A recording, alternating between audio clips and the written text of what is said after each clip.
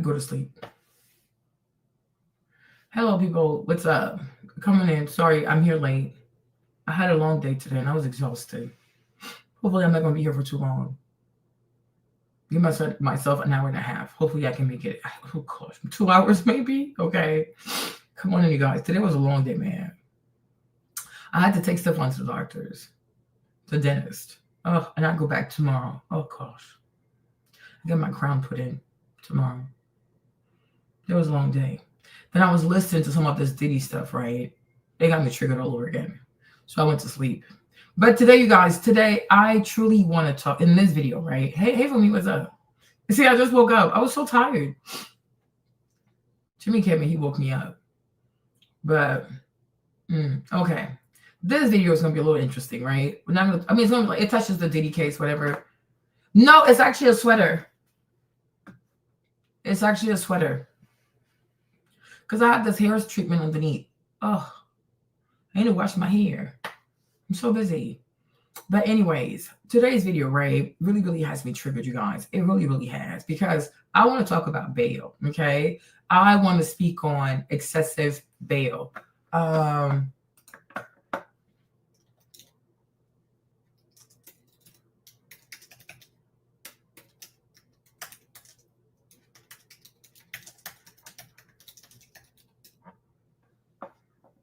Oh, child, look at me.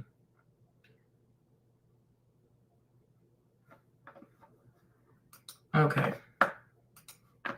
Oh, thank you, boo. I want to speak on excessive bail today because it started off with, as you saw in the thumbnail, I have Diddy in there. I have Diddy on the thumbnail, right? Diddy's on there, Carmelo's on there, and then I also have this young white boy called Casey. What's his name? Cason Allison, right? His verdict came back. And I'm like, oh, that's crazy because his trial happened really quietly. It's funny how people then go above and beyond to taint his jury pool and to taint the way people saw this young white man. But today, because I was telling Jimmy this too, because it's something that really, really makes me upset, okay? And it's the fact that I think a lot of people out here, a lot of Black people out here do not take, truly, truly do not take the Constitution being applied fairly and pretty much, I guess, blindly to all people in this country, especially all U.S. citizens, but especially Black people more specifically. So I'm going to show you a video of this young white man. His name is Casey. What's his name again? Cason and Cason Allison, right? So he was accused of stabbing this young Latino boy from his school, to have stabbed him 14 times. Okay. If I'm not mistaken, like he stabbed him 14 times. Of course, the young man died, right? And so he was taken, right? And then you have the Carmelo case. Carmelo, he's being accused of having stabbed Austin Metcalf one time, and he died, right? So I had made a mistake, but so they both get arrested. Initially, both of their bails are set at $1 million. Now, the young man, Casey, the white boy, Cason Allison, he had priors of violence, okay? He had priors of violence. His bail hearing got reduced to $176,000. When it comes to Carmelo Anthony, his bail got reduced to $250,000, right? Now, to me, either way, that is still excessive. Either way, to me, that's still excessive. And it also, to me, not enough Black people complain about the fact that Carmelo's bail was still excessive. Even reduced, it was still excessive. Okay? I saw so many people saying, oh, yeah, they should have set the bail amount in a way to be such an amount that pretty much it would have taken his entire GoFundMe money. You understand? And I was so pissed because there are so many Black celebrities. There are so many Black entertainers out here. So many wealthy people. Okay. But it seems to me, where's Ryan Clark? Okay. Ryan Clark being one of them. Okay. I didn't put his picture up. All right. Here's Ryan Clark. I don't know what's going on with RB. Hey, Ms. V, what's that? Ryan Clark, he's from Marrero. So he's from Louisiana, New Orleans, Marrero, West Bank. Okay. And Ryan Clark felt as though it was his responsibility to come outside and to protect Black women from a joke that was made by Andrew Schulz. And I think the joke goes along the lines of like, oh, when you're a white man and you date a black woman, because she's going to stress you out, you're going to go bald, but you also have to grow a beard because she might smack you, right? So Ryan Clark felt as though black women needed protection from a joke. I'm like, sir, what? Okay, they're grown. You don't like what he said, cuss him out. Don't like what he says, unfollow. Don't support him. Don't go to his shows. Nobody needs protection from a joke. Nobody does. Like, that's crazy. A joke, that's crazy. He has the right to tell his jokes. Okay? And you also have the right not to listen. You have the right not to like him. But people have the right to tell their jokes. I'm not going to start censoring people because people are sensitive out here. That is ridiculous. But it's funny to me how Ryan Clark, you're black, you're African American, you're from Louisiana, you're from the West Bank. Carmelo's from Baton Rouge. The family just happened to move to Texas for better opportunities, but he's also from Louisiana, right? So now we're talking about this young man. We're talking about Carmelo being arrested. And mind you, when he was arrested in a police report, because a lot of people didn't care to read the police report. It's America. People here don't read. That's why they want those Chinese jobs to come over here, because they don't want to push themselves. They don't read. But in the police report, the first officer who got there and arrested Carmelo said that Carmelo was sad. He was crying. He also said that Carmelo asked if Austin was going to be okay. You think these people made sure to repeat that, to really convey that? Most likely this was accidental. It's not like this young black boy went to that school, to the track meet saying, oh yeah, today's the day I'm gonna kill a white person, right? Because there's so many goofy ass white people in this country who want to believe so badly that black people live and breathe with revenge in mind, with like, oh, I need to kill a white person so I can feel good about myself. No, that's who you are. That is your history, okay? Because I can tell you this. White people don't know how to live if they're not projecting their foolishness, their evil ways, their monstrous ways onto somebody else. Because they want to kill you, they think you want to kill them. These people are hysterical. They're manic, and it's an hysterical people. Okay? But if somebody really means to kill you, they're not going to cry about it. And they're also not going to ask, are you going to be okay? No, they meant to kill you. Okay? But they made sure not to repeat that over and over to let people know that, you know what I'm saying? Most likely, it was an accident because he's crying and he's asking if the young man's going to be okay. And also, Carmelo said it was self-defense. He didn't say, oh, it was self-defense a day later, 2 weeks later. No, right there, when he gets arrested, he asked the people, the police officers, can it be considered self-defense? Right? And then you have all these goofy ass people, Officer Tatum being one of them, okay? Not even try to say, if the young man is saying self-defense, maybe he thought it was self-defense. You don't have to agree that it's self-defense, right? But since when do we decide in America who can use self-defense and who cannot use self-defense? The white boy Cason Allison, right? When he stabbed the Latino boy, right? His people said, oh, it was self-defense. So why did he stab somebody 14 times and he's still saying it's self-defense? You go, okay, 14 times? Like, are you kidding me? Not even 3 times you stabbed them. You stabbed them 14 times. It's giving crime of passion. Okay? But with Carmelo, it was just one stab. Okay? And they're not even trying to give this young black boy the benefit of the doubt. And that truly hurt me. It truly, truly hurt me, you guys. Like, I don't even know, like, I woke up to make this video because maybe I felt like crying, but it really, really does hurt me. It hurts me out in this country. Not enough black people, especially black Americans, especially African Americans, are not passionate about the Constitution. It truly hurts me every time there's a conversation that pertains to the Constitution. Because are you truly a U.S. citizen if the Constitution doesn't apply to you? You understand? I sit here sometimes, and I don't. Is it because people call themselves like African Americans or Black Americans that you feel as though you are actually an immigrant as opposed to being? No, it makes me sad. It makes me sad for it. It truly does. You see, me, Marlene, I know I'm West African. I know I'm from the Ivory Coast. This place right here, it goes crazy. I'm out. These people are crazy. Even like not yesterday. Yeah, yesterday, right? We had to go. No, Monday. We had to go to Stefan School. For like they had an event, like an award thing. Because the main gate, you show your ID before you get in. Then there's another gate inside. You show your ID, you get in. So we get in, and then now like we're actually in the front office, right? And then there's this Indian family, and one family member didn't have ID and didn't have a passport. I'm like, okay, maybe she's not from here. So she didn't know. And the white lady at the counter, the way she talked to her, I didn't like it. I did not like it. And I got involved in that stuff real quick. Because me, Marlene, I cannot be a black woman, be a minority, whatever, and be in a place. And mind you, where I live, it is predominantly Indian because they make the most money. It's predominantly Indian. Like when you see a lot of white people here, it's usually because they work here, but they don't really live here. Okay? I don't live around lots of white people. Thank God. Okay? But it's a lot of Indian. It's a lot of Koreans. It's a lot of Asian and South Asians. And I told the white woman, even if she doesn't have her ID, she doesn't have her passport, right? Because you cater to a neighborhood that is not predominantly full of foreigners, right? You also have to have cultural sensitivities. And mind you, when you guys sent out the invitation, what does it cost you to say, make sure you bring your ID, make sure you bring your passport, you know? Because people have families from abroad. And for a lot of foreigners, their passport is sacred, so they don't want to carry their passport everywhere. You're a U.S. citizen. I don't even know if you have a passport. Can you even afford a passport? Yo, hey, Kevin, it got real in there real quick. Then you have this white man, he was sitting there. He came in there with his wife, some dehydrated raisin-looking thing, okay? And he's sitting there, and the Indian lady was sitting in front of him, and she was talking to the white girl, one of the administrators. I read her ass, too. And then he tried to check the Indian lady. Oh, my child is in. That's all. Be quiet. You don't get to talk to her. He's like, but why? Because you're a man. It's giving misogyny. Then he had like this goofy thing on his leg. I'm like, what the heck? Take care of your leg.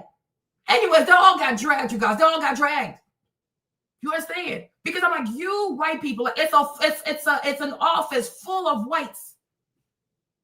And they are in these goofy ass, white ass echo chambers. And they don't realize that sometimes the way we talk to people, the way we handle people, we truly have to work on that.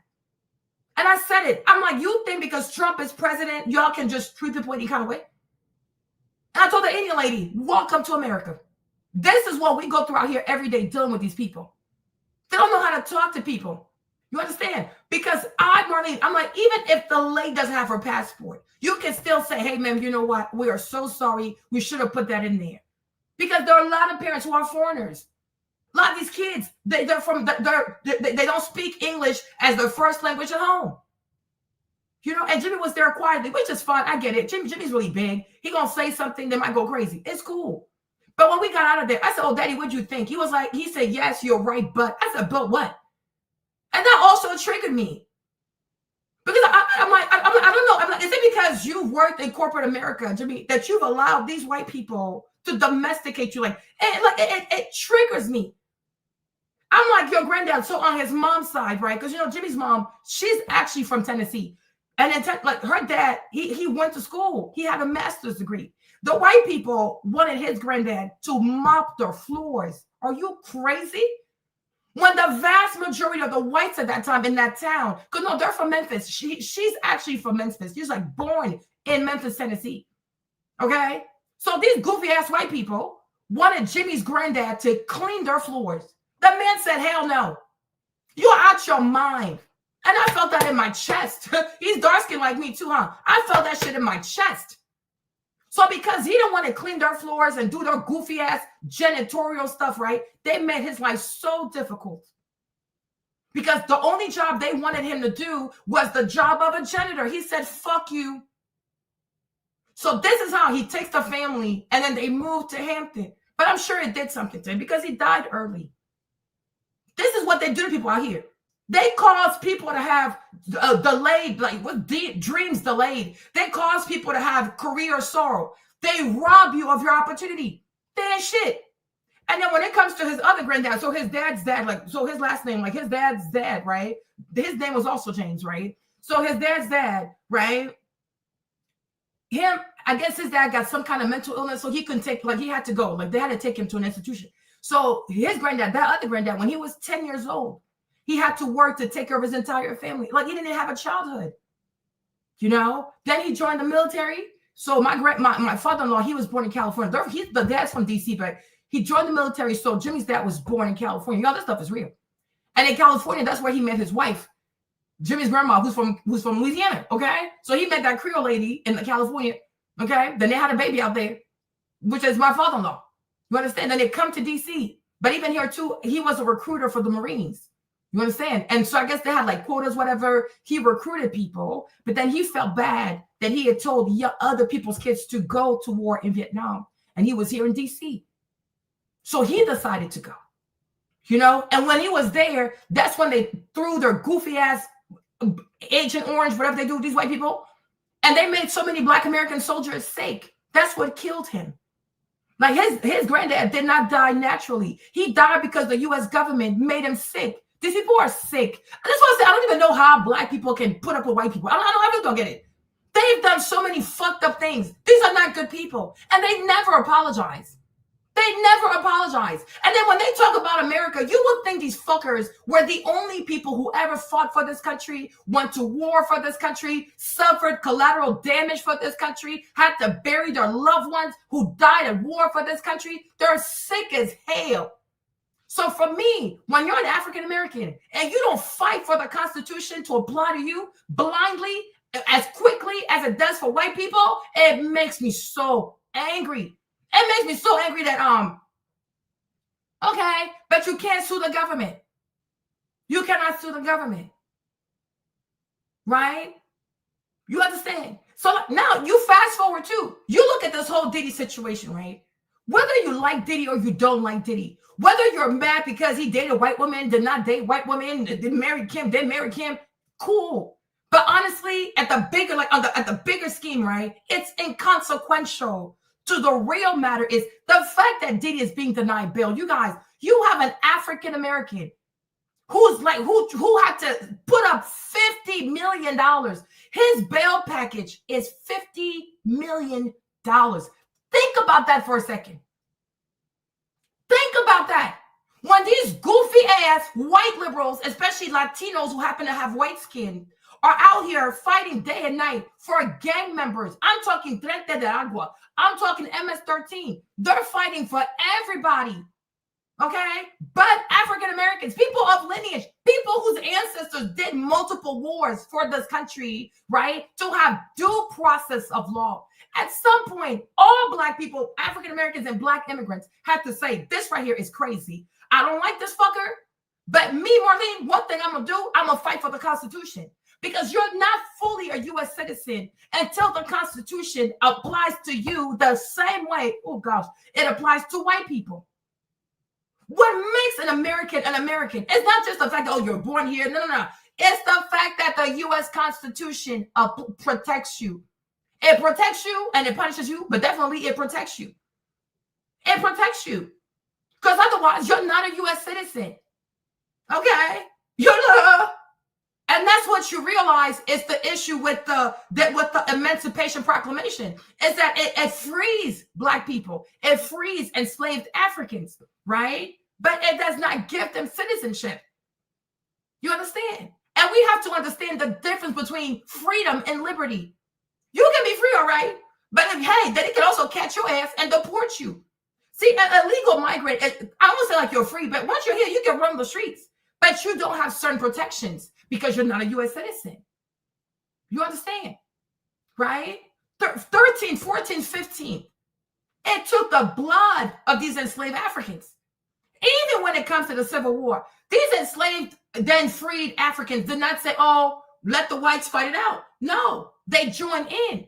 So whatever this is, 13, 14, 15, these people have earned what was fought for. They have earned this. They fought for this literally.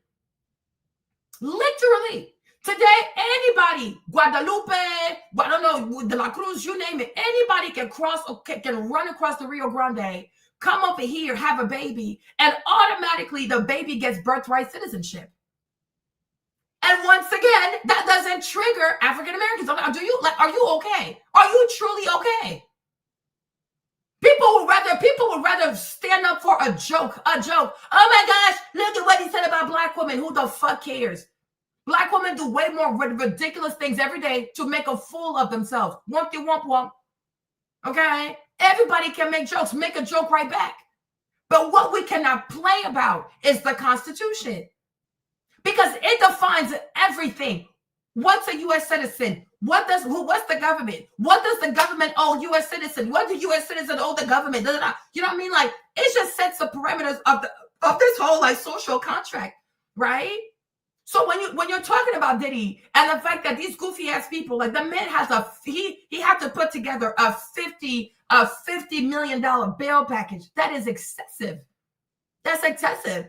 I was listening to Dawn's testimony. Another one. I don't know if she's African American. I don't know. She could just be Black American. Because to me, if you're Black in America, I call you Black American. Okay. To me, if you're Black in America, I call you a Black American. Like, to me, anybody can be Black in America. But to be African American is one thing, right? But I don't know what she is. But she's Black in America, though. She goes up there and she says things like, "Oh yeah, people would go missing." Who did you see on Monday that you didn't see on Friday? And then you never saw them again. And did it also ever occur to you that maybe they moved to a different state? Right? But she's Black. She goes up there on the stand and she says these dumb shit that is rooted in white people's racism. These are rooted in white supremacy. Oh, a Black man makes people disappear. So do Italians. But does that stop Italians in New York City who are facing any kind of charge to not receive bail? Because in Italian culture, since we've seen the mob movies, people go missing, right? But who has gone missing? Have you written down any names of people who have gone missing? Have you ever called the police? Have you ever filed a missing person report? Bunch of bullshit. Just like Officer Tatum, a grift. Going on the stand and just having a Black body, a Black face, and repeating the bullshit, right? The racist bullshit that white people like to hear being said about Black people. Oh, people go missing. Who goes missing? Who? Bunch of bullshit. Like, seriously, I'm like, this is just a bunch of bullshit. But like, all of us out here, we never know if one day we're also going to get arrested. We don't know. Because this life, you can't predict what can happen to you. It don't take much to get arrested. Right? And that's the thing. And I think some people say to themselves, "Oh, I don't break the law. I have straight A's. I'm a medical student. I'm a whatever. So this not gonna happen to me." You have no idea what can happen to you. Or even to your family, your brother, your sister, your children. You have no idea. And that's why we fight for the Constitution, right? That's why we fight for the Constitution to apply to all people. Because if we fight for the Constitution and it just applies to all people blindly and fairly, then we're all going to be safe. You know, every person, but especially Black people, especially African American, is historically, right, should have an expectation of fair bail. Like, if the 8th Amendment says excessive bail is unconstitutional, we have to fight for excessive bail to be unconstitutional, right? And even when you look at this whole evidence thing, we all see this. Like, there's no trafficking. There's no racket. There's none of that. Yes, people saw an edited and sped up video of Diddy hitting Cassie. Cool. So because you hit somebody, you cannot get bail. Because you do domestic violence, you can't get bail. But Alberto Garcia, not only has he done domestic violence, he has probably killed people, right? Because why does he want to go back to his own country? Because he fears equal punishment, because he did something. Most likely he killed someone. But you have U.S. senators flying all the way to El Salvador to try to bring back an illegal immigrant, a man who can't even vote. I'm like, you're a senator. This man can't even vote for you. What are we doing? But this is how much the Latino vote means to white people. Because now they're fighting for who's going to control, because you see, like, when you look at the civil rights movement between Republicans and Democrats, right, it truly came down to a fight of who's going to control the Black vote for the next 50 to 60 years. It really came down to that. Now we're looking at a new situation where Latinos exceed Black Americans. You understand? Even when you think about it, you have about 80 million Latinos in this country, maybe more now because of Joe Biden. But out of those 80 million Latinos, 32 million are registered to vote. 32 million. I don't even know how many Black people in America are registered to vote, whether it be African Americans and Black immigrants who have citizenship, right? People like myself, okay? But I don't even know. But Latinos, they have 32 million registered voters. Now, how many of those people actually show up and vote? I don't know. But the number who is registered to vote is 32 million. right? In the next 10 years, the next 20 years, the next 40 years, how big do you think this number gonna get? Okay. So now what we're seeing from Republicans and what we're seeing from Democrats, the white people, white Republicans and white Democrats, is the fight for who's going to own the Latino vote for the next 50, 60 years, the same way LBJ said he wanted to run the black vote for the next, he wanted to own the black vote for the next 100 years. What does that mean? And that's why they're doing all this foolishness. But have you seen any senator go to the prison in Brooklyn, the jailhouse in Brooklyn, and said, okay, let's fight for Diddy to have due process? Not that we caution or we support domestic violence, because for me, I still think it's foreplay, but because we want due process. We got to have due process. And excessive bail goes against the 8th Amendment, right? There are people in New York City that have been arrested 146 times. And every time they're being let out without no cash bail, they get let out. No cash bail. 146 times, right? Diddy is a high profile person. $50 million bail package, right? Why can't he get bail? Why can't he get bail? And why also can they monitor him so that if people do happen to disappear, I'm like, who would disappear? Like who? Okay, I don't know who would disappear, right? You take him back in. But it's not even like you have people, like, especially in Texas, you have people who have murder charges, murder. When it comes to Cassie, you're talking alleged domestic violence. To me, it's foreplay, right? Domestic violence. Okay. There are people who have murder charges, murder, and they are giving bail, and they're regular people. So if he's willing to put down $50 million, most people here in New York City, what's the average bail amount in New York City? Right? Even for RICO cases, what is the average bail amount? Why is his bail at $50 million? Like, why does he have to sell his house, do all this thing to have $50 million ready for what reason? His legal team alone is $10 million. So right there off the rip, we're talking $60 million. Is this truly how much it should cost for someone to fight for their innocence, when the Constitution says that you are innocent until proven guilty? I feel like it should really cost you $0. It should really cost you $0. What happened?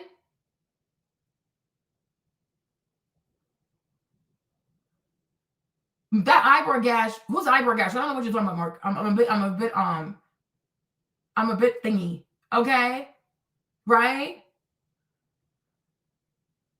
I mean, like, but make the case though. But my thing is, Marlene, this thing right here, I don't even know if to me, this case is not even about, to me, honestly, this case, it really has nothing to even do, Diddy. It really is about, this is what white America does to black people.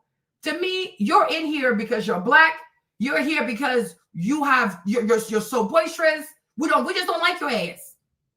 We don't like your ass. And to me also, I feel like the pack of six, the female prosecutors, these Avengers, right? It's like, we really want to fight against domestic violence, but because the statute expired, let's call it a RICO. Let's call it this. Let's call it, go sit your ass down somewhere, right? I can see if you feel so like, instead of being a DA, you want to be an activist, because it's a lot of them now in this, especially in these liberal cities, right? I see it, no problem.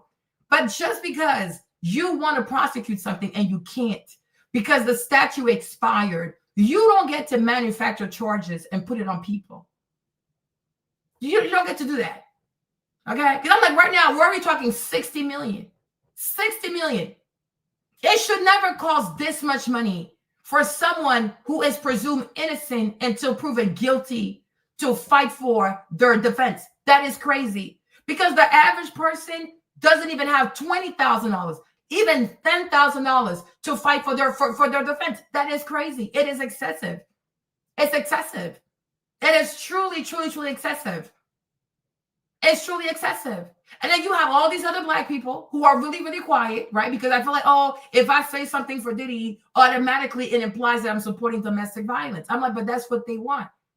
They want you to be afraid to speak, because But they want you to be afraid to speak because you like, because to me, let me tell you, I was like, when I look at this stuff, Diddy, Carmelo Anthony, and you see all these rich Black people who are so afraid to speak, it makes me wonder, do you even have access to your money? Do you have access to your money? Do you truly own this money? Because why are you rich and you're scared to speak your mind? Which is where I respect Kanye a lot. Kanye, I don't like the way he goes about saying things, but I respect him for saying a lot of things. Say how you feel. If you have money, you should have the autonomy of your thoughts.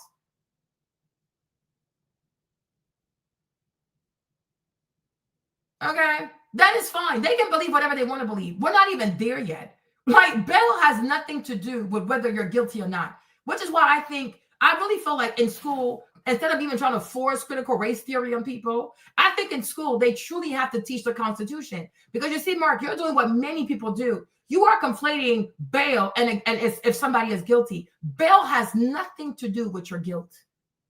Bail has nothing to do with your guilt. Bail is about making sure you will come back to court and face and go through the trial process. It has nothing to do with being guilty or not guilty. We're not there yet. We're just talking about the bail. So you can say, oh, I think he's guilty. You haven't gone through the trial yet. I'm like, that's, you know what I'm saying? These are going through the whole, when a person gets charged to go in the trial to being found guilty, right? It's a sequence of events. When we're talking about bail, what exactly is bail for? Was bail established to preemptively punish people we think are guilty? No, that's not what bail is for. So it's inconsequential whether me, you, whatever, think that somebody is guilty. That is not what bail is for. Bail was never created to be punitive. Bail was created to make sure that you show up for court, that you will be here so that we can have a process. And then the jury gets to decide. Bail does not get to decide if you're guilty or not. That's the role of a jury, right? We assign bail to people to make sure that people can come back to court. So that's why we say, do you have ties in the community? Do you have children? Do you work? What are your flight risk and things of the sort, right? Because we need you to come to court. We need to have this judicial process. We need you to come to court. But bail is not preemptively assigned or denied to people because we presume guilt. No, that's what trial is for. You understand? And that's why I feel like instead of even trying to teach critical race theory in school, we need to properly teach the Constitution in school, especially the first 10 Amendment, because I think when it comes to the Bill of Rights, people don't really get it. And that to me is problematic. And that's why Marlene, I agree with Vivek when Vivek said that, oh, for people to vote, we need people to go take a test. I completely agree with Vivek. And even though I'm a naturalized U.S. citizen, his parents came here. He was born here, but he's from India. He's not a full-blown, like he's not an American. He's also an immigrant. Okay, I'm also an immigrant. But it's crazy to me that even immigrants care more about the Constitution because you understand this right here sets the rules to the game. And if you don't fight for the Constitution to apply to you the same way it would a white person, you're going to lose. You're going to lose. So you have a big part of African Americans who do not understand the Constitution, don't even care to understand the Constitution, don't even care to fight for the Constitution. And then you have Black immigrants who are able to become naturalized U.S. citizens, and they were never required also to understand the Constitution. Like the level of cognitive dissonance, it really is crazy. But people should not be able to vote if they don't even understand the Bill of Rights. We need to quit. Like, people have to take a test. People need to be tested, right? Because just like you, a lot of people assume that bail is a form of punishment because you're presumed guilty. No, the Constitution says you are innocent until proven guilty. So therefore, bail cannot be about, oh, do I think you did that shit? How can you think I did that shit when the Constitution says I didn't do that shit? You have to prove it. When you go to trial, I don't know how it works in other countries, but I know this about the U.S. Constitution. When you go to trial in America, you as the person being accused, honestly, you should have shit to do. The prosecution has the burden of proof. And for as much as these white people were racist, Thomas Jefferson, all these fuckers, for as much as they were racist, you must say they were quite clever. You understand? And which is why, at the core of it all, me, Marlene, I agree with Republicans when it comes to believing in a smaller government. Because the way these forefathers thought about this shit was that you don't want to have government overreach. You understand? And this is why I say, like, to me, Marlene, one of the biggest problems I think that will present itself for African Americans is immigration. But the problem is, this is also a community that is so fucked up. Like the African American community is so fucked up because it is a community that even functions in dysfunction. Okay? It's not even just about the marriage stuff, the broken homes. No. It's the mere fact that you have an oppressed people in a bigger society, like a white dominant society, that wants to operate under different rules than the main society. So white society is a patriarchy. And then African Americans want to have a matriarchy. This is fucking lunacy. It is fucking lunacy. Because women cannot beat men. As Black women will never be able to compete with white men. So why the fuck do they want leadership? Right? But this is something that is matriarchy is tolerated by most African American men. Because they too have agreed to be castrated. So I'm like, here goes, no, it's a no. There goes the insanity. And this is why every time you watch politics, you look at Democratic Party and you see Black people, who is it? It's a Black woman. It's usually a Black American woman. She could be African American. She could be many things, but it's a Black woman. And she will utter foolishness. And her main concern is to fight for illegal immigrants, right? Because Black American women have been brainwashed, convinced that they don't need men. They're so stupid. They are irretrievably stupid.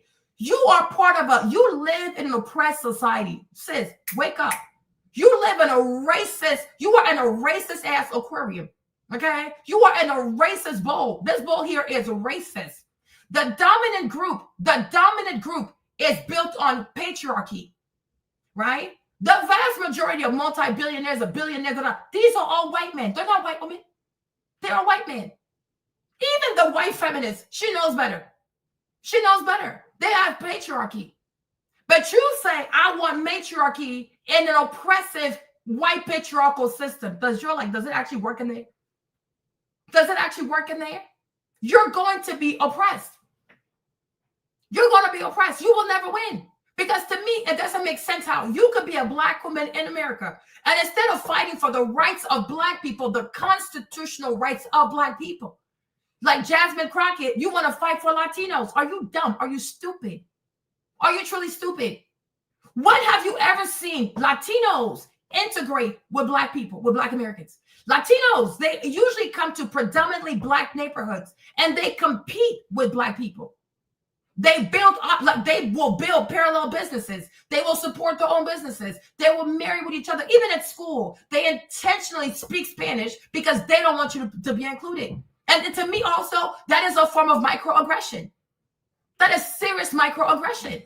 The vast majority of African Americans, even Black people in America, do not speak Spanish, right? But you want to fight for people whose language you don't even understand. And you think they'll be grateful? How many people have you helped that have said F you as a thank you? When are you going to learn? When are you going to learn? Like, seriously, when are you going to learn? You need to focus on yourself and fight for yourself. And you need to fight for the Constitution to apply for you. Any other immigrant group who decides to come in this racist country, it's their choice. America's racist. They come here, if they want to try their luck, good for them. And whatever rights they want under the Constitution, they will have to fight for that by themselves. You have to let people go rub shoulders with these white people and see what these white folks are made out of. Because every time you show up and you fight, you come off like the adversarial ethnic group. And then they don't say anything. They stay quiet. They play the good immigrant for these white people, and then they get promoted because they didn't have to go aggress the white person. You have to allow no, you're not too soft-hearted. It has nothing to do with being soft-hearted. Because you're not soft-hearted when you're constantly trying to destroy your own men. You're not soft-hearted. It's a sick game. What it is greed. What it is maybe insecurity too. Is that, oh, look at me, I'm better than a man. You are competing with your own man at your own detriment. It has nothing to do with having a good heart. Absolutely nothing to do. Because if you have a good heart, you will have a good heart with your own people first. If you have a good heart, you will start forgiving each other first. You don't forgive each other. But what you do is you compete for the attention of other white-skinned minorities, right? To get them to like you at the expense of y'all just bam, bam, bam each other. Everybody's like, these people are crazy, right? But hey, if you want to make a fool out of yourself to help another person, not going to say no. Nobody is going to say no to your help. Nobody will. But when they make it, they're not going to help you in return. As we say in French, they're not going to bring down the elevator to uplift you. You're going to stay at the bottom. If you think you're going to fight for these Latinos, and when Latinos get to have what they want, they're going to fight for you, you're crazy. Nature hates void. Nature does not like void. You're going to become a minority to another minority group, but you don't see it yet because you're too consumed with unforgiveness, right? Because you have allowed these white people to make you feel as though your biggest oppressor, your biggest op is the black man. No problem. No problem. As if it's the black man who brought you to America to abuse you. Okay? No problem. No problem. But for people to sit here for as long, even me, I've been outside. I've been in America for 30 years. 30 years. I have never in my life seen Latinos integrate with Black Americans. Never. Nunca. Never. It never happened and it will never happen. You understand? Because for them, as they say, Latina raza, the Latin race, it comes first. It's not la primera cosa, huh? It's the first thing they think about. Latina raza, like they don't play about that kind of stuff. You can help if you want to. They'll take it. Who's going to say no to free help? Who's going to say no to free legal services and free? They ain't going to say no. But you will never come first because to them, they come first too. And because you don't speak Spanish, you don't understand that. Right? I know, like when I was young, I had this one pastor and he used to say, Wafo, he used to say, Marlene, poor people are submissive. Poor people are very nice. And he's like, because they need your help. Right? They need your help. But he said, give them money and see what happens. See, many Latinos now, they're in need. They need citizenship. They need this. They need that. So they act weak. They act like, oh, por favor, mami. Oh, look at me. Mírame, mira. Mi niños, mi niñas. Por favor. Sí, mami. Porque esto ahora is for now. Después. What about later? Come on. What's going to happen? You see? And where African Americans always fuck up is like you people, you don't like to think about después, after. Once I help you get situated, I show how it works, I fight for you, the Constitution applies for you. The Black American never says to himself, especially African Americans, yo, my skin is black, your skin is white. Because the first load of immigrants, yeah, they're not going to speak English properly, no problem. And that might be an advantage for you. Oh, I'm fluent in English. Cool. But what about when they start having kids? What about that generation? What about their grandkids? At that point, people are fluent. They're not only fluent, they're fully integrated. Their skin is white. Their hair is slick. When you look at a lot of Latinos, if they don't open their mouth, you don't know if they're white or if they're Latino. You can't tell. Right? You can tell.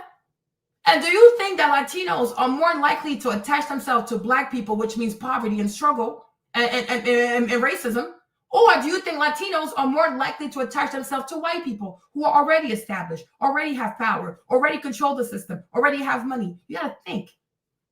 You have to think. And that's why sometimes you don't help people. It's not because you're a mean person, but you got to put yourself first. You got to put yourself first. And one thing I have come to realize that many African Americans do not want to do, they don't want to be as desperately strategic as white people. See, when white people say, oh, especially white Americans say, oh, I'm concerned about this country not having enough white people, right? You'll see many Black people laugh, oh, you see these white people are scared, they're scared. But my thing is, why aren't you scared? If he has 200 million whites, he has everything, but he's scared. You only have 46 million. Why aren't you scared? You should be more scared than he is. But, oh, no, I'm generous. No, you're an idiot. You're an idiot. You don't study the law.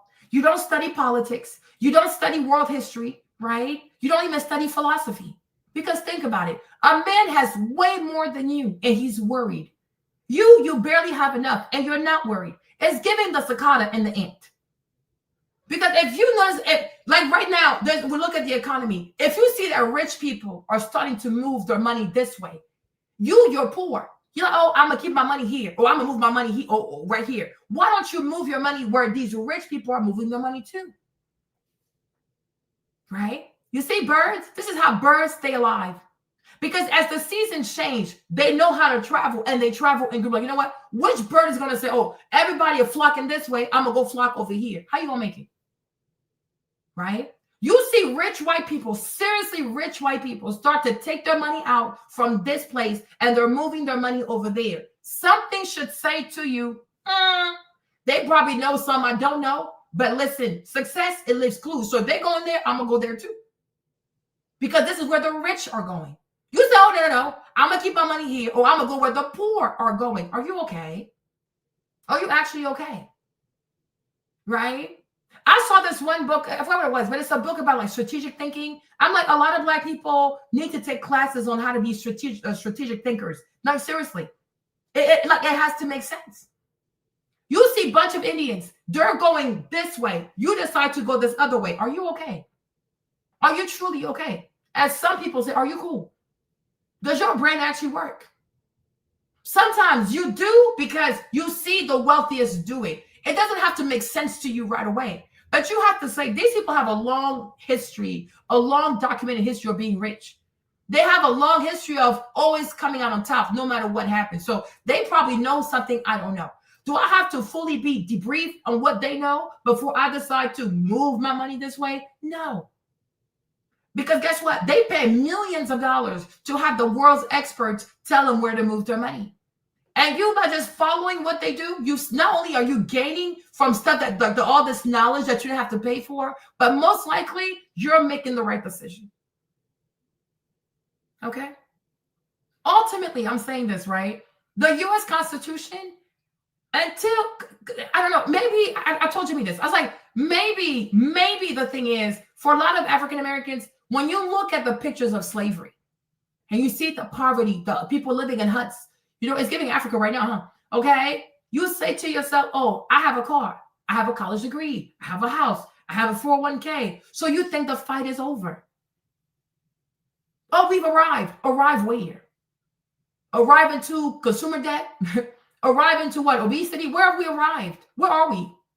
Because I'm like, I think people think, oh, the civil rights movement, it fixed everything. It fixed what again? It just gave you an access to white people's stores and to white people's debt and to white people's liberal ideology. What is it really giving you? Like, seriously. The fight is not over. And the fight for civil rights of African Americans, especially all Black people who live here, actually, right, will never truly be fulfilled until the Constitution applies to Black people the same way it applies to white people. And I'm telling you, even in 2025, we are still living in a segregated legal system. We are living in a two-tiered justice system where there is a justice for white people, which is the unadulterated application of the Constitution, no matter what the crime is. Most white people can say, hey, even if I kill someone, the Constitution will protect me. But when you're Black and you go to court, it's like, oh, shit. What did the press say about me? What does the public think of me? One thing, womp. You have to consider all these mitigating factors that truly should not count in the courtroom. They should matter. Whatever CNN says about you, whatever the blogs are saying about you, whatever the court of public opinion says about you should have no bearings on what the judge decides to do. But in the case of Black people, it does. Because let's not pretend that in America, the vast majority of white politicians, especially Joe Biden, did not build their careers being tough on locking Black people up. From the plantation with these overseers, it has not stopped until today. People build their careers by locking up Black people. Because Black Americans, allegedly, are the most violent group in America. So a good steward of the law, or a good politician who wants good for his constituents, right? What he does, he makes sure that Black people are locked up. And that's why it's so disgusting to see other Black people go to court, get on the stand, and partake in helping him. See? Oh, well, look, Dawn says people go missing. Dawn says what? How come she didn't go missing? I mean, she seems to run her lips a lot. Why did she go missing? Okay? It's a sick thing out here. It is a sick thing. So if you can see some blacks grifting to have niceties from white people, oh, look, I'm a better black. What do you think is going to happen to the Latinos? They will do even more. And you saw that with the security guard, Mr. Lopez. Oh, I'm the good immigrant. I side with white people. I snitch on these mean blacks. He said what? He said, Diddy looked at him like the devil. I said, he looked like the devil. Have you seen the devil before? And why do you assume the devil is black? What the fuck? You're a Mexican. Aren't you Mexican? Like, what the fuck are you from?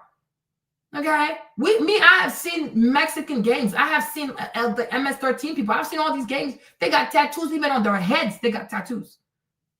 Okay? Now, y'all look like the devil. They got these pointy-ass ears, them long-ass Native American nose. Okay? Now, you look like Satan. Have you ever seen the devil in person? Then how do you know he looked at you like Satan? Or he looked at you like the devil? And these things are acceptable for Latinos to say. And they say these things in court. That a black man looked at him like the devil, as if he's ever seen the devil in the flesh. This is some crazy shit, y'all. This is some crazy shit. And you see, and this is why even I, Marlene, you've never heard me say, well, I'm fighting for immigration. I fight for immigrants. I don't fight for shit. Leave me alone. America is racist. You decide to come here, you're going to have to fight. You don't get to ride the coattails of other people who have to suffer and go through all kinds of slavery to have the little bit of rights that they have. And even those rights too, they're not even able to fully enjoy those rights. And to me, that is crazy. That is truly crazy. But America has a problem when it truly comes to how America sets bail, especially when these cases involve black people, from rich black people to extremely poor black people. This is crazy as fuck. I'm not saying don't put the bail, but I'm saying you cannot make it unconstitutional for a black person, because America has decided to have these racial stereotypes of violence about black people. Because America has decided to say, oh, black people are the most violent. Black men are the most violent. Shut the fuck up, okay? America is almost like 382 million square miles. How the fuck did you white people acquire all this land? It was not no ESL program. Okay? All these Native American nations did not willingly give up their land. Okay? You committed an innumerable number of genocides of various Native American people to have all this land. But when white people murder, they don't call it murder. They call it conquest. They call it, you give it a name. Okay? But all of that rebranding, they always find a way to rebrand genocide as some noble pursuit. Okay, expansion to the West, as if you didn't have people who live there. Go sit down somewhere. And they don't consider that to be crimes. Of course not, because they're pure. Okay, white people don't kill people. And if they do, because they really had to, right? They never want to kill people. They love humanity, right? Get the fuck out of here. But when it comes to you, they have decided that the way I feel about myself or the things I know I have done, I need somebody else to carry that.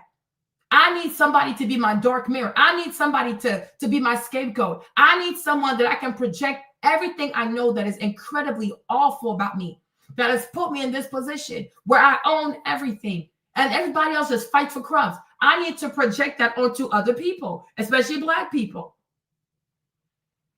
And then there are people out here who happen to have black skin who make a living playing that goofy ass grift. Oh, yeah, well, I can make money helping the white man delude himself that he's not the monster he thinks that he is. And instead, it's my people who are the monsters. No. You've been responsible for African Americans for over 400 years. You have intentionally decided that the lack of education, illiteracy, and poverty were going to be their portion, pretty much. You don't get to deny people education for almost like 400 years and then be surprised that they behave a certain way. That is your fault. That is your fault. You can enslave people and still allow them to read, right? You can enslave people and still allow them to even know how to spell their names. You made a choice to intentionally keep millions of people illiterate. There are consequences for that. right? There are consequences for saying you don't have the right to read. It is illegal for an enslaved person to read. That was a choice your ancestors made. Choices have consequences, something that white people struggle with, right? You look at schools like Harvard, Princeton. When were they open in America? Okay. Then look at Howard University. When was it built? Okay. You don't get to have 200, 300, 400 years head start in education, reading and things of the sort, and then be like, wow, I wonder why these people act like savages, because they didn't have the right to read, which is an intentional chaos that you created, right? Because it's like, to me, it's so funny to me, because I'm like, when it comes to whites in America, like, I really struggle with how they always want to dissociate themselves with the pathologies that they have created in African Americans. You are responsible for this, right? If you see today that so many young Black boys want to be gangsters and thugs, and they feel like violence is how you get your point across, violence is how you get what you want, but they learned that from you. How did you acquire all this land? Violence. You didn't do this stuff peacefully, right? But like, oh, I'm so shocked. Why did they kill each other? The same way you've killed each other. Why did Europeans kill each other for millennia, right? You have many, before you left Europe, you were all killing each other. Thug activity, gang activity, I guess like YWs, and you also had YWs in England. You had YWs throughout Europe. You killed each other. You had senseless wars, all kinds of senseless behavior. Then you wonder how the people that you've held hostage, because where they gonna go? You erased their names, you erased their countries of provenance, you changed their culture, you changed their religion. You just erased these people and had them start all over. So now you're their blueprint, right? It's not like, oh, they were able to spend summers in Africa and come back to work during the school year. No, they were here the whole time. They never left. Once you brought them here, they never left. So who's made them this way? You did. You did that. And that is something that you have to keep repeating to white people until the coming of Jesus. If there are things that you don't like in the Black community, blame your ancestors. There you go. And this is why we don't oppress people based on the color of their skin, right? This is why we don't deny people education. The vast majority of schools in America were integrated in like 1975, like 1980s. I was born in 1985. So if you want to say like maybe for like only like 40 years of like somewhat proper education, but even with 40 years of being responsible for Black people's education, like look at how so many school districts are so horrible. So even that too, it's not even the best product possible. America does not make sure that African Americans or Black people live in neighborhoods with school districts that can truly bring the genius out of them. Right? The majority of school districts that cater to Black people, especially African Americans or certain Black immigrant classes, are school districts that are meant to create a blue collar job, like a class, like blue collar class, like people who work at McDonald's, people who work at the mall, because you don't want these Black children to compete with your white children. So even when it comes to the product of free education, white people get a premium product. Black people get a bullshit product. It's giving fast food, you know? Okay? But even that too, Black people don't want to complain. They don't want to complain. Right? Because I guess in their head, something is better than nothing. And I say no. Because if the nothing is just a pipeline to prison, white people can keep it. That's it. Even that too, y'all. Like even that too, to me, it triggers me. I get triggered all the time, you guys. I really do get triggered. Because why don't you see yourself as a full-blown American citizen deserving of the very best? If a white man will not give this education product to his child, why do you take it? Why are Black people in America so comfortable every single time taking hand-me-downs from white people? No, I don't want it. I don't want your shit. Keep your shit. Because kids go to school, you don't have good teachers, you don't have good curriculum, they're not being challenged, they're not going to be motivated, they're going to get bored. And bored people start doing foolishness. Bored students start doing foolishness because they're just not interested. Because curriculums are not written to be interesting to them. This is the point. You're like, oh, we tried. No, you didn't try. It was a setup from the get-go. But you have the right to say, I don't want this shit. Which is why even I said I stand with Trump when it comes to dismantle the Department of Education. Right? Because just because something is given to you, you have the right to say, I don't want that shit because it's not good. And we can see it. We can see it. We can see it. We can see Black children before the Department of Education, and then we can see Black students now with the Department of Education. We have historical data. Like it's not that hard, right? Why can Black kids who were not involved in this goofy ass white project have better grades, better reading skills, better comprehension skills? They were way more polite. They were way nicer. Okay, straight A student. Meanwhile, there's nobody at the house. There's nobody at the house. Both parents are working. The child is all alone. But these kids, they know how to clean. They can take care of themselves. They do their homework. They can even watch their siblings. They stay out of problems. But then you have children, Black children, who go to school and they follow these curriculums written by the Department of Education. Look at these kids. Look at the 12th grade. They can't even speak English properly. In the 12th grade, you're 18 years old. What the fuck did you just say? Nobody knows. Utter mumble gibberish. Who knows? So no, take it. Take it. Let me have the money that goes to my student, my child. I'm going to find a way to get my child the best product. That's it. Because the mindset should be every Black child deserves to have the best education possible. The best. Right? The best. And is the government giving us the best? No, it is not. It is sending the kids to prison. Okay? Most public schools that cater to Black children in this country are sending Black children, especially Black boys, to prison. So why the fuck is it a problem to dismantle the Department of Education? Oh, I get it. Because a lot of women don't want to be mothers. They want to work. They want to make their own bag. There you go. There you go.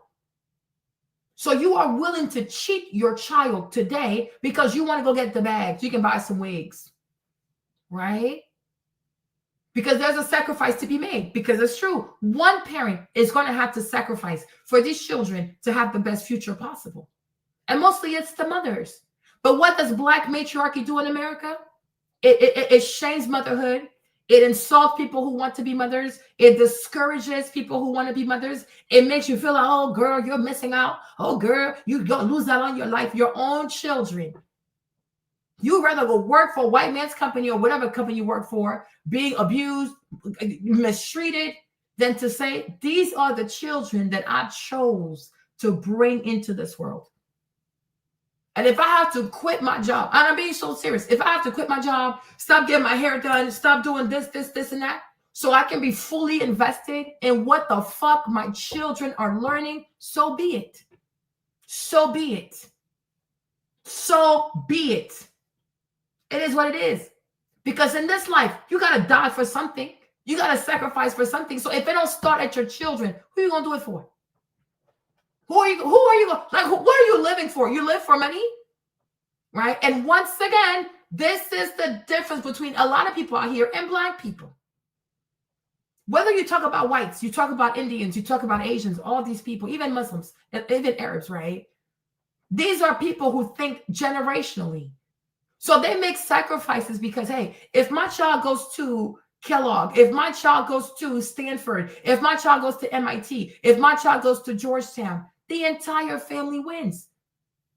Because that child is also going to make more money. Now, imagine if you have 3 kids and all your sons or your daughters, they go to Georgetown University. Imagine if all your children become doctors. That is way better than a 401k. That is way better than whatever they got in the Social Security. What the heck is this? Okay? But if all your kids become doctors or doctor, engineer, CEO, whatever you want to call it, right? But you're like, damn, I've made it. Because you would never lift a finger. It is no different than when young people get into the league, the basketball, football, whatever. What's the first thing they do? They go take care of their mom. My mom got to have a house. My mommy got to have this. My mommy got to have da-da-da, right? But what they're telling you is, no, focus on making money and let your kids in the school district that doesn't care. They're not being challenged. They don't even try to give these kids homework. They don't even try to make these kids like think, teach the kids how to think. They just give these kids easy A's and easy A's. Okay, cool. Because you want to focus on making money. No. No. And we have to be real about that. There's a time in your life where you might not be able to make as much money as you want to make because you truly have to be invested in the education of your children. Because that's how you stop a lot of foolishness, poverty, promiscuity, having sex early, getting pregnant, one thing, one point. Children that have a lot of connection with their parents are more likely to be very successful. They're more likely to not break the law and get caught up and all that kind of stuff because they grew up in a family where parents are really invested and nobody is scorned. And that's the problem with feminism, because feminism says you got to go out there and as a woman, you have to compete with the man. I don't have to compete with anything. Okay. What everybody needs to understand, we're all born, and unfortunately, we are assigned a lane. Don't be bitter about the lane that God has given you. Embrace it. Truly, truly embrace it and become the best person you can be in your lane. Because I've never heard, that's as far as I know, I have never heard a woman say, oh my gosh, I regret the fact that I dedicated myself to my children and now my children are incredibly successful and I wish I wouldn't have done that. I've never heard that. I have never heard a single mother having remorse about the fact that she was so involved in her kid's life and now her kids are mega successful and she's like, man, I wish I wouldn't have done something like that. I have never heard that. I've never heard that. And there has to come a time, even I will also say this, right? Because this was coming to my mind. I will even say this, like, even when we think about Black girl luxury, when you understand that since slavery, all the Black woman ever did was to take care of the white woman, her children, her house, to the point that you even had like these wet nurses, right? You had like, hold on. What is this? You had these,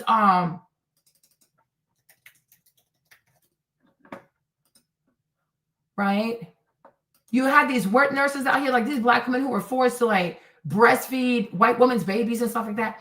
It's like, this is all she ever did. Even I remember like even the movie like made with Viola Davis and stuff like that. It's like, once again, you see a Black woman waking up all kinds of early in the morning. You know, she barely sees her children. She goes and works for these white people. She takes care of their children. She's very, very sweet to those children. Like everything she has, she gives to that white family.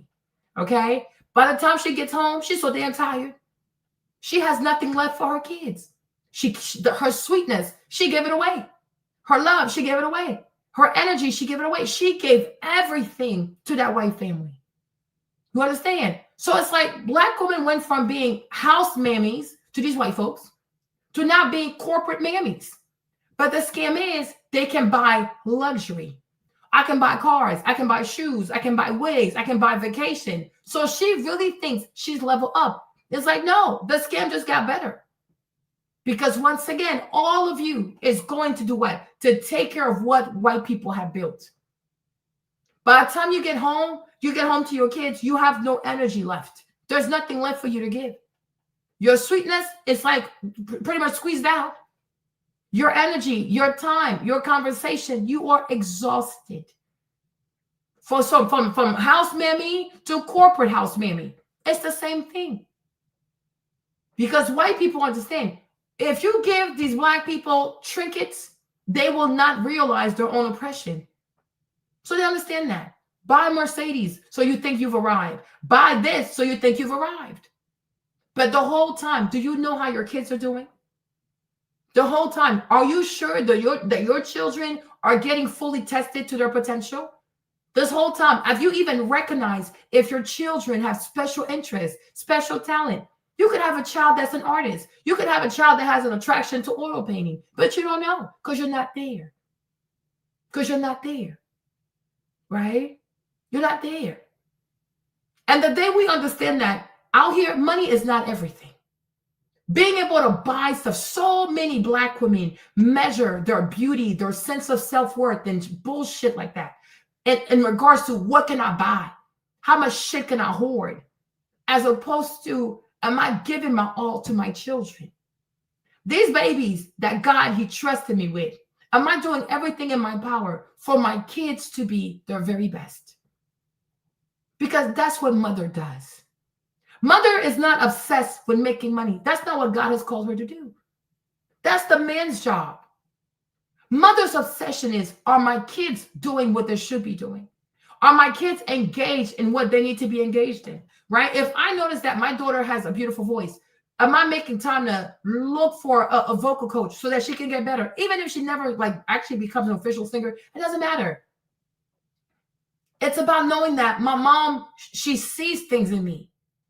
And when she sees them, she lets me know they're beautiful and she nurtures that in me. Mother is supposed to be the first coach of her children. When it comes to self-love, when it comes to confidence, how many young Black girls today have never even seen their mother's real hair? And you see it all over social media. Little Black girl, like, oh, mommy, why do you wear a wig? Oh, auntie, why are you always wearing a wig? Auntie, where is your hair? Jesus Christ. Okay. At such a young age, she's already noticing that I never see my mom's hair. She'll think it's, oh, because, in corporate America, then don't go to corporate America. If you go into corporate America every single morning, will cause your daughter to have some kind of self-esteem issues, like she's going to start hating herself and hating her hair, then corporate America is not for you. It's just not for you. Because you have to decide, what is my child saying? What is she seeing? Because what I do is way louder than what I say, right? If you have a child that has a thing for building stuff and Legos and things like that, you might want to go find an after-school activity where they build stuff. You understand? And all of that too, it builds intimacy and it builds trust with the children, because the child says, because some kids might do things and they might not think it's a big deal. You know what I mean? They might not think it's a big deal, but because mommy said, oh, wow, that's really beautiful. I've noticed that you like building stuff. You're good at building. And then mommy goes, she compliments you. She notices, she compliments you. And then she goes above and says, okay, I'm going to look for a class where you can build more. I was like, oh, wow, that's really nice. That's how you build self-esteem, right? You notice that you have another child that, I don't know, even baking, right? And then you create a space where the child can bake because you've noticed that the child actually likes to bake. You have some kids also, they love gardening. They love plants. So the mother says, wow, I've noticed that my child has a thing for plants. So let me start buying plants. Let me even pay for classes for my child to understand what perennials are, whatever, you see? But the little things like that, they're little to us, but they're big to young people. They're big to our children because it says, I see you, right? And there's nothing that you do that is trivial to me because you're my child. And I want you to believe in yourself. And I want you to believe that whatever you put your hands to, mommy will be there to help you, like hold it together. And I will help you to nurture this so it can grow and it can be bigger. That is a real thing. That's how you get paid. Everybody's compensation is not meant to be monetary. Now, I'm not saying like, oh, I'm all about poverty and stuff like that. No, but I'm saying those kids that God, he gave to you, right? You have to be a steward of those kids and not the white man's business.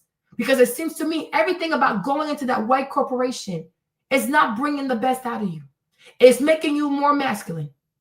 It's making you more neurotic. It's making you more paranoid. It's making you more adversarial. It's making you more selfish. It's making you more obsessed with money. Money's not everything. When the day you lay down, because we have to know this, right? We're all going to die. The sad thing is we don't know when. Some of us will die younger than others. Some will live long and some will die quick, right? But when you lay on that bed, hopefully it's not in the hospital, it's in your house. Okay, may God give you that.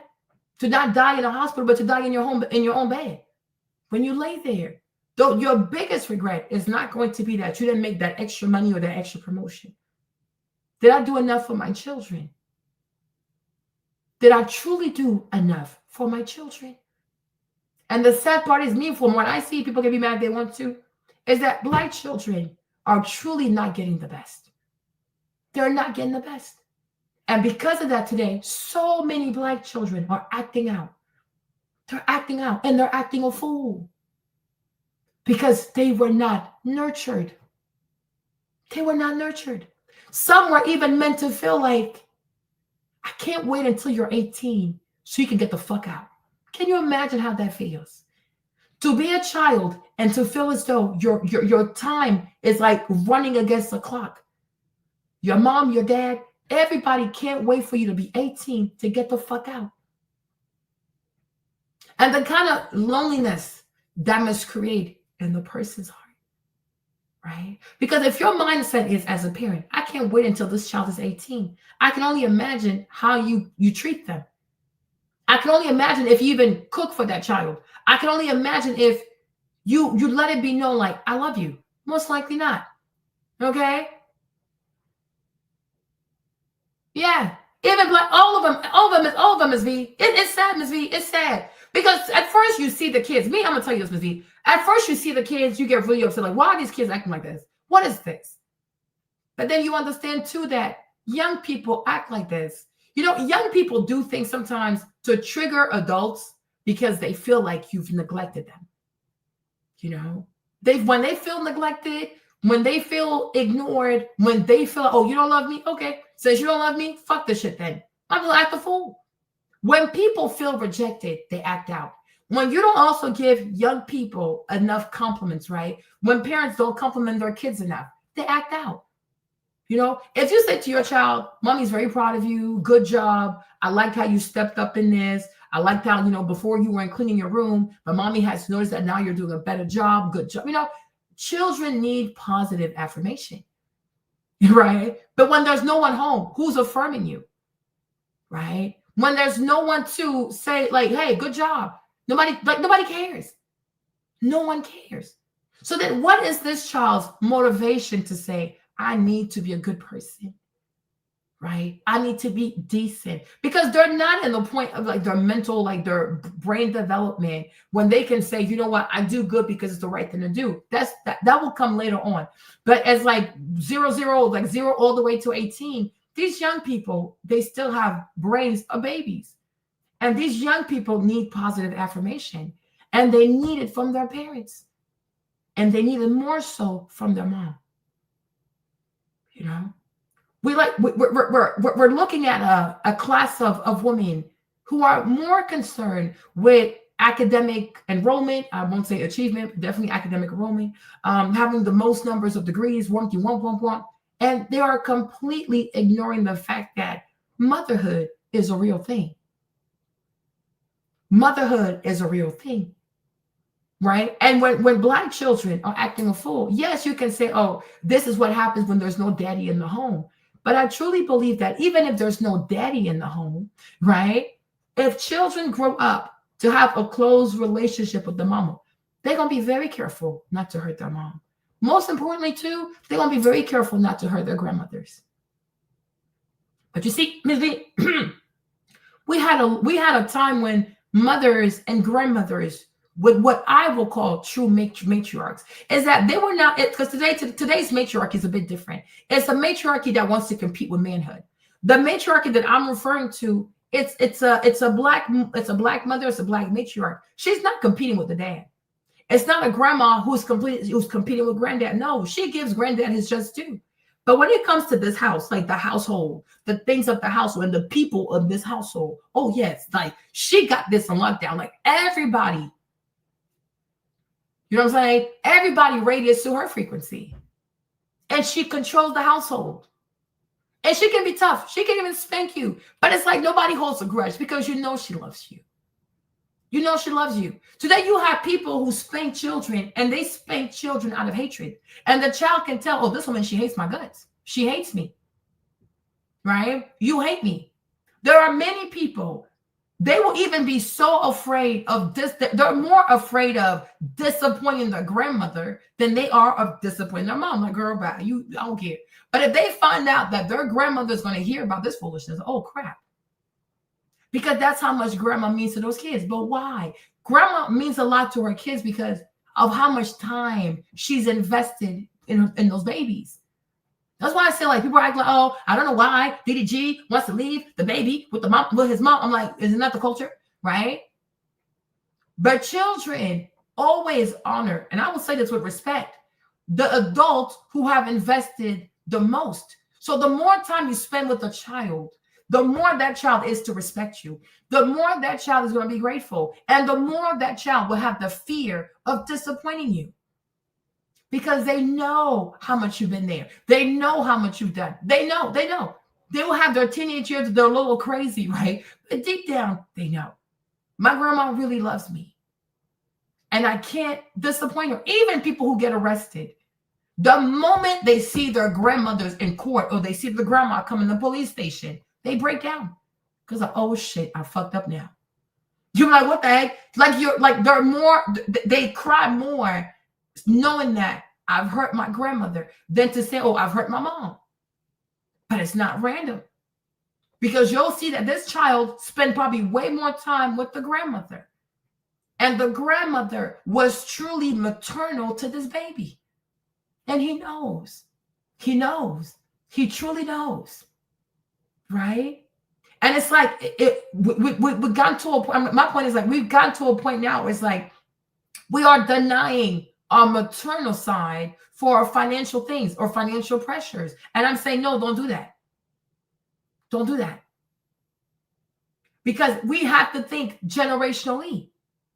Because if everybody who has Black children, especially if every woman that has Black children, does her very best, and I mean like the way you would treat your business, the way you would treat your brain, the way you would treat working for this white man, if you gave the same energy, if every Black woman, for the most part, gave the same energy to raising her Black children, right? We're all going to be better. We're all going to be better. Because what makes Indians powerful is not because, oh, they're the smartest. No, they have the structure. They have the structure. And in most Indian households, mothers are in the house. Mothers are involved. So that makes like that, yeah, you see, and you see this, then that's a real problem. Because the real wealth is family. It has always been family, and it will always be family. In the Bible, it was always family. And that's why people made sure to have all these children. It's not education. It's not degrees. It's not this job or that job. The real wealth, especially for a woman, are her children. Because if these kids become successful, she will never need for anything. Even if one child is ungrateful, the two others will take care of her, right? Children are the real wealth. But when you tap in or you get locked into this white system, right, which sells you alive because they themselves also as white people, right, they make sure their kids are good. Whether it's giving money to a school in a crazy amount so they can buy their kids admission, they're going to find a way. They'll find a way, right? You'll see so many white mothers quit their jobs, like buy a van, become soccer moms, and do it with joy, do it gleefully, right? And then they have these like braid session where the little white girls braid their hair to go play soccer, right? But you'll see a lot of white moms, you know, quit their jobs and build their entire lives around raising their children, extracurricular activities, this, and that. Right? Because they want their kids to be incredibly successful, and they want their children to be well-rounded individuals. And that makes it easier for them to get into college. They have the grades, they have the extracurricular, they have the this, and that. So they're not just academic. They also have athleticism. They have athletics. They also have band. They have music. They have other interests, right? So, but when it comes time to apply to college, these young people have a really nice application, right? And my thing is, us as adult Black women, and we have the children, what are we doing for our kids today? That the day comes, 12th grade, no, usually 11th grade, but some even apply sophomore, but 10th grade, 11th grade, 12th grade, right? That our kids have everything they need to apply to college, apply successfully, right? And make sure that they get in, right? So if that means I got to work less hours so I can take my daughter to piano lessons. And I'm sure there are so many Black girls who would love to play piano, but they don't even know it's an option, Ms. V, because mom is so consumed with her work, right? I'm sure there are many Black girls out here too who would love to play the violin, but they don't even know it's an option because they can't take themselves to those classes. Somebody has to take them. Somebody has to take them. You understand? And that's why Marlene, I don't fuck with feminism. Look, I hate it. I hate it with all my guts. Because what these goofy ass women do, and I think most of them are lesbians, I really do, right? What they do is they focus so much on hating men. You put all your energy into hating men that you forget that you need your love for your children. Because when you operate in the frequency of hate every single day, it becomes your nature. It becomes your default. You're already a hateful person because you can't turn it off. You can't be hateful towards men and then be sweet towards children. So the most important thing you have to do as a woman, as a Black woman, as a Black mother, is protect your heart, right? Because you need as much love as possible for your children. You need as much positivity as possible because of your children. You need as much faith as possible because of your children, right? But I know there are plenty of young people, if they're given the opportunity, if mom says, okay, you know what, on certain days I'm not going to work, or I'm going to come home early so I can take you to this practice or this practice. Oh, they would love that. They will love that, right? Because not only do I get to go, but wow, my mom takes what I do seriously, and that makes you feel special. And this is why Marlene, I said for as long as I can remember, I've always been a big fan of Matthew Knowles for that, right? Because I said, how many Black parents would have not even like cut back their hours, but completely quit their jobs for their daughter? You know, you got Matthew Knowles out here making six figures like back in the 90s. Like, that's a lot of money. Okay. Suburban life, bunch of money, top salesman at Xerox. And he's like, no, my daughter is worth more than my job. The fuck? Even Tina Knowles didn't even believe in Beyonce because she wanted to focus on being a cheap ass hairdresser in freaking, where's she from? Houston, Texas. Meanwhile, Beyonce has bigger star power like than all of y'all. Like, look at where we are today. Right? But imagine if Matthew Knowles never quits his job because he's, oh, I got to make the money. We also know that Tina Knowles was never going to stop being a hairdresser because she's obsessed with making money. Beyonce would have just gone to school and became a regular person. We never would have known her. But Beyonce is not that special. That's my point. Let me put her picture up. How did I even get here? But I'm going to get back to my constitutional stuff, right? Okay? Right? Beyonce is not even a special person. She's not special. Beyonce just happened to have one Black parent, her father, who decided to quit his job and fully focus on nurturing her gift. That's it. She's not special. Because everybody has children. Every child has a gift, or even gifts. There are kids that have multiple gifts, right? But the moment you have one parent, which usually should be the mother, but you know, we're out here. Some people are crazy out here, right? But if you have one parent that takes the time to say, I'm noticing something in my child. While people might think, oh, she's just grabbing the microphone to be funny, I really think she can do it. You know, I really think she can do it. Right? I really think she can do it. So how many kids right now, how many Black children right now have some special talent? Even if it's like editing a YouTube video. You're like, oh, child, you're on the screen too much. But look at what the child is doing. So, okay, you really like this editing, right? Maybe mommy's going to buy you a course. Like, find somebody who teaches how to edit. I'll pay for you. Right? Or you can say, you know what? Let me go buy you a new computer. You know what I mean? Because it's a real thing. Even gaming at a certain age, some parents could say, you know what? Because for some people, gaming is a profession. It's a real profession. People make millions of dollars gaming, believe it or not, right? But a parent could say, if you give me these grades and you act a certain way, you show up for school, for a whole year, I'm going to buy your whole system. And I will find ways we can help you become one of the best gamers on social media, whatever it is. That's a beautiful thing, right? But my thing is, so many parents are busy doing stuff that honestly is irrelevant, if you ask me. Okay, it's like in the bigger scheme of things, this money you make is peanuts.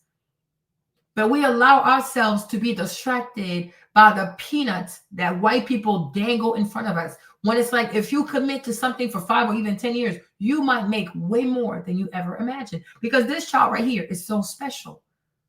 And that's why sometimes I even weep when I think about the number of Black babies who get aborted. Because I'm like, you have no idea who you just aborted. You have no idea. You have no idea. But one thing white people do very well is deception. One thing white people do very well is to cause you to barter one thing that's really precious for something that's honestly inconsequential. They know how to trick our minds to make you believe that what you want and what you need is right now in the moment, as opposed to like 5 or 10 years from now, right? But Beyonce, to me personally, she's not special. She just happened to have parents, or at least she had a father who saw something in her and say, I'm going to nurture that out of her, right? That's why also most kids who make it to the NBA or most kids who make it to the NFL is because there was one parent who was committed to the journey. the track, the meetings, the this, that. They'll take you to every trial, everything. Their job is to make sure you go to these things. They're fully invested in that, right? So the child has opportunities to get better and better and better. And then one day the child makes it to the pros. But it's not a coincidence. It's not a coincidence, right? Any child that has to depend on public transportation or themselves to get to practice or whatever, they're not going to make it. They're not going to go to the pros. But children who make it as professional athletes, one parent or maybe even two, even the entire family was invested in this child in sports. So that's why the child is here today. They make these sacrifices, right? It's the same thing. You can have a child too. You can have a little black boy, a little black girl who can really become a powerful author, whether it's poems and things like that. But my point is, you even have to spend enough time with your child to notice that the child loves poetry. But if you're always busy and running and working and chasing money so you can buy stuff, okay. But I'm saying you could have a poet in your house. You could have a writer in your house. You could have a child that could blow, like, what's my auntie's name? Oh, my Lord. What's Clarissa's name? Oh, my gosh. I can't think of her. I can see her face. Oh, my gosh. I forgot her name, child. I can see her face, right? Oh, my gosh. Lord Jesus. I can't. Hold on. Toni Morrison. There you go. I'm like, what the heck? What's wrong with me? Right? But here she is. Let me put her picture up. Right? You don't know who is in your house. You don't know who's in your house. And what I'm saying is, discover the hidden talents of your children and nurture that out of your black baby. Whether it's poetry, whether it's writing, whether it's oil painting, whether it's, gardening, whether it's baking, cooking, I don't know. I don't care. But that child these kids are the child of those kids that you have. There's something in those kids. And I need you to excavate. Like, I need you to bring that out of that baby. And then I need you to give that child confidence. Like, this right here, what you got, this is amazing. This right here is amazing, right? And a job should not come in the way of you doing that. A job should not come in the way of you doing that. You see, and today, when we see all of our young people acting a fool out here, being crazy out here, and you see, it's not even just the lack of nurturing, the lack of love, the lack of structure, the lack of, like, I didn't spend enough time with my parents, things like that. But it's also the fact that nobody told these babies they were special. Because when you are told you're special, when you're told that you got something, like you have something sacred, God, he put something inside of you, and we see it, right? People act a fool because they think, I don't matter. I'm invisible.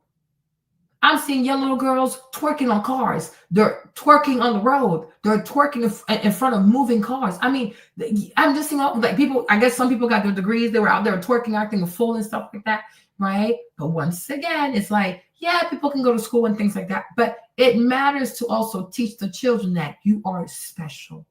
Because once you understand that you're special, you have something worth fighting for, you have something going for yourself, you have something that this world actually needs, right? That young people are going to start carrying themselves a certain way, right? But when nobody sees you, when nobody compliments you, when nobody appreciates you, when you don't have a thing that's for you, whether it's music, poetry, something that is for you, right? It's a lot easier for you to start acting out. It's a lot easier for you to, just do whatever, because you don't think that someone like you can do something great. And my issue is, yes, you can. But everybody needs a coach. Everybody needs a coach. And for most children, mother should be the first coach of the child. Mother should say, mother should know, mother should encourage, mother should nurture, right? But for that too, you need to spend time with your children. And God provides. God really does. God really provides. Sometimes you can even look at a school. You might not even have the money for the school. You might not even have the funds for the school. You might even have the money for the after school program. But because your child is gifted and because your child was chosen by God, it's going to work out. It's going to work itself out. It is going to work itself out because this is where the child belongs. God is like, I really wish sometimes people understand, like, God don't make no mistake. Like these kids that you have them for a reason. You have them for a reason. And you also have to be very, very careful staying away. You have to be careful to stay away from people who encourage you to have disdain for motherhood, who encourage you to have disdain for children, right? You got to be very careful to stay away from people like that. Because mother really matters. She truly matters. She matters more than I guess people even realize. You know, I get it. Like in this world, if you look at the world for face value, just like the Diddy elevator tape thingy, right? If you look at this world for face value, you would say, oh, look at men. They're physically strong. They make the rules. They go start these wars. They pillage, they kill, destroy. They build also and things like that. They have all the money. So at face value, I could see why to an unsophisticated mind, right? Men energy or masculine energy equals power. Money equals power. But I truly do not believe that that's all there is to it. You know, maternal energy matters, right? Mothers, they matter. Like women in their feminine energy, raising their children to be great people, builders, fighters, visionaries, It matters. It matters greatly because mothers determine the quality of people that we're going to have in this world. And quality people don't make themselves, right? Quality people do not make themselves. And I think what's happened today for so many young people, especially those who are like trying to date and get married and stuff like that, is that there is an attrition of quality people. You don't have enough quality people. And I'm sure you go back and you look, many of these young people did not have enough time with their mothers. They didn't have enough maternal guidance and structure and things of the sort. They didn't have it. So today we truly struggle with quality people, right? But once upon a time, it was not hard to find quality people because their mothers had more time. Their mothers made time, take them to church, take them to school, talk to them, sit down with them, give them instruction, So when they grow up, these are quality people. But today, a lot of people don't do that, right? The rise in feminism has created a rise in kids raising themselves because the mom is not at home. She's chasing a paycheck. So when you remove mothers from the house to go work and chase money, the kids start acting out. I'm like, to me, honestly, I see it go hand in hand. The less and less you have mothers in the home, the less and less you have children spending time with their mothers, the less and less you have mothers in the home nurturing their children, children start becoming more violent. They start becoming more degenerate. They start acting out more. They start getting in trouble more. They start getting locked up more, right? Because they don't have moms. Moms matter. Moms really matter, especially formative years. Moms really matter. Even empathy, thinking about other people. Don't kill people. Don't shoot people. Think about a human life. A human life matters. We respect others. We respect the property of others. These are things that traditionally mothers have put into their kids. Mothers would tell the son, don't kill, do not murder. Right? Mother will make the time to take the kids to church so they could hear, do not murder. God says you don't murder. God says you don't kill people. Right? And then that stays with the child. As the Bible says, raise a child in the way that they should go so that when they get older, they're not going to depart from that. But the raising of the child, it also takes time. It takes one-on-one. Like raising kids is a combat sport. And you got to be there, right? You have to be there. And the babies, they feed off your energy. I'm like, okay, I want to do this. My mom inspires me to do this. My mom inspires me to think like this, right? But I'm like, if we don't fix this, it's like me, I feel so bad because I'm like, you're going to have more and more children throw their lives away. I really weep to see 19-year-olds, 20-year-olds, 17-year-olds catching life, double life, quadruple life. 15, 16, 17, pregnant. You know, it's a lot of things that happen out here. getting killed, dying, disease, HIV. How can you have HIV at 18? Like, you just started life. Like, what the frick is this? Right? But we're going to start seeing this more and more and more, where young people will be born just to fail. Prison, disease, murder, pregnancy, poor grades, dropping out of high school, becoming a bunch of fuck ups. It's going to happen more and more and more. You know what I'm saying? Hey, Tim. But mothers, they matter. They truly, truly matters. You know, the mother puts empathy in the child. You don't hurt other people. You know, mother also nurtures dreams. One day you're going to be this person. One day mommy sees you doing big things for yourself. One day you're going to do this, this, this, and that. You got to put that in the baby. They might never do it, but it's always good to give a child a dream. You know? But if nobody ever told you that one day you're going to do this, or you're going to do that, you live life day to day. You don't care. Your friends call you, you jump in a car. These people call you, you jump in a car. You get mad, you shoot someone because you don't have a dream. Nobody put a dream inside of you that one day you're going to do something this big, this impactful, and this beautiful. So you don't see worth in yourself. So anybody calls you, it is what it is. You are willing to throw your life away. So many young Black babies, and they're very cute. Some are really, really cute. Really, really cute. So you're going to prison for life? You're like 19. What the fuck is going on here? Okay? Then you have some kids too. They look so mad. They look so angry. And I'm like, you're 21. Why do you have so much rage?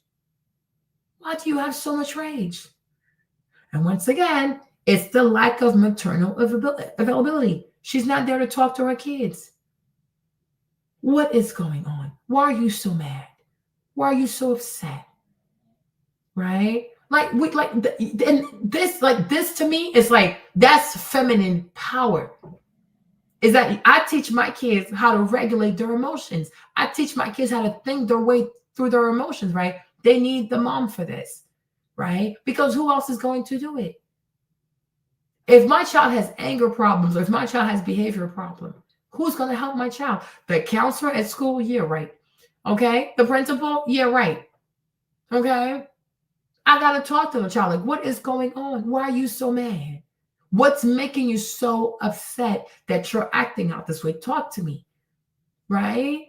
But if nobody is there, the problem, it just gets worse. And then these demonic voices in the child's head, they just keep getting louder and louder and louder. They don't. The Bible says the devil, he's out here, right? He's just roaming, seeking who to kill. What's called devour, kill, steal, destroy, right? So it's like, and that includes your children. That includes your children. But if there's no one to talk to the kid, to get in that child's head, and still, okay, the way you're thinking, I understand it. However, this is not the healthy way to go about it, right? You got to think about it this way and that way, right? Helping children think. It is not a bad thing to have bad thoughts, right? The bad thing is to stay in your bad thoughts without even trying to like understand, why do I have bad thoughts? And how can I replace my bad thoughts with something good?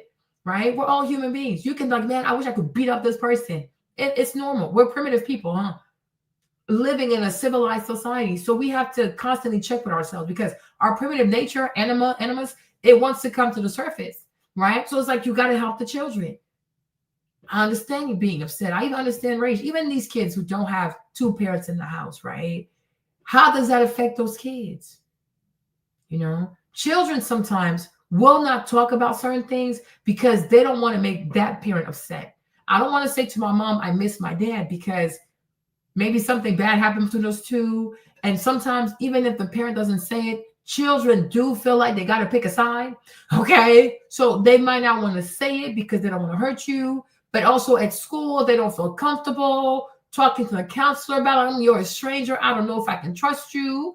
Right. But these things are in there, and it's like, it got to come out. It has to come out. So even creating a safe space for the child, so you know what, me and your dad, we had this is an issue, right? But I want you to know that you can talk to me about these issues. Don't let what happened between him, your father, and I make you feel as though you can come to me when you are experiencing this, and that, right? Because everybody needs a safe space to talk, right? And that's once again is maternal, it's feminine energy, right? Kids should feel very comfortable going to their mom and saying, Mommy, can I talk to you about this thing because it truly bothers me? Should school teachers and parents, for me, honestly, I don't think teachers should be doing this because Tim, you don't have old school teachers. Like today you have snitches. You know what I'm saying? Today you have snitches. You truly do. But what I think, especially when people have health insurance, is that parents should probably go to a counselor or a therapist outside of the school. Because people are people. You share something with these teachers, there are laws as to what they have to report. And then, people are people. People can take what you share and subconsciously hold a prejudice against your child. Because people themselves are not aware of their own biases. People won't come and confide, and then now you're going to hold that. Oh, okay, so maybe that's why she can't read. The shade of it all, right? I think teachers should be teachers. But I think parents, especially if there's a health insurance, should definitely sign up with like a counselor or a therapist. And then there you go. And then there, if you don't even know, because, it could also be that even you as a mother, like you also did not have that with your mom. You know what I'm saying? So maybe you also don't know. So I think going to a professional can help the mom also get the tools she needs on how to better be maternal for her kid. Because my issue, like the issue that I have with our modern society, especially with feminism, especially with like Black matriarchy, the way that is right now, because I can't stand it, right? Is that it encourages women to walk away, like further, like not even walk, like run as fast as possible from being maternal. And I'm saying, no, you got to run as fast as you can to being maternal again. You got to come back to find your maternal energy, because your beauty really is being maternal. It's not makeup. It's not hair. It's no. The beauty is a mother who has close ties with her children. That is a beautiful thing to see. Like, how do you do this? It's so pretty. Like we went to the dentist. So I went with Stefan. We had 2 appointments, but he was done before me. And then he sat there because he's 9 years old. He sat there quietly. The ladies were so stunned, like, oh my gosh, he's so well behaved. I'm like, why would he not be well behaved? But you see, I spend a lot of time with my kids too, right? What I'm saying, but it does something to people, But the real beauty, just like, and we see it in nature. When we see Mama Gorilla and her babies, we're like, oh, look at her. Because it's very beautiful. When you see the Mama Doe and her babies, like the little fawns, whatever, like they're super cute. Okay? Like anytime in nature, we see a mother with her children, we all go like, oh, you see Mama Bear, and we know she's a hell of aggressive. But when it comes to her children, this girl just melts. Everybody's afraid of bears. Everybody's afraid of female bears. We know, don't come near her kids, she'll beat your ass. But there's something, as soon as her kids come around her, she just knows how to be maternal. You're like, oh, right? Even bird, it doesn't matter. Like you see any female mammal take care of her kids, and it does something to you. Like, wow, she's really like, Like she's a mom, like she's trying her best for her kids. I don't even think that if we looked at nature, like National Geographic, like if we were to look at a documentary like wildlife, and if we saw a mama like abandon her kids to just go feed her kid, to just feed herself, or she abandoned her kids to go be behind some kind of a man somewhere. Now, what's wrong with this bitch? Okay. What we enjoy when we watch like Animal Channel stuff, Discovery Channel stuff, right, is that we see these big, like these ginormous mammals, like that are so scary to us. But as soon as their kids show up, she's just like melts. You see a lioness, the moment her kids, like you see her hunting, like bah, bah, bah, like the lady is crazy as hell. You're like, damn, that's a killing machine. But then as soon as her babies come around, she just strolls with her kids. You're like, what the freak? But it's so beautiful to see how she flips like that. But you realize that all the stuff she does, the running, the hunting, is for her kids. She lives for her kids, right? But like now, you take us human beings, we resent motherhood. Like female mammals don't do abortions. Because, oh my gosh, I'm pregnant, my life is over. No. Okay, a lioness is pregnant. She's not gonna lose her shit. A gorilla is pregnant. She's not gonna lose her shit. They are excited to have their babies. It's life. This is what I was built for. It is what it is, right? But here we have like psychosis, neurosis, hysteria, you name it, right? Because this is what happens to this. These are the consequences of being groomed in a white liberal dominant society, where things that are natural to you, because white women also hate things that are natural to women, and we are in proximity with those people, we pick up on their insanity. We pick up on their delirium, their hysteria. And we start to say, okay, if the white woman is hysterical about pregnancy, I also need to start being hysterical about pregnancy. No. If the white woman has anxiety about her career, I also need to have anxiety. No. Because what she does in her community, that's her business. And what I do is my business. You understand? I am not a white woman. So why would I want to think, live, feel fear like she does? I am not her, nor do I care to be her. Because to me, when I look at her, she comes off crazy to me. You understand? I've never looked at these people like, wow, here goes some sound-minded people. Like, here goes some healthy-minded people. To me, they're excessively disturbed. They are perturbed. Like, they have a lot of perturbances. Like, they have lots of mental troubles. Okay, so they're not an inspirational to me. I'm a Black woman. I'm a West African woman. So for me, it's like being maternal to me. That's my base. Because to me, especially if you want to go Bible or you want to go Africa, the Garden of Eden, whatever, I feel like the Black woman was always the mother of humanity. So my real power as a Black woman is in being maternal. Because I give life, and the life that I give, I take care of it because it's precious to me. You know what I'm saying? And anybody who gets close to me too, you say, oh, I like Marlene, she's my big sis, whatever, too. Even that too, I have to be maternal in that too. Like if I have a little sister reaching out to me, right? Even the way I talk to her, the way I encourage her, and even the way I admonish, because you know me, that it is me too, it's going to be maternal because I want the best for you. I don't want what makes you feel good. I want the best for you. And it doesn't feel good. That's what it is, right? Because that's maternal. Right? Maternal is not enabling. That's the devil. The devil enables. Like, oh yeah, do whatever you want, because perdition is the goal. You need to lose your soul. Of course. Because the devil knows everything out here is time. One day the show stops, you got to go answer for your life. Okay, so he wants you to lose your soul as fast as possible. So he enables you because it's perdition. That's his end goal. My goal is, like, I don't want to say like evolution, but you have to level up. And to level up is not a pleasant process, but it's a necessary process, right? And like as I said, mother has to be the first coach, because a coach is not, the role of the coach is not to make your life easy. Life is not easy. Life is not easy. Life is life. Life is life. Life is work, right? But to me, the goal of a coach, right, is to truly hold your hand and say, you have what it takes. It's not going to be easy, but because you've been coached, because of what I put in you, you can overcome this. Don't ask for things to be easy, right? But trust and believe. I will hold your hand. You're going to make it through. Because there are other people who've made it through. There are other people who made it to the other side, right? That's what the coach does. The coach gives you confidence. I'm going to give you the confidence you need to believe that you can go from point A to point B. It's not a problem. And if you fall, we're going to get back up. You're going to do it again.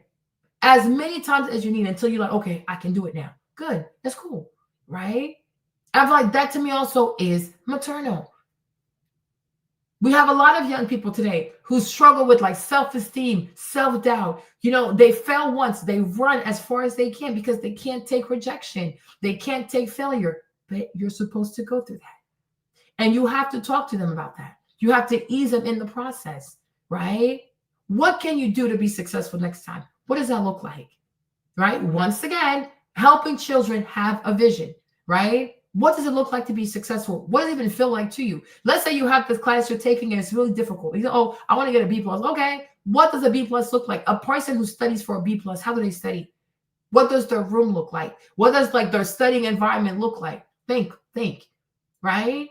Until you get to a point where you understand what a B student would do, or you get to a point where you understand what an A student would do. right? But my thing is, children cannot get there alone. They need help. They need help. Children need, and to me, it has to be the mom. It's not going to be the dad. The dad can do something, but he should be out there. He should be worried about making money. And mother should be worrying about molding her kids, molding their self-esteem, self-assurance. It's not that you're not going to fail or whatever, but you're going to get to a point where it's like failure no longer scares you.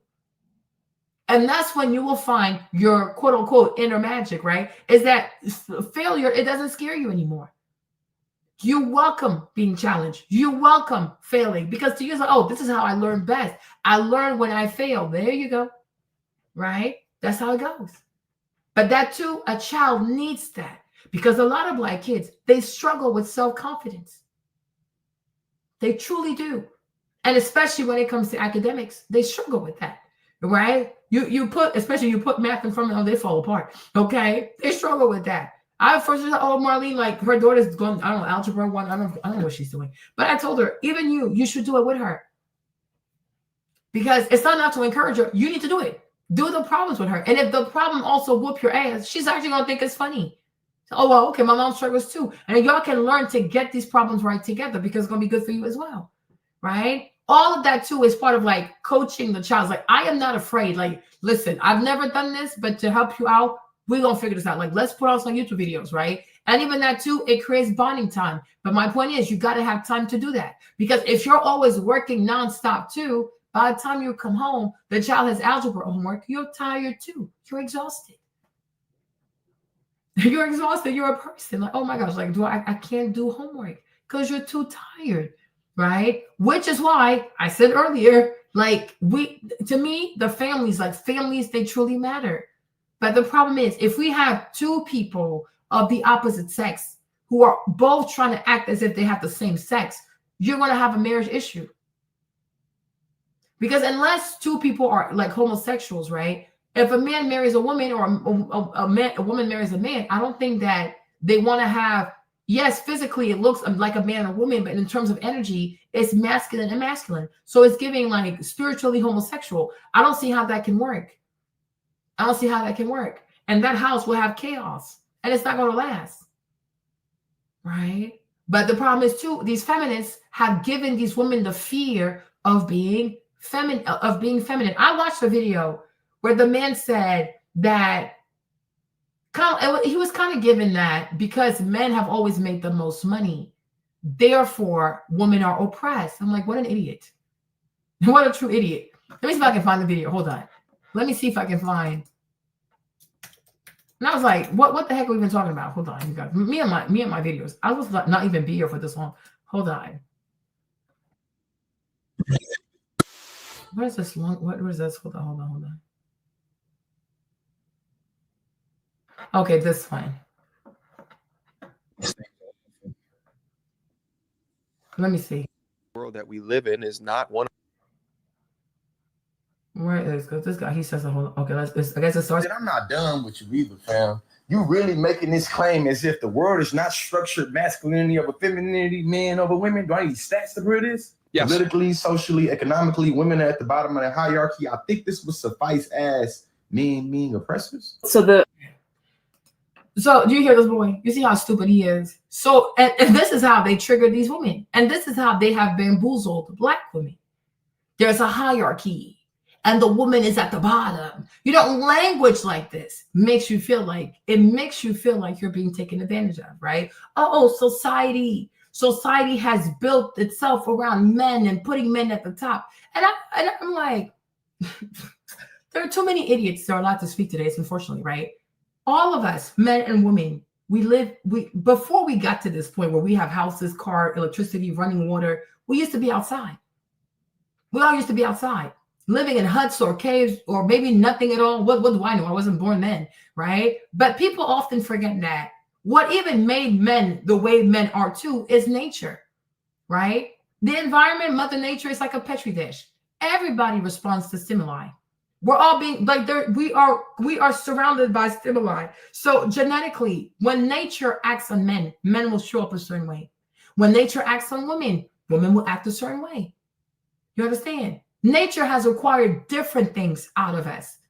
right? When you're born and you're a man, the way nature acts on you is going to cause certain things to come out of you. It's not because you're trying to oppress a woman. No, people have to survive. When nature acts on a woman, she's going to act a certain way because she's responding to her environment. To always frame the argument as if men did things intentionally to hurt women, as if men themselves are also not living in nature and responding to what nature presents to humanity, is crazy to me, right? But they use terms like a hierarchy. So one is on top, one is at the bottom. They say, oh, as a woman, you are at the bottom. Men have always oppressed you. And it's like, how exactly have men oppressed me? Right? And women often because it's so convenient. Because, and once again, so I hate to be that person, but I kind of have to be.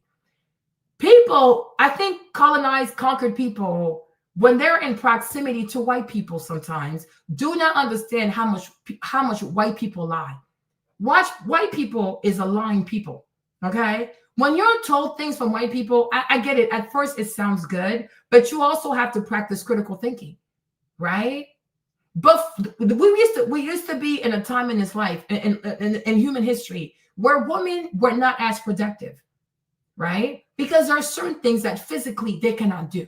Right? Are you going to wait for women to come out here and go and break, I don't know, cut down trees, pick up trees, build houses? It's physically demanding labor, right? But as you look throughout human history, one thing you notice that men have done, men have created technology. The reason why we have so many women today who are able to enter the workforce in such a male oppressive society, okay, is that men have indeed created so much technology. And that today, things that would require 100 men, 200 men to do, a woman herself can do it because she can use a robot, right? If the goal of men was to truly oppress women, certain things never would have been invented. It's not that hard, right? But just because a man makes money, and the act is that this money, he's not going to spend it on his family. So he's making money for who? Most men are truly happy with one pair of shoes, one pair of jeans, and maybe a few t-shirts. They can wear the same thing for the entire year. Most men can even go a whole year without a haircut. It's not a problem, right? You look at most men today, especially most men who are married. The vast majority of their money is spent on their family. It's spent on the house, the children, the wife, the food, the mortgage, the car, the this, the this, the this. I'm not to talk as if most men who make money for their families do not turn around to spend that money on the family. It's really crazy to me. It's really, really crazy to me. Most men have stuff. Most men have gotten into debt, all kinds of stuff, right? Just to make their wives happy, just to make their children happy. They themselves don't even get to enjoy the money they make because all the money they make, it goes to other people. It goes to other people. And usually it's their kids and then their wives or somebody else with a girlfriend or whatever, right? So I'm like, how does that mean that you're automatically oppressed? But I don't feel like talking about it fully today. And I'm like, so when they talk like this, because, also America has a problem in that white America did this too. White liberal America did this, is that they have created this victim industrial complex where the vast majority of people now in America want to identify as victims. Somebody's victim. Okay, I'm a victim of patriarchy. I'm a victim of this. I'm a victim of that. I'm a victim of Diddy. I'm a victim, right? America today, especially because America is really in the hands of liberal, if we care to be honest, right? Truly has created and does sustain a victim industrial complex where everybody feels like, oh my gosh, I'm a victim. I'm a victim of patriarchy. Even if she had an amazing dad, she's going to tell you she's a victim. Even if like Michelle Obama, perfect example, right? Her daddy had MS. So I guess it was very painful and hard for him to work because his bones were aching. The man sacrificed for the entire family, even though he had MS. He didn't stop working until physically his body shut down, right? Michelle went to these Ivy Leagues. Her dad put her tuition on his credit cards. Okay? But you'll have Michelle Obama sit on her podcast and talk about her dad as if he was a deadbeat dad and her mom just did everything. And her dad did pretty much nothing, right? Because that's what the victim mentality is. Even if you have a great dad, even if you had a dad that had a debilitating disease and he worked himself to death to make sure you could go to an Ivy League. You have a father who put your Ivy League education on his credit card. Like, I'm like, girl, so this man worked so hard, he barely got to enjoy the money. But the way Michelle Obama talks, you would think her father was a deadbeat ass black man who didn't do shit. And that her mama was out here just doing everything. And then she was keeping it to herself. And she was in there just suffering. Her mom was a stay-at-home mom. Who paid for the water bill? Who paid the electricity? Who paid the rent? Who paid for all of this? The sacrifices this man made, they completely go unnoticed because that's what psychotic ass white women do. And because black women are in these goofy ass liberal colleges, right? Then, oh yeah, well, I need to have a victim story too. I need to talk about how patriarchy hurt me. How exactly did your patriarchy hurt you? Even today, for her to have a podcast, who's sitting right next to her? Her brother. But even that too, it goes unnoticed. I'm like, is that not a black man sitting next to you? Right? The black man who brought you into this world, he died, physically died, providing for you. He gave you a brother. Now, for some reason, you go from being the first lady to want to be a podcaster. Okay, whatever. But even in that badass decision, your big brother is right there to hold your hand. Even though some of these conversations, like especially with Tracy Ellis Ross, talking about one night stands with 22-year-olds are completely disrespectful. There's a grown-ass man. Michelle Obama's in her 60s. Her brother, that's her older brother. And you got Tracy Ellis Ross, who's around her elders, like her big brother, big sister, talking about how she gets her coochie ate by 22-year-olds. These people out here ain't got no damn respect. That's a black man right there. I'm like, he's almost like, what, 70 or like 65 or whatever? But he's 10 years older than Tracy Ellis Ross. And she wants to sit here and talk about how she got her vagina ate in front of this man. Are you actually okay? No respect, no decorum, no class. You are insane. Even in the presence of men, you should be careful what you talk about. Of course not, because these are wild banshees out here, okay? But her brother is by her side. Then now her husband is the first black president of America. Barack Obama had to make some awful decisions. He killed millions of people, Well, all she had to do was pick her beautiful gowns for the night. So while you're picking dresses, he has to decide whether or not to kill 10 million people, 2 million people. He decided to fuck up Libya. Lives of millions of people he ruined, right? And then she says, oh, I survived the White House. Girl, it was dress up for you. Shut the fuck up. Because even that too, she's not going to be grateful because this is what America is. Liberals are crazy as shit. White women are batshit crazy, right? Even white women too. When they look at the world and they see that the vast majority of the world's population speaks English, they never say to themselves like, but damn, that's a lot of non-white people who speak English. That's a lot of non-white Anglo-Saxons who speak English. And what the fuck?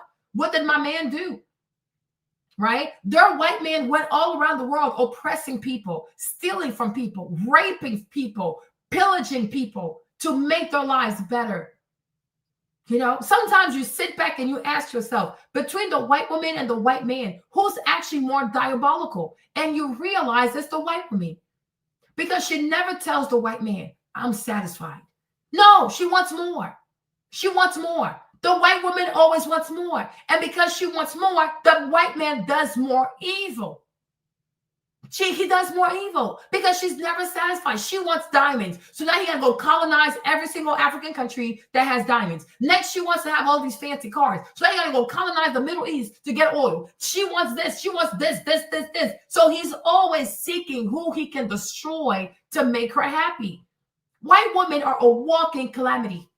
They bring disorder and chaos and wherever they go because they inspire white men to be at their worst.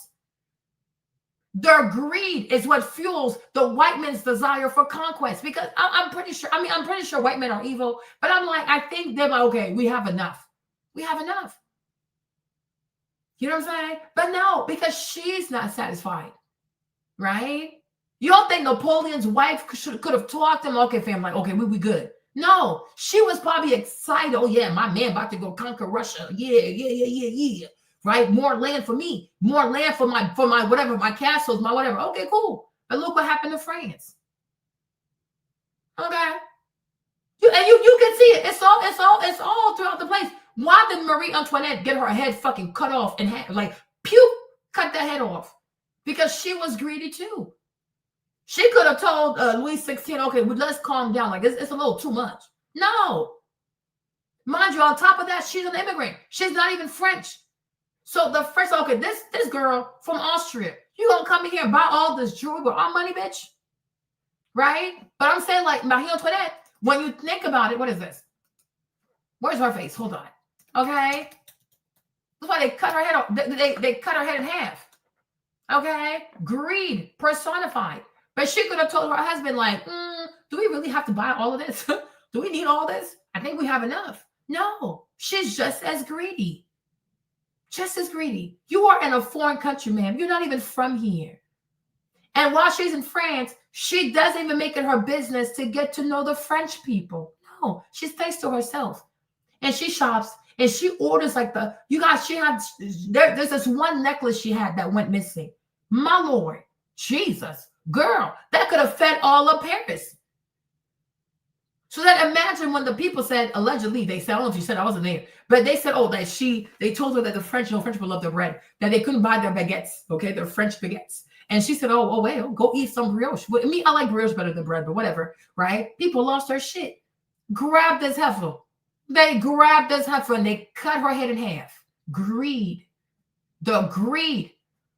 Okay? Yeah, they do. They are, it's a very, white women are chaotic. But you also have to understand too, me, I do give some grace to Black women because when you're always around these people, subconsciously, you start picking up on their ways. And you're not even realizing that you are also like, I'm becoming toxic like her. Because she's immature, she's volatile, she's chaotic, she's disorderly. But because the white men love her, he loves her, he covers her stupidity. She's petulant. Most white women are petulant children. Right? But this is what the good night, Kevin. But this is what the love of a man does. Even if his woman is immature, he will put up with that because he loves her. And they don't even realize the chaos they have caused for these men. Oh, I'm oppressed. Oh, oppressed how? You start mess and he goes and he fights your battles. You create foolishness. He goes, he fights your battles. You go get yourself in debt. He goes, he pays off your debt. You go, you do this over here. He goes, he fights for you, right? He's always quenching, like he's always turning off your fires. You know, but I'm like, you realize like sometimes you sit back and you really ask yourself, like, is the white man really evil? Or is she more evil? Because she is the reason for his evil ways. Because he wants to make her happy. You know, she comes to him and says, oh, this Black boy looked at me. He said, okay, so he's going to die because he wants to make her happy. Because he knows if he says, oh, I spanked this white boy, this Black boy, it's not going to be enough for her. She told him because she wants him to go kill someone. Otherwise, she could have kept her mouth shut. Let's even say a white woman's like, oh, I don't want a Black boy to look at me. Okay, but ma'am, that's still a child. Right? You can say, young man, I'm a white woman, don't look at me. And you can correct him. No, she doesn't want to correct him. She wants to be able to go tell her husband what he did so that her husband will come and kill a child. Right? That's what they do. Like people should even read the stories, like when they would have when they have the enslaved, like, right? If her white husband was sleeping with a Black slave and the Black girl had to work inside the house, people should go and read the stories about how she would lie. Oh, she stole from me. Right? Because she can't deal with the fact that her husband has an attraction to this young lady. So she'll lie. She stole. She looked at me. She backtalked me. She's a liar. She's always been a liar. Because she gets off seeing this white man act a fool. He's her crash dummy. And that's what love does to men. Love makes men idiots. It really does turn them into fools. And most women know that. So I'm like, for you to sit here and oh my gosh, I'm oppressed. Patriarchy patriarchy has given you lots of privileges. I really do believe that if women had truly been oppressed by patriarchy, they would have had more humility. Right? Because oppressed people are usually really calm. They don't escape their oppression to be chaotic. Okay? right? But because you were sheltered by patriarchy, especially white women, you never truly had to appreciate hard work, honesty, integrity, telling the truth, right? Doing honest business dealings because you were sheltered. You were not oppressed. Okay? Oppressed white women, where? I would love to see it. Okay? I would truly, truly love to see it. How can white women be oppressed when white men have fought tooth and nails to make them the standard of beauty? Are you actually okay? The vast majority of white women are not beautiful. Okay? Especially here in America. Even in Europe, it's even worse in Europe. The vast majority of white women are not beautiful. They're not beautiful. You can say they're naturally skinny, but is that even attractive? No. Even that too was a manufactured standard of beauty. Because if you realize, like in humanity, like with human people, when it comes to shapes, people are more attracted to rounder shapes. It's a real thing. You can study that. The human eye does not like sharp corners. It likes things a bit more round. You know what I'm saying? It's a real thing. Maybe I'll play a video. I don't know. Right? But the human eye is drawn to like more rounded corners and things of the sort. Okay? You understand? So like the whole skinny stuff, no curvature, nothing like that, it's really not attractive. But again, it's to make her happy. Right? You can say she has long hair. Okay. What else? Skin is translucent. Okay. Anything else? What else? Small lips? Do people even find that attractive? No. But the white man did everything in his power to make the entire world see her as beautiful. But we know she's not that beautiful. Most white women are not beautiful. Most white women are they're beneath average. Right? You take women from every single continent and you put them next to white women. Like, okay. But even that too, he did that for her. Like, you're not beautiful. But they built movies, like Enterprise, magazines. I mean, you name it. Beauty pageants, all of that, right? They built all of that to make you be the standard of beauty. But you're not that beautiful. And that's why even the average white woman too has to go get fillers, has to get Botox, has to get rhinoplasty to feel beautiful. She has to get a boob job. Do you know how many white women have had their boobs done? Because they naturally don't have boobs, right? Do you know the majority of white women that are blonde, that are truly not blonde, they're brunettes? They've been bleaching their hair since they were 13. Okay? And that's how you know they're mentally ill. They are mentally ill. Okay? So now here you are, you're black, and you want to fight with this standard of beauty, but it's not that white women won the competition of beauty. No, because she is the daughter, because she is the wife, because she's the mother of the white man just fought, stole, killed to make her a standard, because if I'm powerful, she has to be the most beautiful, right? But it's not because she competed. Like, let's take all the women around the world and have the white woman compete. Most people will not pick the white woman because she's not the most beautiful.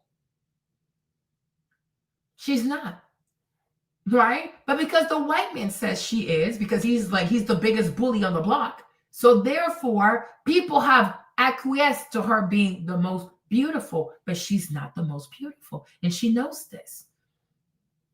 She's not that stupid. She's just delusional, right?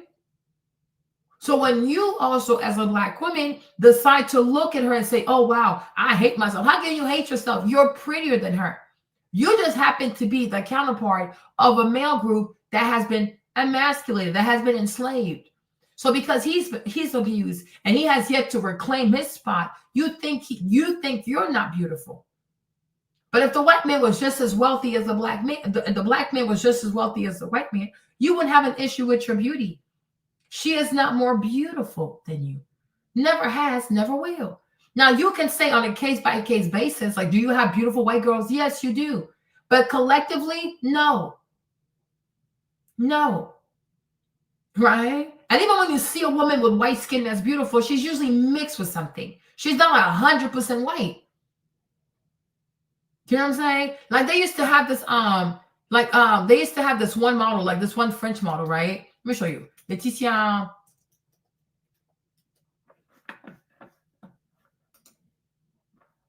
Damn, this is how she aged? Oh, wow. How do you spell her name again? Wow, look at how she aged.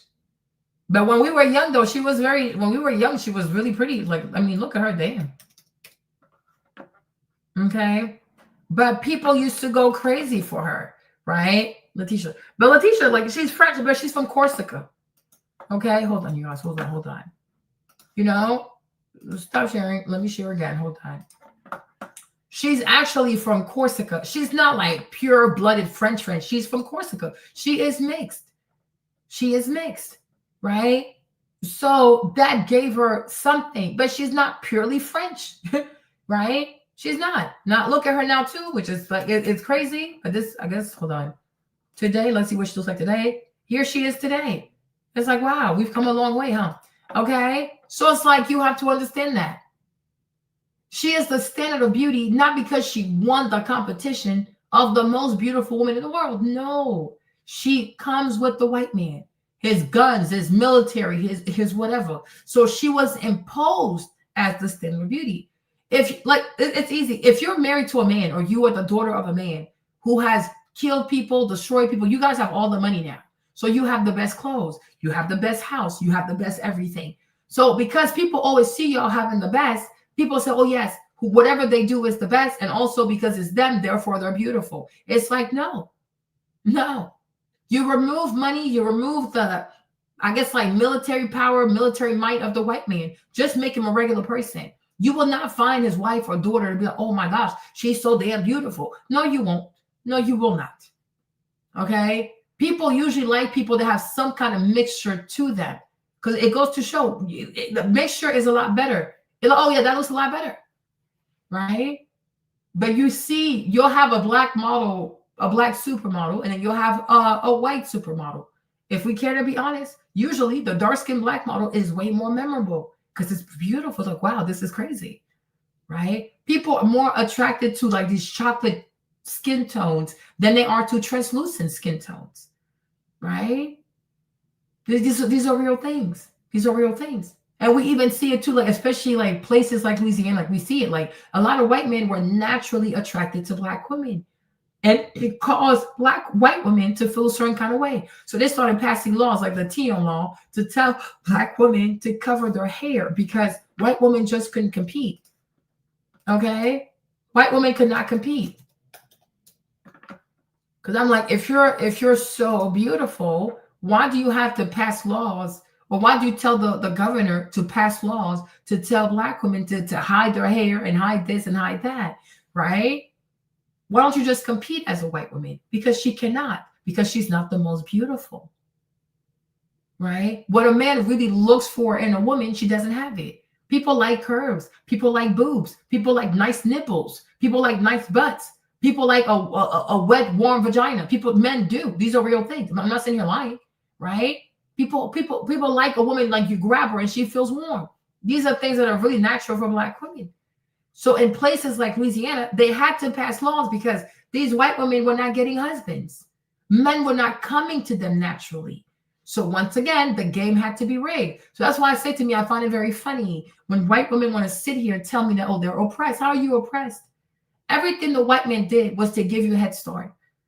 Everything the white man did was to put people down, to lift you up, right? Everything the white man did was to rob other people that you could have all the dresses you want, all the jewelry you want, all the parties that I would love. I truly, me, Martin, I want to sit down with a white woman and they gonna tell me how exactly they've been oppressed, right? Every movie you see yourself.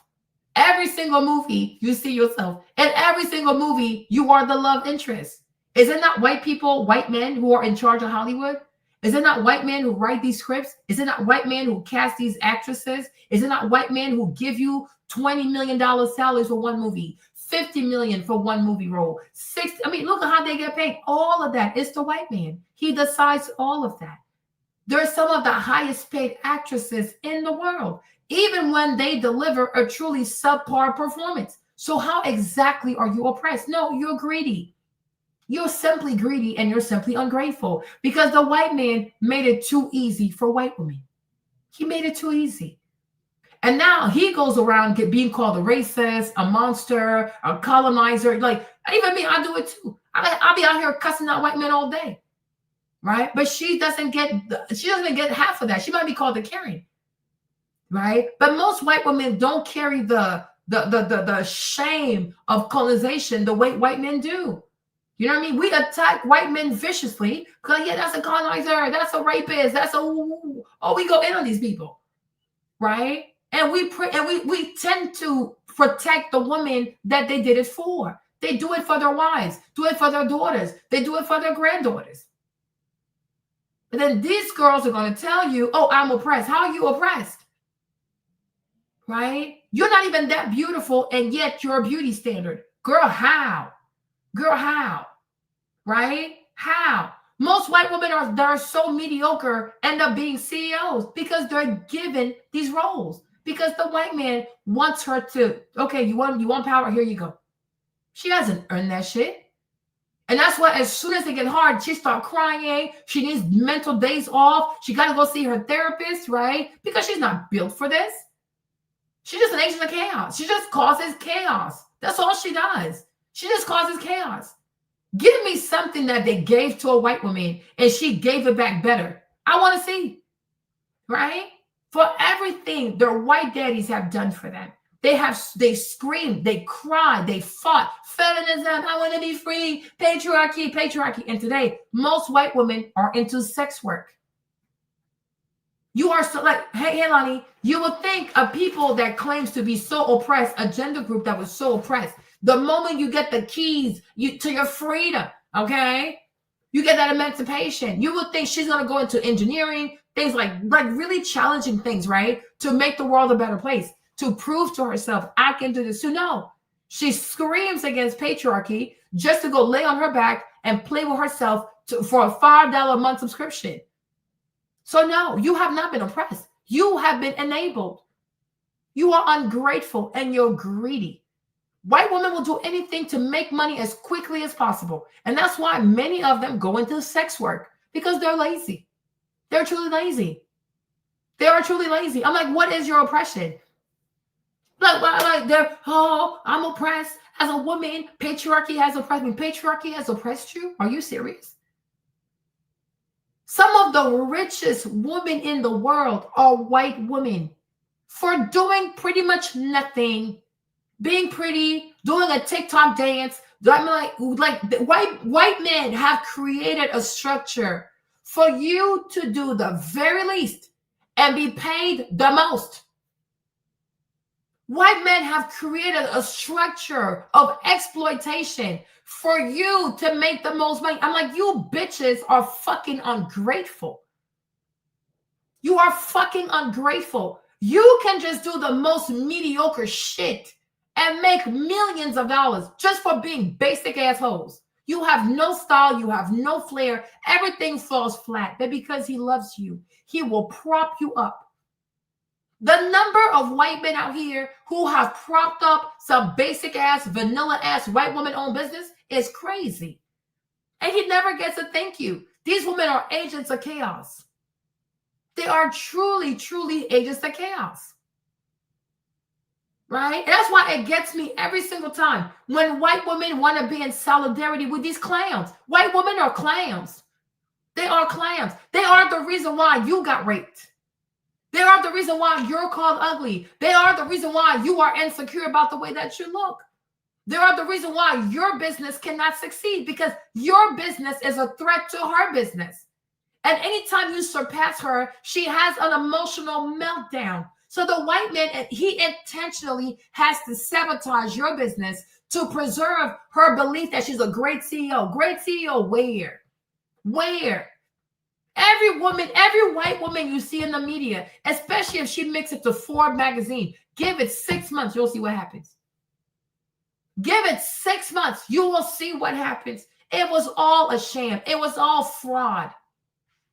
White men have built a system where white women can accuse anybody and get away with it. And they talk about they oppress. These bitches is clowns. White women are clowns. These bitches, they need to be declared a terrorist group in America. They truly need, like, white women are, it's a group of bandits. Like, to me, they're a bunch of bandits. They are clowns. They are a threat to safety.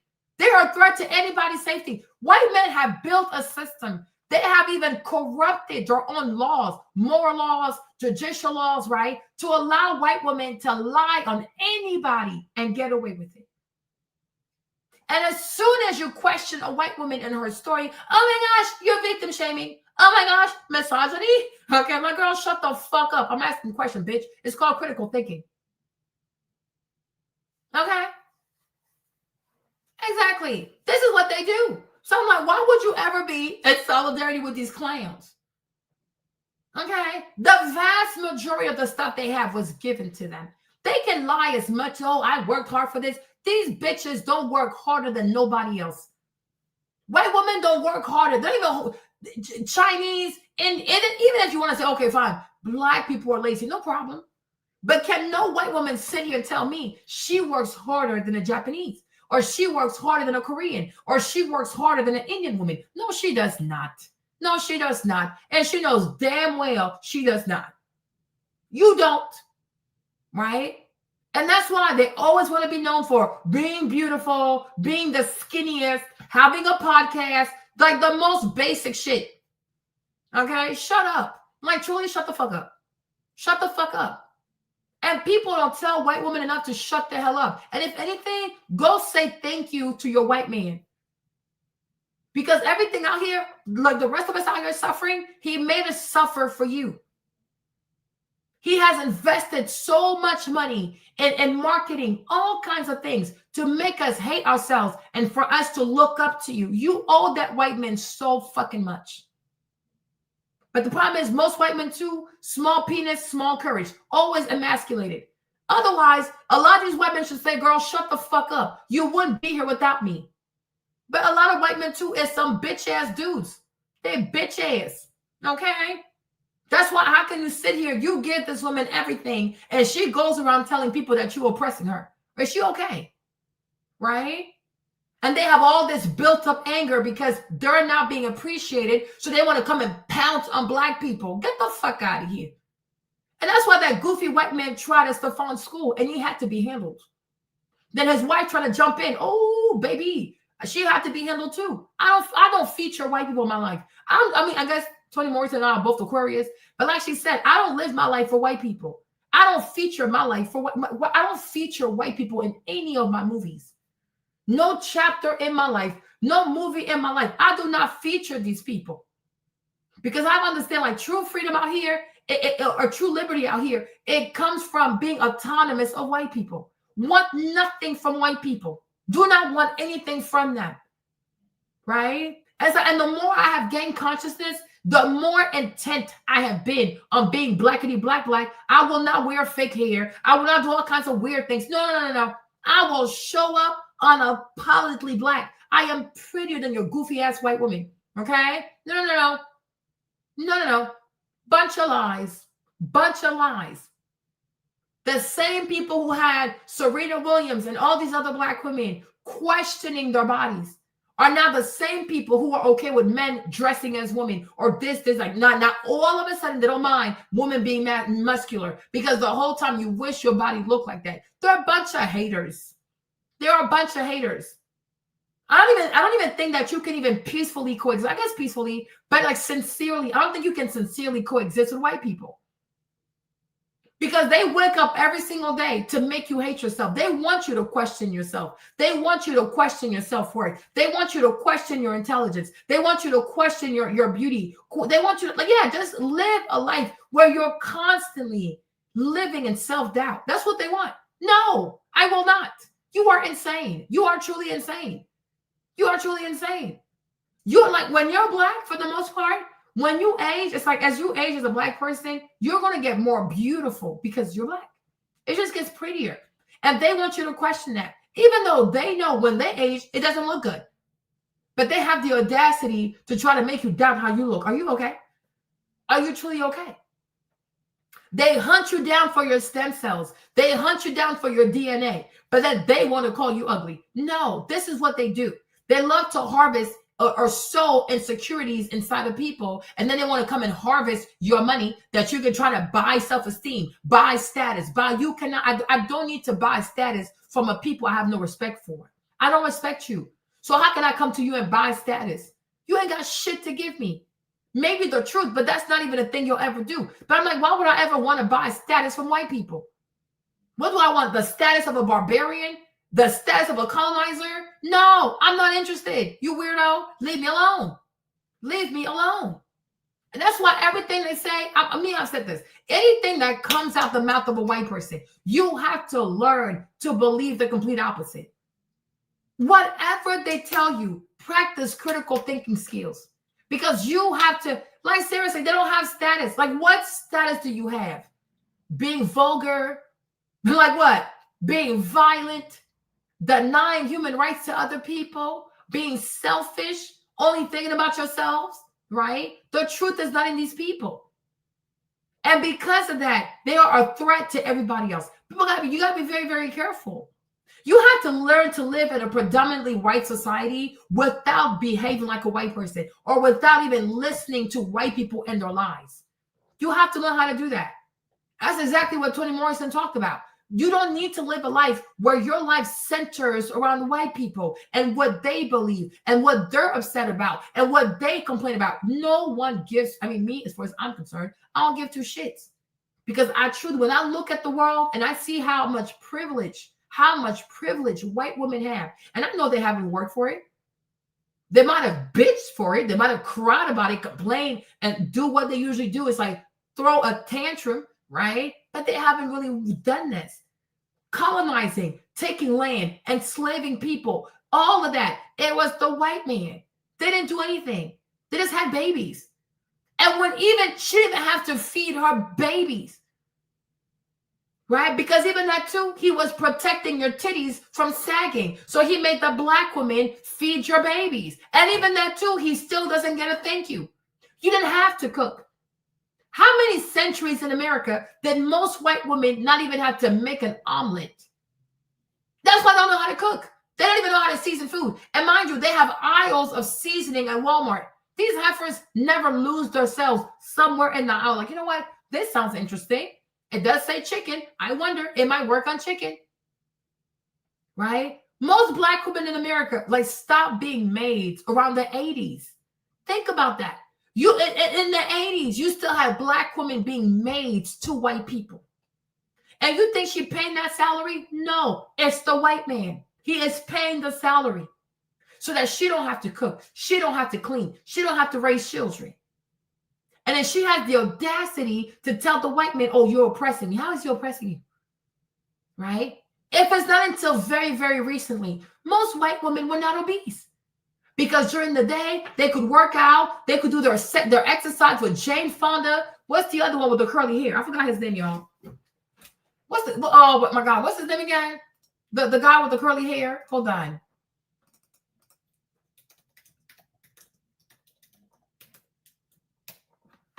Yes, Richard Simmons, right? Remember? They used to be out here with Richard Simmons, and what's her name? And Jane Fonda. There you go. Okay? White women used to not be big because they didn't work. They did not work. They did not raise their kids, right? Because the white man was paying other people to do it. These women are crazy as hell. They're so fucking ungrateful. They are so ungrateful. 12 o'clock, 1 p.m., they're out here doing Zumba while most people are working. They can spend the entire day just focusing on their bodies, taking care of their hair, getting their nails and feet done, because he makes sure she has help. There's a black woman inside to cook, to clean, take care of her kids, and talk sweet to her kids. There are a bunch of Latinos doing her yard work, right? What does she do? She just takes care of herself. The kids go to private schools. They have tutors. I'm telling you, up until the 80s, a lot of white women still were able, a lot of white families were able to afford a black maid. Up until the 80s. I'm 40 years ago for the most part? But she wants to tell you she's oppressed. Are you kidding me? Right? It's not until recently. The more and more black women start going to school and less black women start working in their homes, and then money, inflation, and things of the sort, right? they can't afford the things they used to afford. So the stress, not white women are getting bigger and bigger and bigger and bigger. So now they say, well, size doesn't matter. Of course, because she can't keep up. And you have to notice that, like, depending on how much money her husband has or doesn't have, the goalposts for beauty or what the parameters of beauty, they change based on her dress size. So the bigger she gets, she said, well, it doesn't matter anymore because I love myself at any size. But for as long as you know, white women have used their skinny asses to oppress everybody else. Look at me, I'm skinny. Look at me. Of course, bitch, you don't do shit. You don't do shit. And most black women used to have them big ass arm that made them unattractive to so many black men because she wakes up early. She goes to bed so late. She's cleaning nonstop. She's cooking nonstop. This, I don't even know if it's like the food. I'm like, this gotta be cortisol. You eat late. You wake up early. You barely sleep. Stress will make you big. Right? But once again, you see black women sacrificing their bodies and their beauties so that the white woman's house can be kept together. So if anybody out here needs to cry about being oppressed by patriarchy, it is black women crying out to white men. You've oppressed me to keep your wife skinny and beautiful. Right? And the same thing goes today. Even at the corporation, right? The wife of the white CEO does not have to put up with the bullshit that these black girls have to do on the job. He protects her a lot. And she never says thank you because that's who she is. She's a spoiled brat. She's a spoiled brat. She's like, it's never enough for her. And she doesn't realize what she's doing to this white man. And how consequently he then looks for black people, Latinos, and minorities to oppress because he has to take his anchor out on somebody. And it's us. Because you're not satisfied. You never say thank you to this man. Let this man breathe so that we can also breathe. But no, she enjoys how he mistreats people to make her life easier. Right? But I'm like, we have to stop. We truly, truly have to stop. No, we truly have to stop. We truly have to stop. I'm not trying to be funny, but yeah. I'm like, you cannot, like, they've always been, they have definitely been welfare queens, and queens for real, for real. But I'm like, you cannot say these things like that. Oh, patriarchy has oppressed me. Okay? They've oppressed me. They've oppressed me. Like, no, nobody's oppressed you. Okay? I think Asians are becoming miserable because more and more of these Asians are picking up on Western ways. They are picking up on Western ways. There is something about messing around with these white people that makes you as a woman feel like you're abused, you're oppressed, you are this, you are that. Because you see too, like a lot of these Korean girls too, many of them are into like the luxury, whatever it's, luxury means like the stuff coming out of Europe is called luxury. And the stuff that you make, I guess is like, is basura. I don't know what it is, right? But you see that there is a thing. The more you mess around, the more you mess with Western ideologies as a woman, you start thinking like that. Oh, yes, that's right. I'm oppressed. Oh, yeah, I'm abused. Oh, I'm being taken advantage of. Oh, this. Because even Koreans too, even Asians as well, because I guess even with China, when you close yourself off for like hundreds of years, you didn't really get to study white people too. A lot of people don't study white people. They just hear what they say. And because white people, when they speak, it sounds noble. You know, the way white people scam people is by this goofy ass noble PR talk they got going on. They'll say things like, oh, equality for all. And when you hear that shit, it sounds good. Like, yeah, I do want that shit. Like, yeah, right? Women deserve more. You're like, yeah, I'm a woman. I want more. But you know what I'm saying? They say things that sound good. It sounds noble. Healthcare for everybody. You get healthcare, and you get healthcare, and you get healthcare. You say, yeah, that's right. Healthcare should be a human right. You know? And this is how they cause chaos, because they say shit that is noble. But when you sit back and think, you're like, hold up, wait a minute, but how are we going to pay for this shit? Okay, healthcare for everybody. Free healthcare for 330 million people plus illegal immigrants. You're like, oh, so how are you going to pay for this? I guess we'll raise taxes, huh? You know what I'm saying? This stuff, it sounds noble. When they say things, oh, there's a hierarchy and men are at the top and women are at the bottom, you're like, oh, that's not fair. Okay.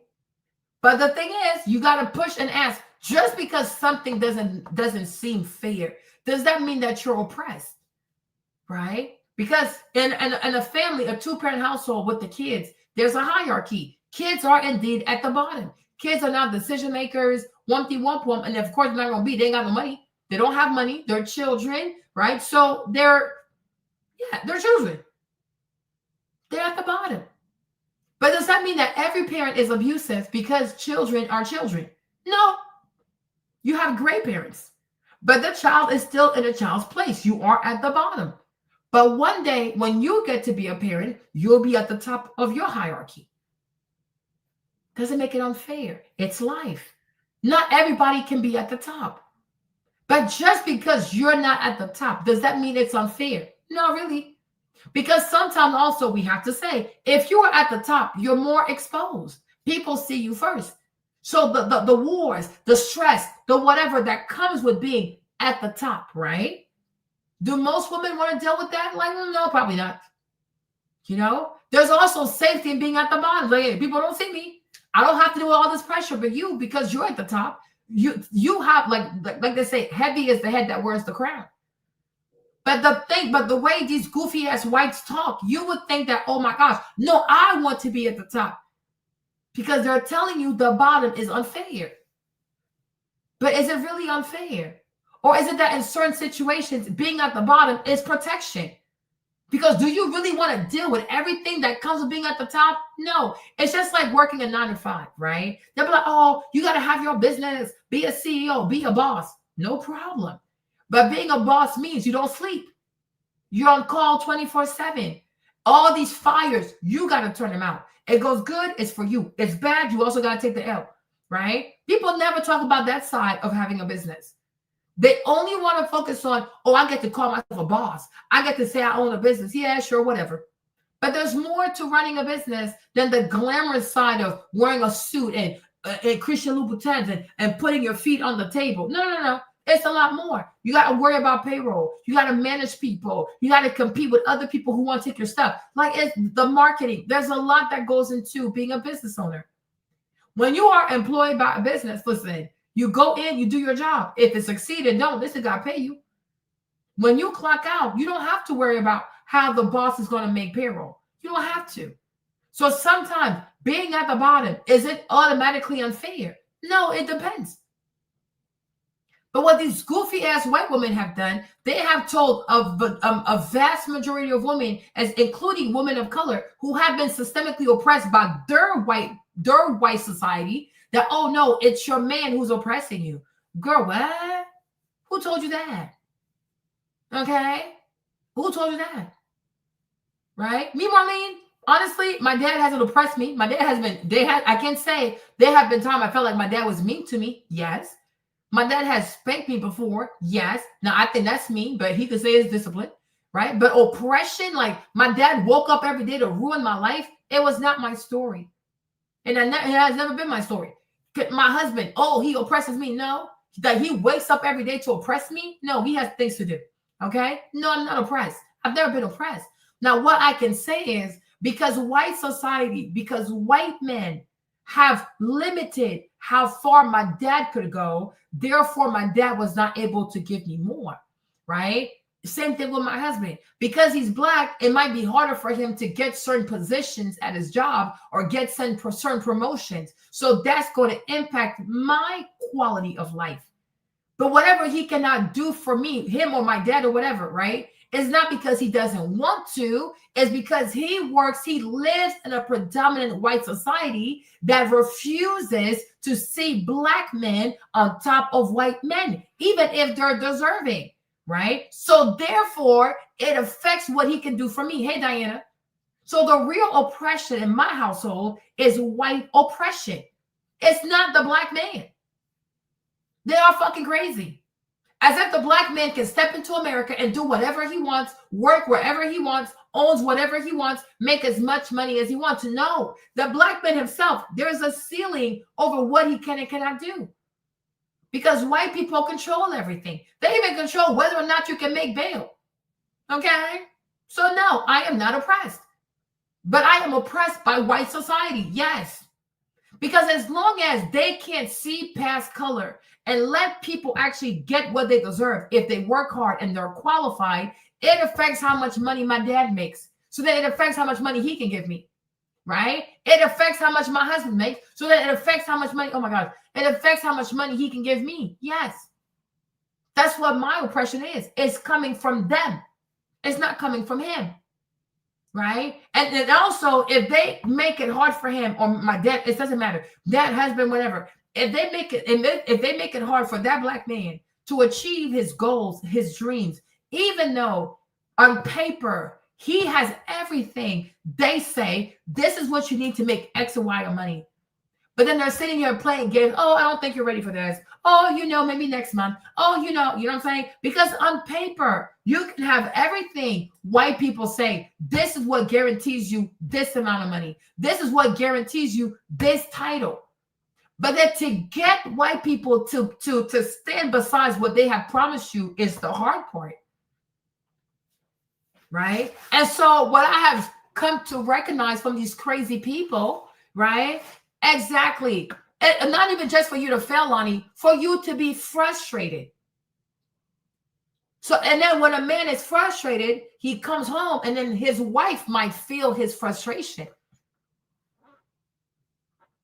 Yeah, but that's fine. You can hate your father, but you also have to understand that your father also lives in a bigger society. A lot of you black women act as if there are no other invisible forces that affect black men. That's where that's the part I don't understand. It's like when it comes to wanting to date white men, you acknowledge that white men exist. But when it comes to black men having to suffer injustice, especially in the workplace from white men, now you want to act like white men have no power. White men are all of a sudden invisible. No, hate your dad if you want to. But you also then have to hate the America that made your daddy not want to be present, right? We're not in Africa, forehead. We're not in Africa. Well, even in Africa too, black men barely control shit out there. But I can pretend, right? If we were in Africa, okay, this is a country, these are countries full of African people. No problem. We are in America. We are living in some weird ass, racist ass social experiment. So for you to say, oh, these black girls hate their dad, as if their dad are part of the dominant group, the black dad, he's out here like at the top of the food chain. Are we actually okay? So how can you hate your dad, but not hate the system that broke your dad and made him not see value in fatherhood? That's the part I don't get.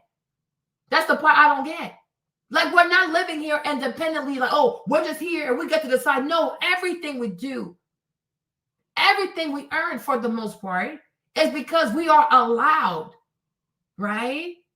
That is the story of being black in America. It's not that even off the bat, even people who are African Americans, right? Even their citizenship as African American, because America is what they call in Latin, jus solus, because I am born here, therefore I'm American, right? Today, you can see that with many immigrants. They come here illegally, they have babies, and automatically, because the baby is born, the baby is a U.S. citizen, right?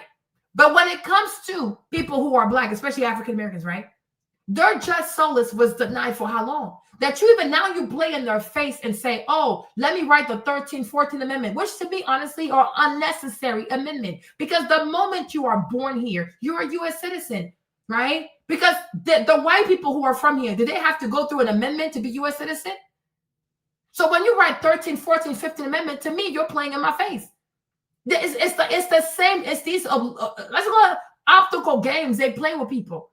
Is there a particular law that makes these Europeans who are born here American citizens? Do you have a particular amendment that makes Europeans who are born on the soil American citizen? Or is their nationality automatically presumed because of jus solus, right? So why is it then when it's for African Americans who have been here pretty much as long as the whites have been here, why do they need a 13th, 14th, and 15th Amendment?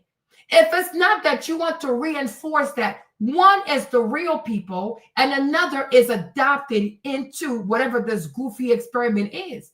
And even that too is racist, right?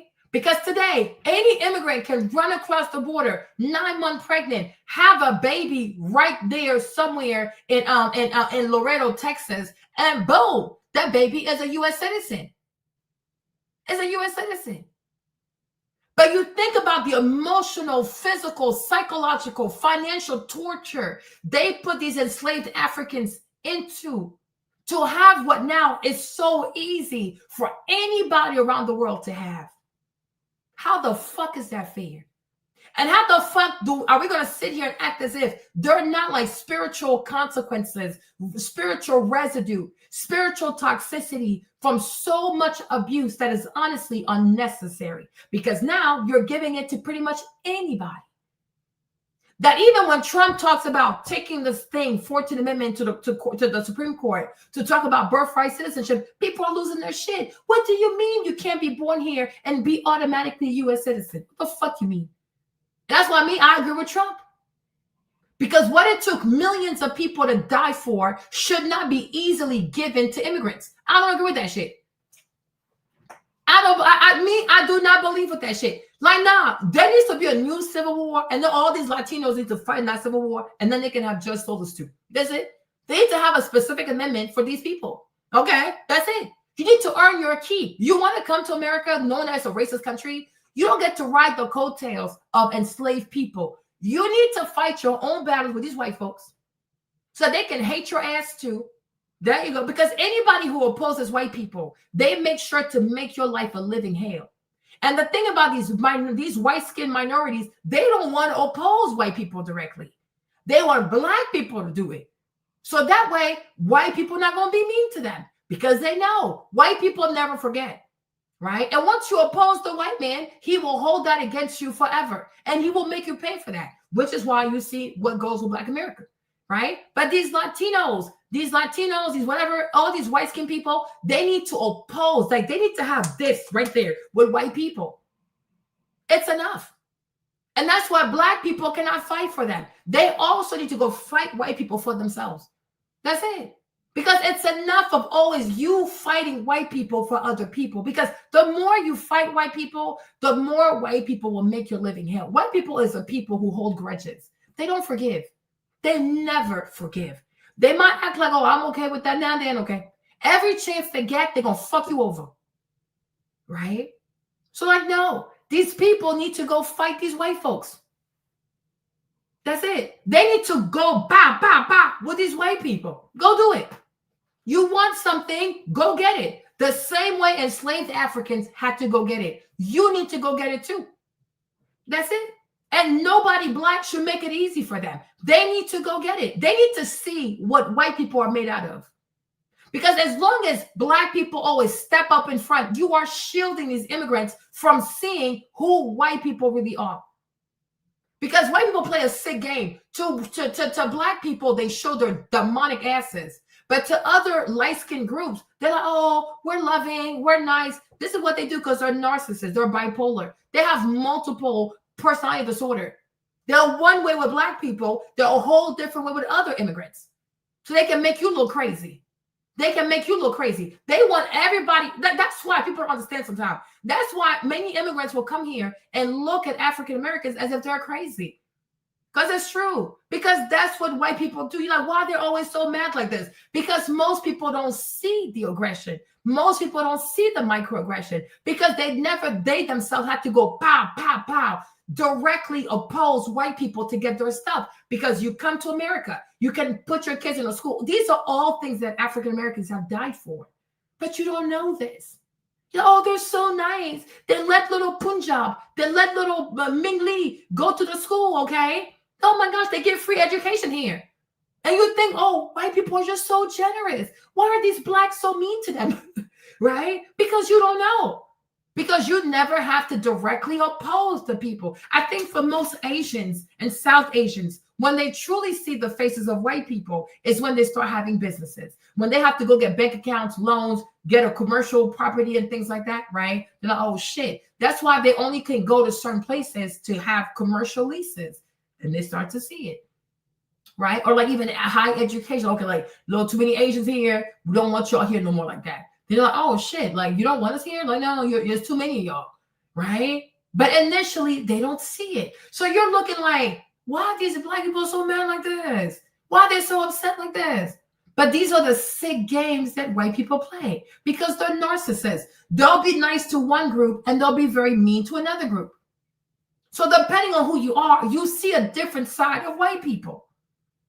So those who see most white-skinned immigrants who see the good side of white people, they're quick to want to fight black people. Oh, you're ungrateful, you're loud, you're this. But they don't realize that you're not seeing this. You're not dealing with the same white person. To you, the white person makes it so to show you a friendly side, right? But to black people, they show a nasty side. And I feel like even now, even Chinese Americans are starting to realize, like, oh shit, they don't really like us. No, they don't like your ass. Because you see how Trump talks about them. You see how JD Vance talks about, oh, you bunch of peasants. They had never heard this language before. But now they're starting to hear, like, oh shit, they're calling us peasant on TV. There you go. Right? The Wuhan, the Chinese flu and things like that, right? Because before, because they were the good immigrants, they probably saw a nicer, friendlier side of white people. White people let them have businesses and things like that. They let them come to their banks. Oh, well, it's not that bad. Well, he can't be that bad. Of course you say that because he shows you a different side. That's the whole point. That's how you keep minorities divided, is that to one, you show all your teeth. And to one, you show like, handcuffs and prison and things of the sort. Okay? That's how it works. Exactly. But before they didn't see that. So, but they're nice to us. They're friendly to us. We get to go to school. They give us free buses, free school. You're like, why are people so mean to white people? White people are really nice. White people are really friendly. These are the sick games that white people play. They're crazy. They're mentally ill. I keep telling you all this. They're mentally ill. It's a very, very insincere people. And it's a two-faced, three-faced. I don't know how many faces they have.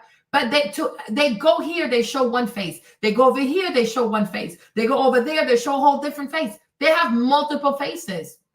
I'll get by myself. Okay? They have multiple faces. Right? But I'm saying, to me, ultimately, if you hate your black dad, you have to hate the system that made your daddy this way. That's a real thing. And I don't know why black women just want to stop. Oh, I hate my dad. No problem. But you got to hate the system. You got to hate the people who made your daddy this way even more.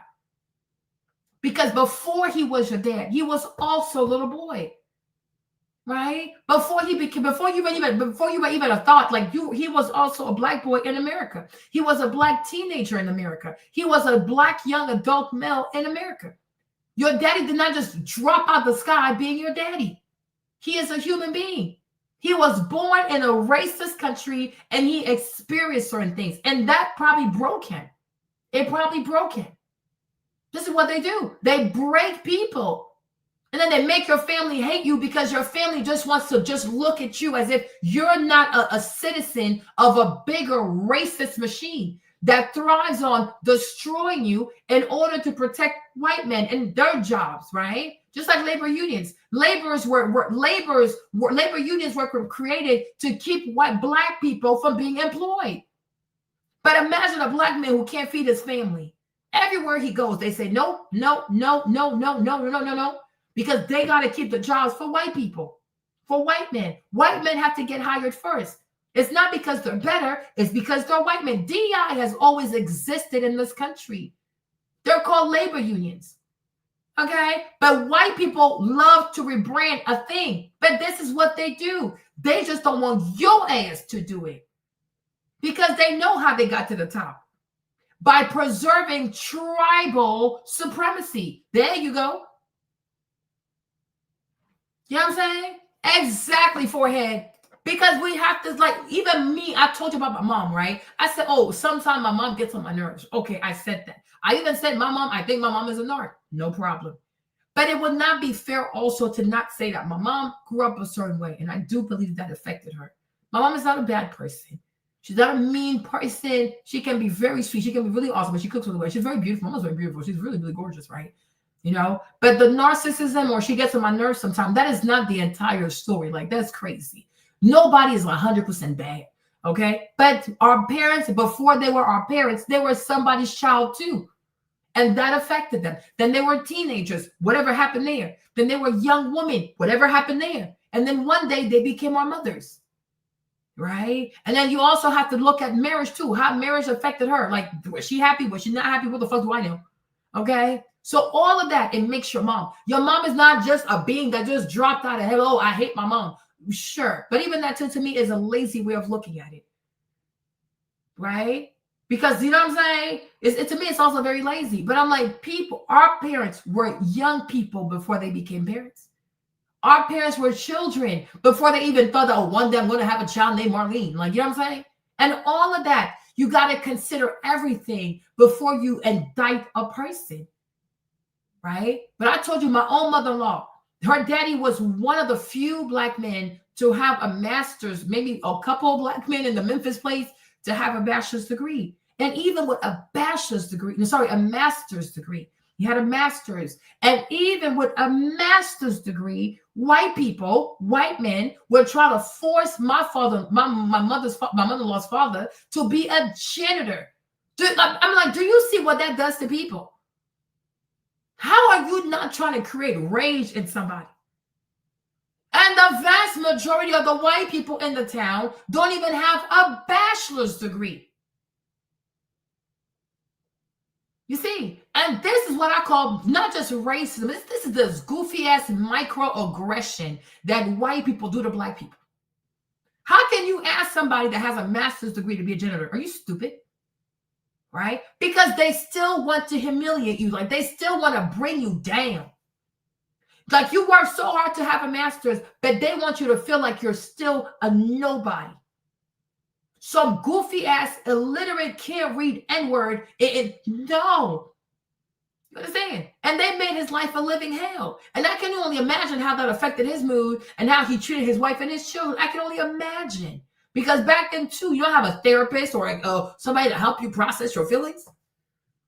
Right? And then they pretty much had to like leave that place because I guess he was being threatened for his life. So then they had to move and move to Hampton. They didn't even know anybody there. So imagine what that made him feel like. He died early.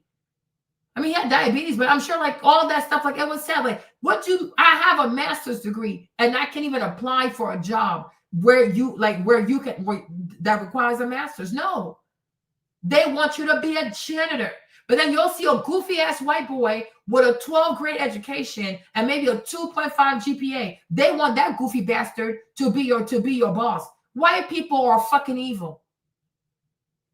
They want you to be frustrated so that you act a fool. They're like, oh, you see, that's why we have to have laws. That's why we have to have tough laws. No, you need to have a fair system. A fair system that allows everybody to truly believe and to truly have hope. But they don't want that. They want black people to believe in doom and gloom. They give hope to other people. Like Elon can leave Africa as a white man, come to America and be a billionaire. How many Africans can leave Africa and come to America and be billionaires? How many? But that's the power of white skin. But they're going to try to bamboozle you. Oh, he's a genius. Motherfucker, he takes ketamine. Have you ever heard Elon Musk speak? This man is not fucking eloquent. I'm like, what the fuck is wrong with his brain? He's such a fucking weirdo. Okay? But they call him a genius so that maybe you'll see it that way. I don't fucking see it that way. Okay? Oh, you see this, right? But then tomorrow, if all these black men become alcohol, I love this picture. You're so pretty. Tomorrow, if all these black men become alcoholics, they chose to drink. They wasn't shit. All they did was drink all day. We have to stop. Nobody just wakes up and becomes an alcoholic. Right?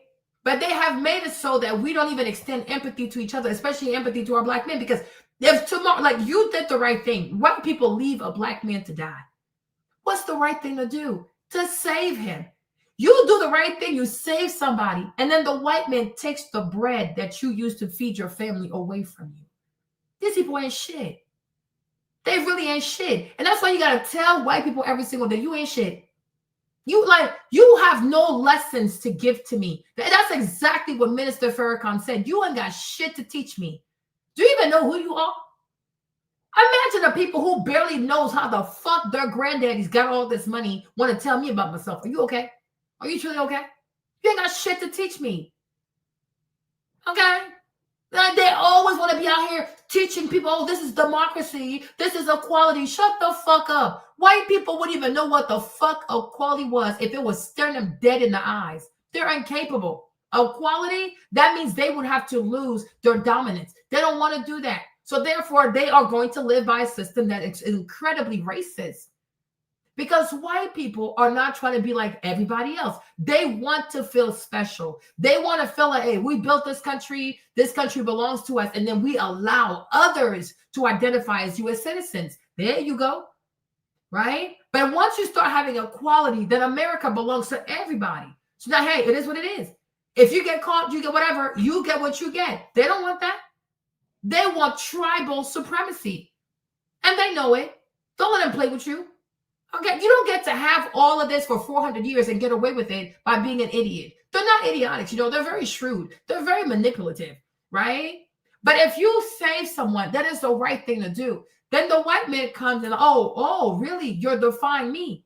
You decided to save your people. And not just that too, you decided to practice the same tribalistic like dominance that we do because we move as a tribe. Because he's black and you're black, you looked out for him. The same way they look out for each other because they're black. But see, they will punish you because you having honest, not goofy, huh? But you having like this really honest, meaningful tribal solidarity, right? It really challenges their dominance because they move as tribal. Everything is fun until you start doing what white people do. Now, oh, what you mean? Oh, don't copy me because they know if you copy him, most likely you'll get the same results. So because of that, because you practice loyalty to your kind, he takes your bread away so you can't feed your family. But what's the point of this? That next time when you see a black person in distress, you will say, oh, I got to worry about my paycheck, which is what we see out here every single day. As soon as one black person gets in trouble, everybody's afraid to intervene. Because people are afraid to lose their bread because we know what white people do, right? And when you're black and you get a black lawyer, oh, they trying to do OJ all over again, as if you don't see a bunch of white defendants with all kinds of white lawyers all around. The OJ stuff, they do it every single time. So you don't even let that get to you. Call it OJ, call it whatever the fuck you want. But what I see is an American with lots of money doing whatever the fuck he wants with his defense. Right? Go make the dirtiest chicken salad, whatever egg salad that you've ever made. Don't nobody give a fuck. Nobody gives a fuck, right? Nobody gives a damn what you think. OJ, this is OJ all over again. White people have white lawyers every single time. White people hire white lawyers and get off heinous crimes every single day, but they don't say anything. Why? Because it reinforces white dominance. Right? But when you're black and you hire black lawyers because you have money, they want you to feel self-conscious about it. Oh, you're trying to be like OJ. Okay. Why wouldn't I? Because whatever you think about OJ obviously got you triggered. And because you're white, maybe that's what I should do. If it triggers you, maybe it's a good sign. If it makes you mad, it's a good sign, right? Because my job is not to go, I'm not going to fight for my defense in a way that makes white people comfortable. I don't give a fuck. I don't owe you shit. Hey, Queen, I don't owe you shit. You don't owe white people shit, right? But you'll realize the more you make these fuckers uncomfortable, more likely you're doing something right. Do not put white people on a pedestal. Do not put white people on a pedestal. What they think of you don't make you shit. They're a bunch of nobodies. Okay? They can barely clean their homes. They ain't got shit to tell you. They live like fucking hoarders with these weird smells. They ain't got shit to tell you. You have no lessons to take from white people. Okay?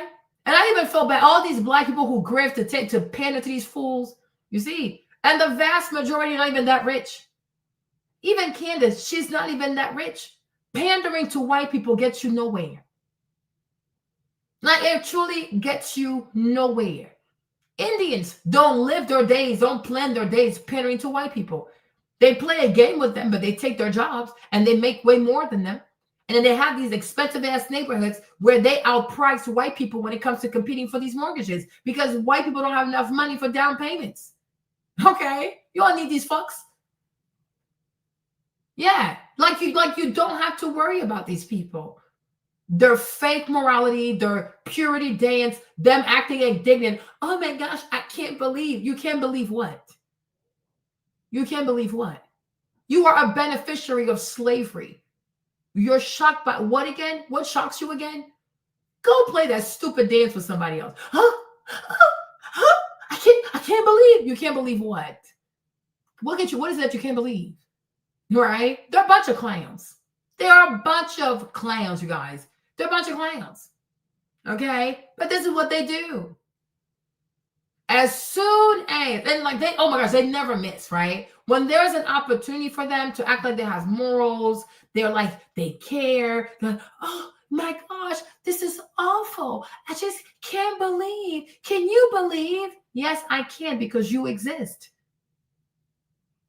Acting like stunned. Oh, I can't believe there's evil in the world. Yes, I can. I'm looking at one. It's called a white person. Anything else? Right? Oh my gosh, Kim Porter. Diddy probably killed Kim Porter. Okay. And how many black women have people in your family killed? Right? Move around somewhere. Like go play with Xanax. Okay, go play with Xanax. Like seriously, go play with Xanax. You get on my nerves. All right? Stop fucking with me. Okay? And stop thinking that you can fuck with my mind. You're fucking with your own mind. It doesn't work over here. Right? Doesn't like you cannot listen to these people, you guys. So the point of my video was, right? As black people, but more so, especially like me, this is really like a thing. I think more and more African Americans really have to care about the Constitution. Do not let like the small little beef and little quarrels and interracial dating get you away from understanding that we got to fight for this Constitution to apply to black people the same way it applies to white people. They cannot sit here and play with people's bails like that. They cannot do stuff like this. Because me, like the Carmelo situation, like it really made me sad. Like it really did. It really, really did. Because I'm like, what has this kid done that you will say his bail's at $1 million? $1 million? For what reason? For what reason? There are people out here who have double homicide and they get bail. $1 million for a 17-year-old. Right? Then you got the other white boy too. That it was $1 million, but his went down to 176. Carmelo's like at 250. I'm like, why is this bail at 250? 250,000 for what reason? For what reason? The government needs a $250,000 guarantee that this black boy is going to come to court. But when it's a white person, that white boy has priors too, huh? His bail is at 176. Why? And he stabbed somebody 14 times. That is problematic.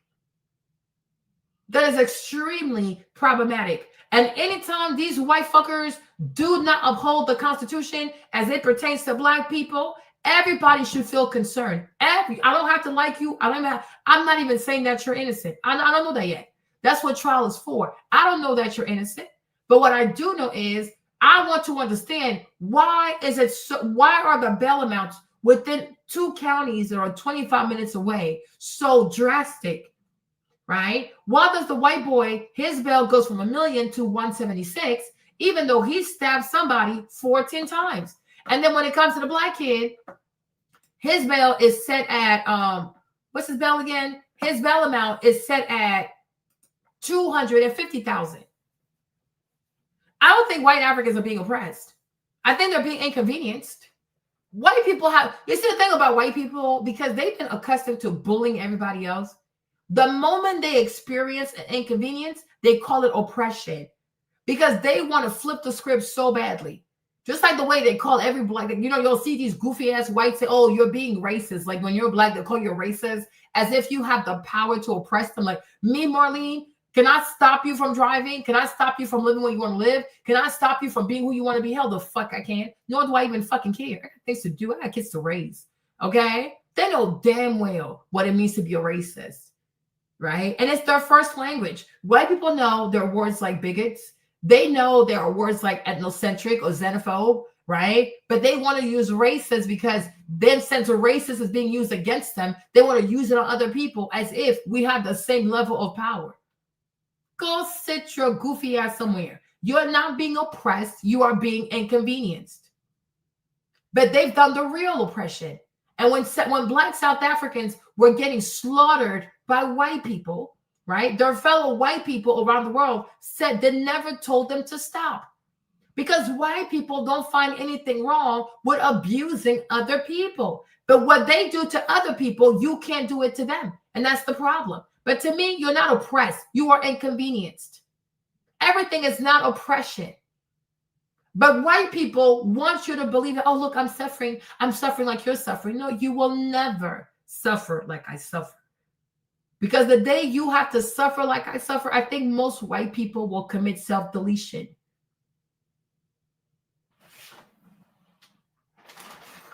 Exactly. No, they never do, and they never will, right? Because I'm like, they never do, and they never will. But if white people were truly going through oppression, like Black people had gone through oppression, yeah, they will commit self-deletion because they couldn't take it. They couldn't take it. So the fact that you're still here lets me know you're not oppressed. You're just inconvenienced. They do the same thing with homosexuality. You'll have two white men who want to have sex with each other. They're already having sex, but they want to get married. Hizzy. But oh yeah, I'm oppressed. You're not oppressed because you can't marry your fellow white man, okay? You are inconvenienced, right? But you're still white. You are still part of white society. You can still get the jobs that you want. You can still get the jobs that you're not even qualified for because you're white and you're a white man. When you walk outside, people don't see your sexuality. People see a white man. And with that comes so many privileges. Not being able to marry as a white man, trying to marry another white man, does not make you oppressed. It's an inconvenience, right?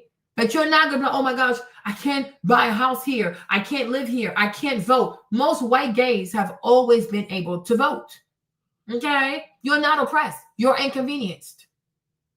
And that's what they do. Because in their goofy ass minds, the slightest amount of discomfort or anybody telling them no is oppression. You're not oppressed. You are truly not oppressed.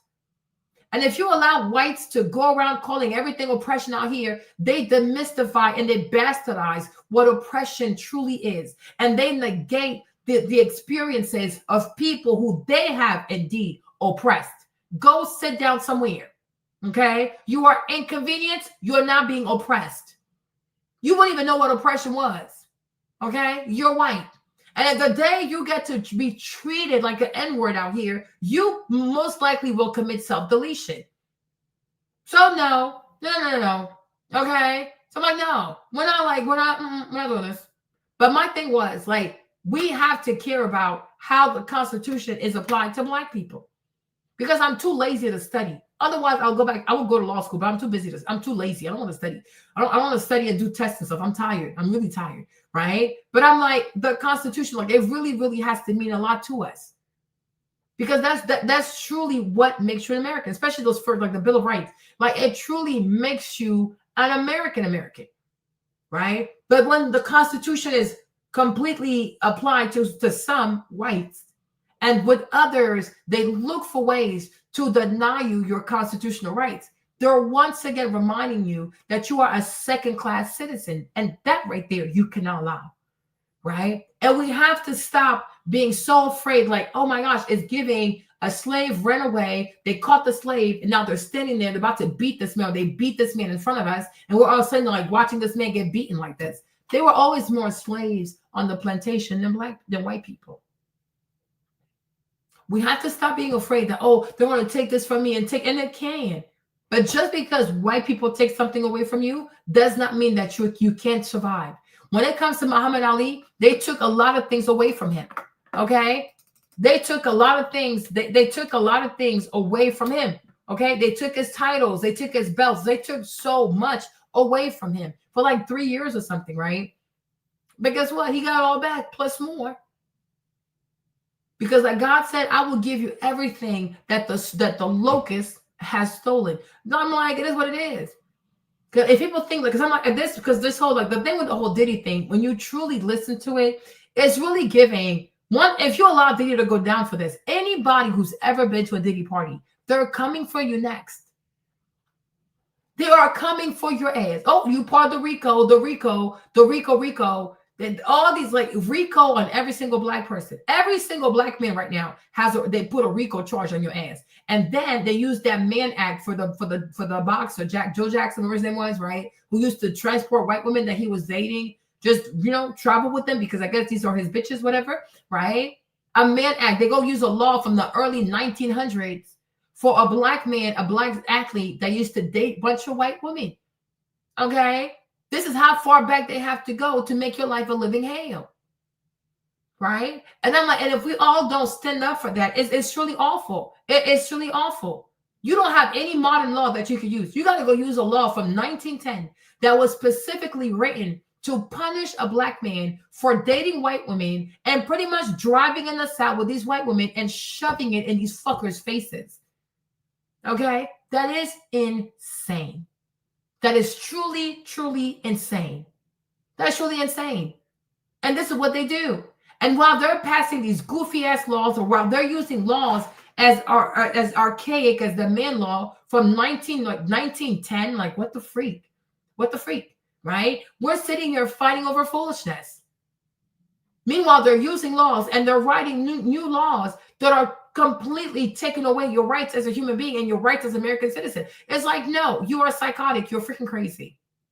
You are truly crazy. You are truly crazy. But I'm like, Marlene, the way I'm seeing these bail stuff, like the way bail is set for some people, for some black people, the way bail is being denied for some black people, it truly, truly triggers me. Because you just never know. You just never know. When you or someone you know and someone you love is going to have to go in there and they're going to have to ask for bail. And then the bail is completely astronomical. Like, what the heck? What's going on? You know what I'm saying? What is going on? Why is Carmelo's bail so high? And the mere fact that, I don't know, like his family too, I really pray for them because they don't seem, they're not aggressive enough for me. Because I'm like, even that too, that they should have, his lawyers should have filed an appeal with the appellate court. Because that judge, the black judge, she did tell me why did she feel as though she needs $250,000 for Carmelo to make it to court? For what reason? He's 17. Where are you gonna go? He is 17, man. So even her too, if I was Carmelo's lawyer, I'm taking her ass to the appellate court. Then you're gonna explain to these judges why his bail is so high. Because we cannot allow you to set these precedents where a 17-year-old black boy with no priors is getting bail. First it's $1 million and then it comes down to $250. For what reason? For what reason? Bail should be just enough for you to guarantee that you can come to court. What is it about this black boy that makes you uneasy like that? That you think you got to put his bail at $250? Okay? And I also say when it comes to Diddy, I strongly am against, I really am. Why does Diddy have to put a $50 million bail package? $50 million? How many people even in this country have $50 million cash? What the fuck is this? What's going on with Chris Brown anyways? What happened? This is just insanity. This is insanity. Hold on.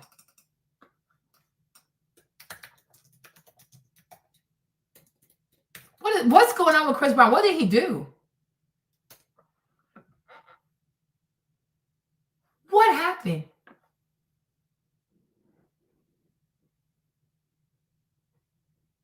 What happened? How did it start? So an assault charge, and they're asking for $6 million? Vraiment, c'est pas possible. My mouth hurts. Je suis vraiment fatiguée. Coming tour now thrown into question as a British judge has just ordered him held in custody while facing allegations that he beat a music producer with a bottle in a London nightclub in 2023. The 36-year-old appeared in Manchester court to face... Hold on. This happened 2023, like 2 years ago. He didn't know that they were looking at him for that. Why is he in England? What happened? $6 million? But you see, Chris also gonna learn. This is England. This is Great Britain is the crown of racism. Okay? I don't know what the fuck you went there for. These people are hella racist. The United Kingdom is the crib of all things evil, racism, race theory, colonization, oppression, you name it. There's a reason why Hitler bombed their asses. Okay, there's a reason why you get older, you start to see, like, me, Marlene, like I said, Marlene, I question everything about World War II anyway, because if white Americans are telling me a story, oh, this person is a bad person, yeah, sure, whatever. What about you, though? Are you good? Oh, yes, I am. Oh, well, there you go. That tells me everything I need to know. All right. But the Crown of England, it ain't shit. It ain't shit. It's the reason why the world is so fucked up today. Okay. This is insanity. Hold on. What the fuck is going on? Where was I? Where is it? Yo, which one is it? This one. It's one count of causing grievous bodily harm and was held until his next hearing, June 13th, in London. That's the same day that he's due to take the stage over in Germany on the third date of his world tour.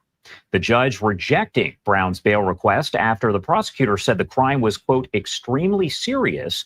Brown was on tour in the UK in February 2023 when he launched an unprovoked attack on that producer, striking him several times with a bottle at the Tape nightclub in the swanky Mayfair neighborhood that's over in London, according to officials there. Brown then apparently chased that producer and punched and kicked him in an attack caught on surveillance camera in front of a club full of people. Again, this is according to prosecutors and other officials in that area. Defense attorney Grace Forbes arguing that the American performer was not a flight risk and should be released. Brown was flanked by court officers in the dock. His hair was bleached blonde, and he wore sweatpants. This is utter insanity.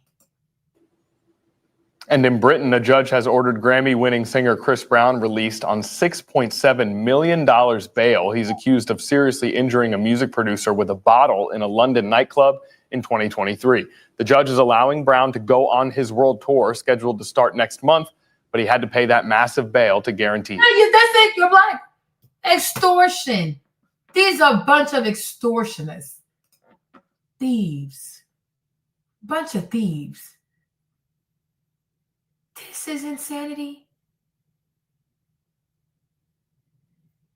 What is going on? Why did you even go there? What?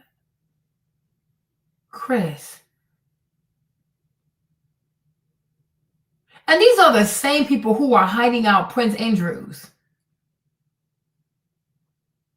Hold up. Well, y'all already know we're here to keep you in the loop. So coming up, Chris Brown has finally been granted bail after his arrest for an assault in the UK. Yes, and we've got all the details. Plus, how in the world did 10 inmates... This is utterly ridiculous. And Grammy-winning singer Chris Brown is facing serious legal trouble overseas. A UK judge just ordered the 36-year-old to stay in British custody on a charge of causing grievous bodily harm. He's accused of attacking a music producer in a London nightclub. Let's bring in ABC's Lama Hassan in London for more. Lama, what's the latest on these charges against Chris Brown? Yeah, hey, Diane. What we know is that Chris Brown was arrested in the early hours of Thursday morning at his hotel in Manchester in Northern England. The Metro. Why did you even go back there, Chris? Man, you see, they don't understand. I think so many of them think, oh, I'm black, I have money, I'm straight. Hey, white people will find ways to remind you. They will find ways. Me, Marlene, after that, I ain't going back there. Fuck that shit. He went to South Africa. He had such a good time. Tour in African countries. Go touring where you're welcome. Stay away from these goofy ass white people. Stay away from them. Metropolitan Police released a statement late last night saying that after an investigation by detectives, they're charging him with, as you said, grievous bodily harm with intent. Now, this charge relates to an alleged assault that dates back to February 2023 after he allegedly attacked a music producer with a bottle at a nightclub in London. It was described as an unprovoked attack in which the producer was struck several times with a bottle. Brown then allegedly pursued him to another area of the nightclub where the victim was punched and kicked repeatedly. Now, in the hearing... And do you hear how white people lie? Listen to what she said. Chris grabbed the bottle. He beat the man with the bottle. So it's glass. You're bleeding. So you got up bleeding in the club. Nobody's seeing this. But Chris Brown, the Chris Brown. And he's not hard to spot. I mean, look, face, tattoos, all that kind of stuff, right? So Chris Brown grabs the bottle. He beats you like, at least like 3 or 4 times. You're not dead yet. You're not bleeding all over. He's beating you with glass. You're not bleeding. His blood's not gushing. You're not screaming for help. Everybody is so intoxicated, like they're still dancing, right? And you get up and you run. You're able to run after this. And you run to the back and he's still chasing you. But because he's black and people believe the worst about black people, they're not even going to stop for a second and be like, what? What happened again? He did what? How does that even make sense? Because how can somebody beat you multiple times with a bottle? You're not dead yet. And when he beats you, you're not fighting back. You're just like, oh my gosh, black man, please stop beating me. You let a grown man beat you with a bottle. You just have to defend yourself. Let him beat you and beat you and beat you. You're still not dead. Then you get up. I don't even know how. Then you start running to the other end of the club. And then he pursues you and he beats you some more. Are we okay? Are we truly okay? Right? But you see, because they have sold to the world that black people are inherent savages, that when they tell these things that truly make no sense, people just believe it because they see a black person, they hear violence, he assaulted someone, he assaulted a white person. So yeah. It all sounds believable. They're so pathetic. They are truly pathetic. I tell you, every day, part of me, because I do have good in me, part of me tries to like them. But by the end of the day, they're going to find a way to make me reset back to zero. It's really hard to put up with these people. It truly is. Hearing today, which lasted about 30 minutes, bail charging him with, as you said, grievous bodily harm with intent. Now, this charge relates to an alleged assault that dates back to February 2023 after he allegedly attacked a music producer with a bottle at a nightclub in London. It was described as an unprovoked attack in which the unprovoked attack. So Chris just came and like, let me beat his ass. I'm bored. So he walks into a club and he was like, yeah, I'm going to beat your ass today. Okay, no problem. Producer was struck several times with a bottle. So the producer was struck several times. So a man is beating your ass. Hey, boo. Okay? A man beat you, a grown-ass man. Y'all, please picture this in a club. And my thing is, most clubs are really dark. How the fuck do you even see your ass? But the thing is, you know the thing about these goofy-ass white people? One thing they do, because I saw a video earlier with Uncle Denzel because he got pissed off because he was staying on the red carpet. And then this white man took his hand and started grabbing him. He got pissed off. He walked over and said, don't touch me. They're always unprovoked. They like to grab people. Like, you can be sitting out somewhere, and because you're a celebrity, they think they have the right to your body. They grab you, they touch you. But I didn't provoke him, y'all. These are the words of a white person. Are we going to trust the white person? No, we're not. Unprovoked. Chris has a lot of flaws, but we have to stop. He's not mentally deranged. He's not white. Okay? He walked in the club unprovoked. And of all the people he saw, he decided to waste his time beating your ass. And as a man, you see another woman pick up a bottle. Why don't you run? Why don't you try to hold his hand? No, you're going to let this man beat you with a bottle. Are you a child? You wanted a spanking? Are you into BDSM? Is that a fantasy for you? Is that a kick? Is that a kink? Okay, you weirdos. But what normal person, you see somebody grab a glass bottle and you're not even going to try to escape. You're going to just stand there like this, right? And then your friends, whoever you went to the club with, nobody tries to intervene. They watch this crazy black man beat you down several times. Several. That's more than 3, huh? He beat you several times with a bottle, a liquor bottle at that, and you didn't die. You were able to get up and run after you got beat with a bottle several times. The way white people lie and the way their lies about you are triggered by their inherent jealousy because Chris is rich. They want his money. They want money. They're a bunch of broke-ass people. They're going broke out here. They got Trump out here trying to sell green cards for $5 million. I'm like, what the fuck? Are we that broke? Is America that broke? Right? And seriously, and that's not even some regular drug. That's a different kind of drug. Like, and my thing is, you see a man grab a big ass liquor bottle, you're not going to try to move out the way. You're gonna be like, oh, he wants to hit me. Oh, is that a bottle I see? Oh, well, I guess he's gonna hit me with this bottle. And you just sit there and watch and let him hit you several times.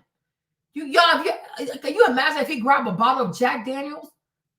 You gonna let you see somebody pick up a bottle of Jack Daniels? You're gonna just sit there and watch somebody hit you with a bottle of Jack Daniels. You're not gonna move. You're not gonna try to kick him. No, you're gonna sit there, submissive, docile. White people, impossible. It's giving a lie. These people are crazy. Brown then allegedly pursued him to another area of the. So he beat him several times, and then he pursued him. He beat you with a bottle. You're still not dead. You can still run. That he has to catch up with you. I guess he didn't hit you hard enough. The nightclub where the victim was punched and kicked repeatedly. Now, in the hearing today, which lasted about 30 minutes, bail was denied. The judge saying that the offense is a serious one, and she reportedly deemed him a flight risk, even though his lawyer tried to argue that he's a public figure and he's followed by photographers. And so essentially, his every move would be well documented. Now, in terms of what happens next, the judge ordered him to appear at Southwark Crown Court here in London on June 13th, which means that he remains in custody until then. And just a reminder, Diane, that Brown was meant to be kicking off his tour on June 8th. Diane? All right, Lama Hassan, thank you. Y'all need to leave these people's countries the hell alone. Like me, Marlene, nah, I ain't gonna look at him. Bail denied. And you see, and the thing is also using Chris Brown like this allows them to pretend that they care. They care about the safety of people. They care about people not being abused. The whole time they're hiding Prince Andrews, right? You would think that young lady committing self-deletion will have these people care. So how long was he in custody for? So he was in there for almost like 6 days. Wow.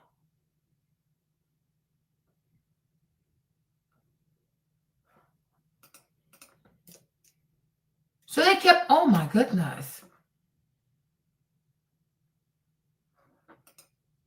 US singer Chris Brown has been freed on bail by a court in London after being charged over an alleged assault in a nightclub in 2023. The court gave the American musician permission to continue with his scheduled international tour, which includes UK shows in June and July.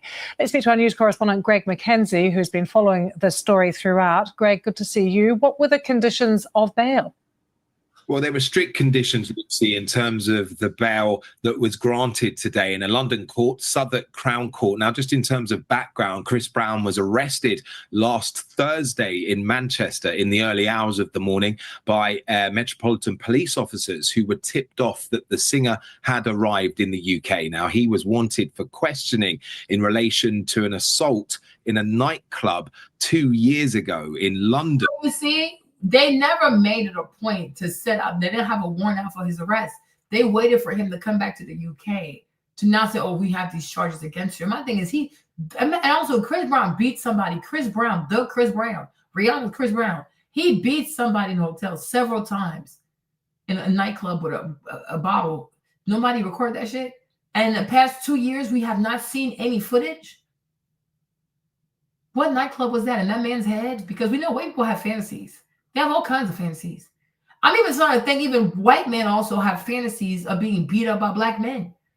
This is really getting crazy. You in a club and get your ass beat by Chris Brown. He's running through the club, chasing you to beat your ass. And nobody's ever recorded this. Like we've never seen the past 2 years. We have never heard of this. We ain't never seen no footage, right? They also did not issue a warrant. Like the man didn't go to the hospital. He didn't go to the hospital. Why didn't y'all issue a warrant? And tell people in California to get him and to send him there. No, they didn't say anything. That's why I'm sure that's why he felt comfortable going there for his tour, because I don't think he knew he had a warrant for his arrest and he would actually go there. This is crazy. Wow. So the singer had flown in to Manchester on his private jet to work on preparations for his tour. He has a number of UK dates, and it was then that the police arrested him last Thursday at 2 o'clock in the morning. He went to court the following morning, and Is that him? They put him in this white truck like this, like an animal? What? White people. He was in this thing?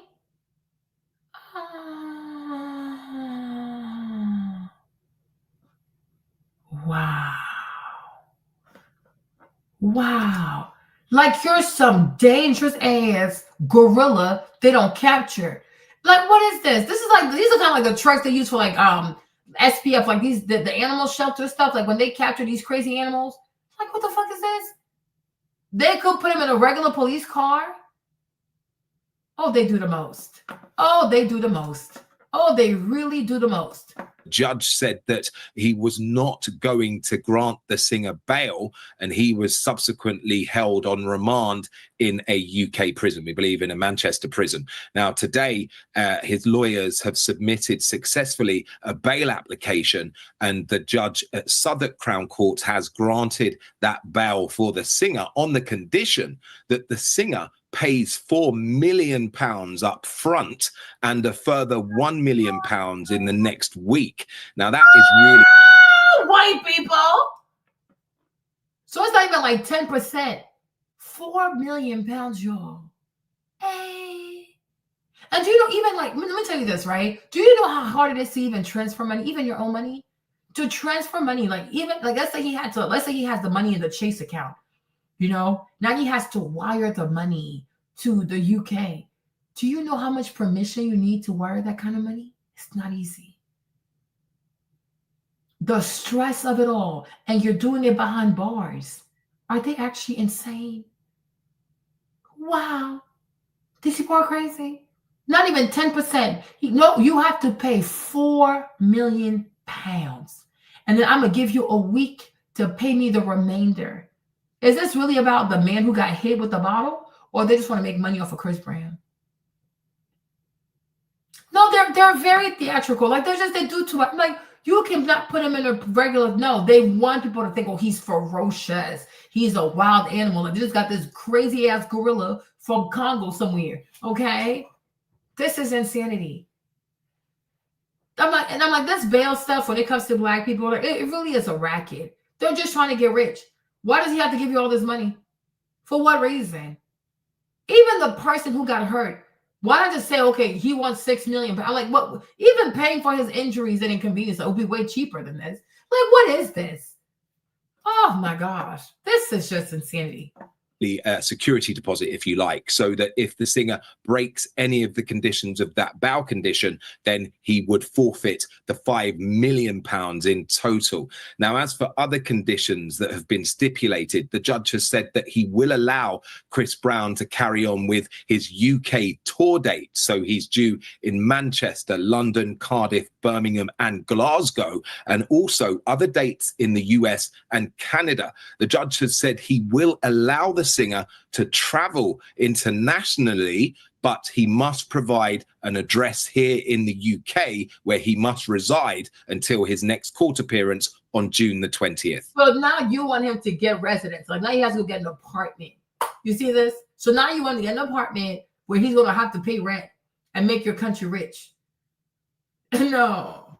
Like he needs to stop going there. Like seriously. Yeah, he needs to stop. He needs to really, really stop. It come like the judge act like he your daddy. Oh, I give you permission. You give me what? Your broke ass. And mind you, this is a judge that probably doesn't even make more than like $200,000. But you see how much power people have working for the government, making way less than you? But where is this energy for Prince Andrews? They're not going to do that. Okay? They're a bunch of deranged monsters in Great Britain. They're not going to catch him. But they found this black kid from America with a bunch of tattoos. We're going to put him in this huge ass truck like he's some ferocious beast. Set him in the jailhouse, make him wait for days, deny him bail. Like, okay, only to say, well, now that you're offering me $6 million, well, okay, now you can go. So is he ferocious or is he not? Yeah, that's exactly it. I'm like, London is a racket. Great Britain is a racket. They're like, the whole country is known for money laundering. That's how they make their money. An entire country full of Russian criminals, Indian swindlers. I mean, you name it. Like, it's full of criminals out there. And they protect their criminals because they give a lot of money to the system, right? But, oh, no, you're a threat. This is a serious crime. But, you know, since you're giving me $6 million cash, I guess you can go. I'm like, but you need to get a residence. This isn't, but this is what you're saying. They don't care about what's legal. They're a bunch of bullies. Why does he have to get a residence in the UK? A residence? He has to go sign a lease on top of what he's already paid you? No. A bunch of thieves. They're a bunch of criminals. And briefly, Greg, we're seeing pictures of Chris Brown at the moment on tour. He's won a few Grammys. Tell us a bit more about his career and why he's so popular. Well, Chris Brown is an international platinum selling artist. He's had numbers and numbers of #1 hits, and an artist that has been in the industry for a number of decades. Prince Andrew went on the Jeffrey Epstein Island, and allegedly the young lady said he slept with her when she was 16. And recently the young lady was found. They say it's self-deletion, but people do not believe it's self-deletion. People believe she got deleted. Control-Alt-Delete.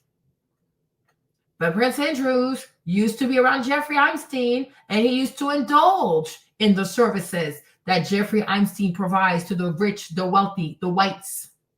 Okay? The whites. Exactly. And they're protecting Prince Andrews. His mother protected him. His dad protected him. And now his big brother is protecting him. Or I don't know who comes first. But his brother, Charles, is protecting him. That's why I feel like all this to me, it's a farce. White people and their morals, it's farcical. These people are not serious. You see, you need to sue them. I even think Diddy needs to sue CNN. I think Diddy should sue CNN. He needs to sue them because you put this video out there without proper context. Like, and you edit the video, you spread the video, and you put my video out there, got me looking crazy. Diddy should sue them. Whatever he gave, and I also think he needs to sue Cassie. But that's another video. I think he needs to sue Cassie to get his money back. Because if I paid you and you're still talking about me, give my money back. Give me my money back. She needs to be sued. And I'm like, if anybody here is running a racket, it is Cassie. Her and her goofy ass sex workers that she's still friends with to this day. Why are you friends with sex workers? And now that you're testifying against Diddy, all the sex workers are showing up and they have your side, even though they're the ones who had sex with you. So are they going to get a deal? Are they going to cut that $30 million? It's very bizarre. Okay? But they need to sue CNN because of CNN, people see him how they see him, and it's impacting his bail hearing. So sue their asses and then sue Cassie. Give me my money back, bitch.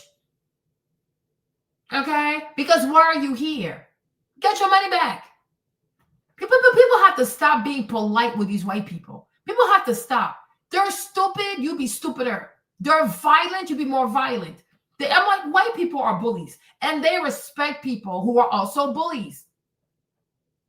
But it's like, it's not fair for CNN to have a whole video that's 16 minutes, and they carefully edit and speed up like a montage, and they put it out there for the world to see as if this is exactly what happened. That's evidence tampering, okay? Sue them for $20 million. You sue them. That's how this country works. You sue people. When you have money, you sue these white people for playing with your name, for playing with your image. They're going to leave you alone. That's what Trump is out here suing everybody. I think now he's suing CBS, right? So he sued ABC, he won, and now he's suing CBS. I'm like, good for him. So I'm like, he needs to sue all these people, but he needs to sue CNN. Do not be polite with these folks. They don't like you.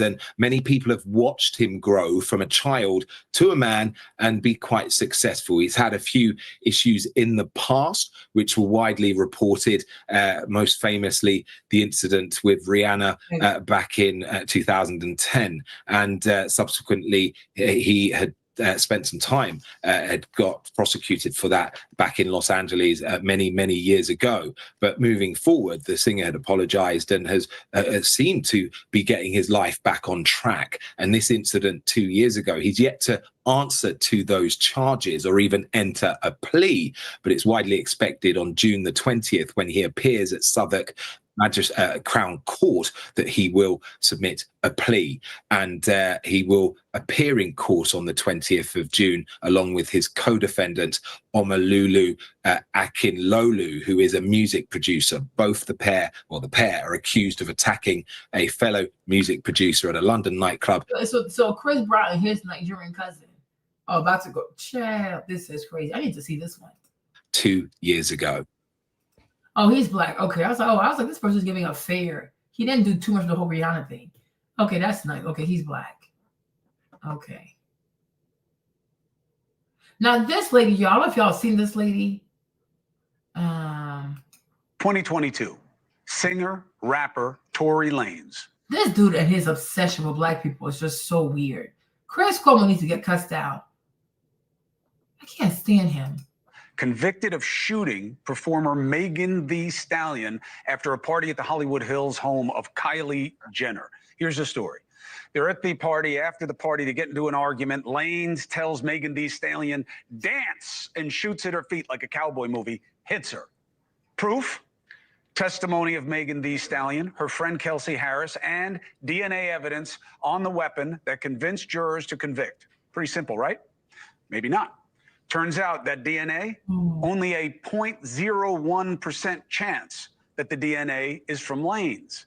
He's always maintained his innocence. He was sentenced to 10 years. So this is really about the testimony. Lanez, so what happens? So he goes away, recently stabbed 14 times in prison. Many say it was a hit, okay? Because new evidence is about to come out. All right, a little conspiratorial, but he was definitely stabbed. Lanez supporters believe that the media doesn't care because Megan Thee Stallion is represented by Jay-Z's Rock Nation. Now, I could give a damn about Jay-Z or his company. This just wasn't a case on my radar until now. Why? Anna Paulina Luna.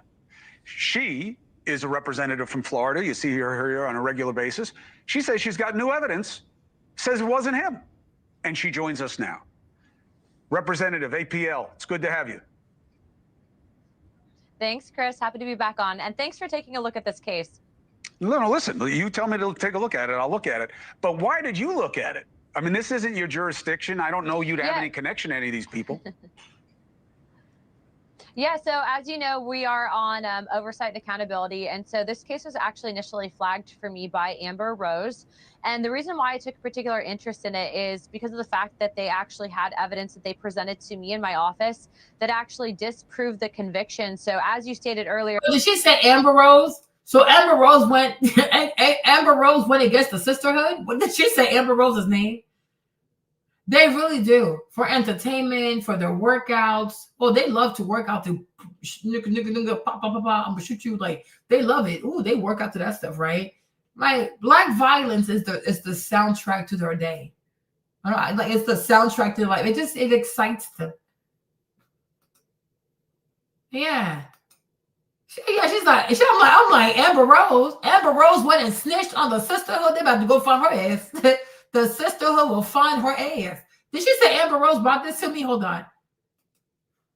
Yeah, so as you know, we are on oversight and accountability. And so this case was actually initially flagged for me by Amber Rose. What? The sisterhood check. And the reason why I took a particular interest in it is because of the fact that they actually had evidence that they presented to me in my office that actually disproved the conviction. So as you stated earlier, that 0.01% of DNA, they actually found 4 people's DNA on that firearm, none of which was Tory's. Not to mention there was 0 fingerprints on the actual magazine. And also too, as you said, 0.01% chance. I mean, that evidence in itself should pretty much speak for itself. Also, there's been ring footage that's been obtained that actually disproves the whole dance, Megan. And so what we're seeing is really there was a case of he said, she said. The evidence wasn't actually respected and properly adhered to. You guys, you see, this is why I tell you all the time. People need to be very scared of lying. You never know who's looking at you. Like, not even just a person, even a camera. But I'm just saying, like, God looks at you, the angels look at you, you never know who is looking at you. Do not lie. And especially don't lie and lie on somebody else. You know, I'm like, you see, America today, they got so many people with these Ring doorbell thingies, these cameras, these Ring cameras.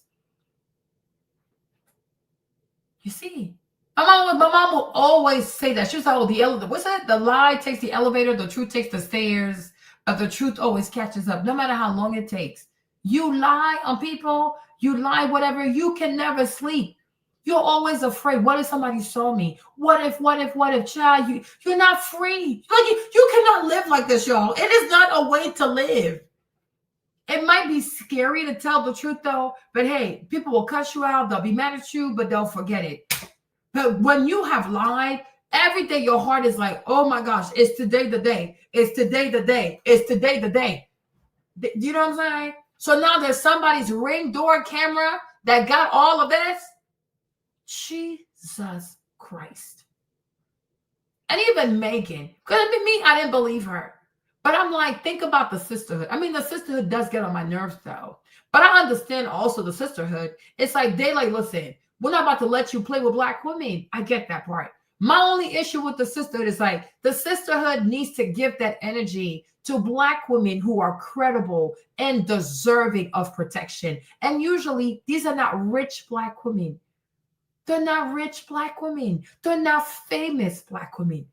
It's the Black woman next door. It's the Black woman in the neighborhood over. It's the Black woman in the poor district. She really is going through that shit. But many times, rich Black women, they go and look for problems. They go and look for problems. Okay? They go and look for boyfriends and baby daddy in the jailhouse. Sis, I can't help you. Because you have everything on your side to win. Why do you have a commitment to being an idiot? You understand? There are so many Black women who deserve support. Like they're truly going through hell. But nobody shows up for them because they're not famous. They don't have their bodies done. They don't have BBLs. They don't have this and that. Like, what the fuck? And what we have realized, myself and Lonnie, I'm going to drag Lonnie into this. What we have realized is that the vast majority of Black women who protect Black women are rich Black women with lots of with lots of fame. These women have everything. They have bodyguards. They choose not to use them. They have managers. They choose to hide and sneak around. They have access to all kinds of men. They want to go for like Sky Jackson. Sky, and she said she got hit by her baby daddy. And I'm like, duh. Hey, Ace. The man was in the jailhouse when you found him.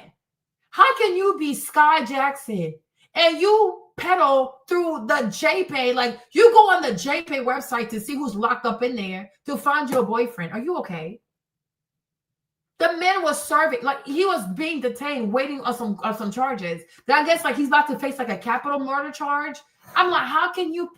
Oh Jesus. How can you be attracted to a man in the detention center about to face capital murder charges? Sky, are you okay? What if he kills you? I mean, if he's alleged to have killed one person, he might kill other people. Why are you doing this? You did not grow up in poverty. You didn't grow up in the hood. Like even the young ladies who grew up in the hood who date white ends, even though I don't agree, but I can give them mercy because you date what you're exposed to. You know, you can tell a young Black girl who grew up in the hood, oh, you should have better taste in men. Like what? You gotta be reasonable. But for me, Sky Jackson, growing up in Los Angeles, you're not far from Stanford. You're not far from UC Davis, like all these amazing college campuses. Why don't you hang out there and find you a baby daddy over there? Because he might actually be your husband. He's educated. No. Not Sky. She wants to go get a man from the detention center. Is this a joke? Like, is this truly a joke? Like, I'm like, what the fuck is this? Like, what the fuck is this? That's like, oh my gosh, he hit me. What the fuck did you think he was going to do? You're lucky he didn't kill you. Always picking white ends. And then it's like, oh my gosh, he did what he did. Oh, duh. And you're lucky you're still alive. Like, I don't understand this. It's like you grew up rich. You're Black. You're beautiful. You grew up rich. And it's like you feel bad because you didn't suffer. Well, duh. That's the whole point. That's the whole point. And it's like you feel, it's like survivors remorse. Like, oh, well, I want to make my life a living hell. No, we don't want you to. We don't need you to. It's okay to be Black. and sheltered and rich and beautiful. It's not your fault. Why do you feel bad about that? Like it just drives me crazy. And I even feel like the Obamas too, the daughters, they have the same issue. It's like they feel bad about being Black and unreachable. Duh. That's the whole point. This is insanity. I'm like, sometimes I swear, I'm like, what the fuck? Am I being punked? Like, what? Why are you doing this to me? What the fuck is this? You can't go to Stanford and find a boyfriend. Like, all these boys, they are going to be rich as fuck. You can't go there and find you a boyfriend, a fiance. Do you know what I would do if I was in Los Angeles and I had money? You guys are crazy. No, you want some goofy boy. And mind you, he's from a whole different state. He's not from California. He lives in like Ohio or something crazy. Like, he's from the Midwest. Like, I'm like, girl, what? And sometimes I even wonder, like, are you doing this because you feel like, because you know, Sky, even though like she's grown, she has the body of a teenager. So is that an issue? Is it like boys out there, like men out there in LA, they want something more voluptuous and then you don't fit that? Is that what that is? Like, let's have a conversation. What's going on? Right? Is it also that because there's so many celebrities in LA and you're not like the biggest, so like most men are not running after you. So you want to go find this goofy ass little boy in the Midwest so that he can worship you. He can be like, wow, like that's Sky Jackson. Is that what you're looking for? Right? And so many women have to deal with their egos and their narcissism. Like this obsession with, I need a man who worships me. Girl, what? What about being with a man who just honors you and respects you? You don't have to be worshipped. You can be in an honorable, respectful relationship, right? And I get that. Like maybe these basketball, I don't even basketball and shit, but like maybe some guys out there, but then again, not really, because when it comes to like entertainers, athletes and stuff like that, they want a certain body type. I get that part because they're weird like that, right? But I think educated Black men, even, okay, sure, or even white men or whatever, even Indian, whatever, but I think most educated men, they love natural women. And it's like, it's not a big deal. Like, what's his name? A lot of white boys out here who are billionaires, their wives don't have much shape to them. So it's the thing that, oh, I'm going to go to a whole different state. I'm going to go to the Midwest where people are like, you know, on average, they're not doing too well like that. And then find me a man that ain't got shit. So that way he can look up to me and be like, wow, like, damn, I'm dating Sky Jackson. One thing, like, do you want to feel like a prize? So you went and found the craziest state possible in the craziest city possible, found the craziest man possible. So you would feel like a catch for him. Is that what that is? Because I'm like, psychologically, it has to be that. Just like with Kiki and Darius. I'm like, I feel like you want a man that he's going to be like, damn, I can't believe I'm a Keke Palmer. Because maybe the man that you really want, he's not going to be impressed. But you want a man that's like, damn, I can't believe I was able to bag Keke Palmer. Because you want that dopamine hit. You want that ego stroke. And then this is how you end up in this foolishness. You don't need a man to worship you. You need a man that honors you and respects you. Like y'all both have to honor and respect each other. You don't need to be worshipped. Because when he's done worshiping you, he's going to hate you. Because it's infatuation, right? It's not real love. But like me, Marlene, like the Sky Jackson thing, like it really hurt my feelings. Like, what the fuck is this? What the fuck is this? You guys, y'all should see him. And he's not even cute. You know how like you'll have some white and like, okay, either white, but like, you know what I'm saying? Like you'll have some very sexy and cute. I'm like, okay, I can see you. You know what I'm saying? He's not even that. He's almost like albino. Not to say albino's not cute though, but he's like super skinny, like skinny AF. He has the body of a 14-year-old. Super skinny. He is built funny. He looks funny. But even when you compare him to Wells, Beyonce's nephew, right? You compare Wells. Wells is really handsome. Like he looks like Beyonce. Very, very beautiful child. Just a sick little kid. Okay. But I'm like, even Wells was a cutie pie. Very, very handsome. Right? But this boy right here, what the fuck does he look like? What is this? Okay. What the fuck? Like, what the fuck? What the fuck? Like, what the fuck? At least if you crash out for a fine ass YN, I'm like, okay, like it's giving BDSM, it's giving a kink, right? But to just do it like this, like to me, it's just crazy. It really is crazy. I'm like, for me, I'm glad he didn't kill you, but he was wanted for murder. So if all he did was grab your hair, consider yourself lucky. Because obviously you like that shit. Because why are you there? And my thing is like, what's the thing about like just, like dipping your little toe like in the little YN pool real quick, but you don't have to get pregnant. Y'all don't know about having sex with people and not getting pregnant?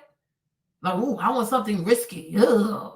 Okay, a little kink real quick. But you can, boop, dip your toe in there and not be completely in the pool. Right?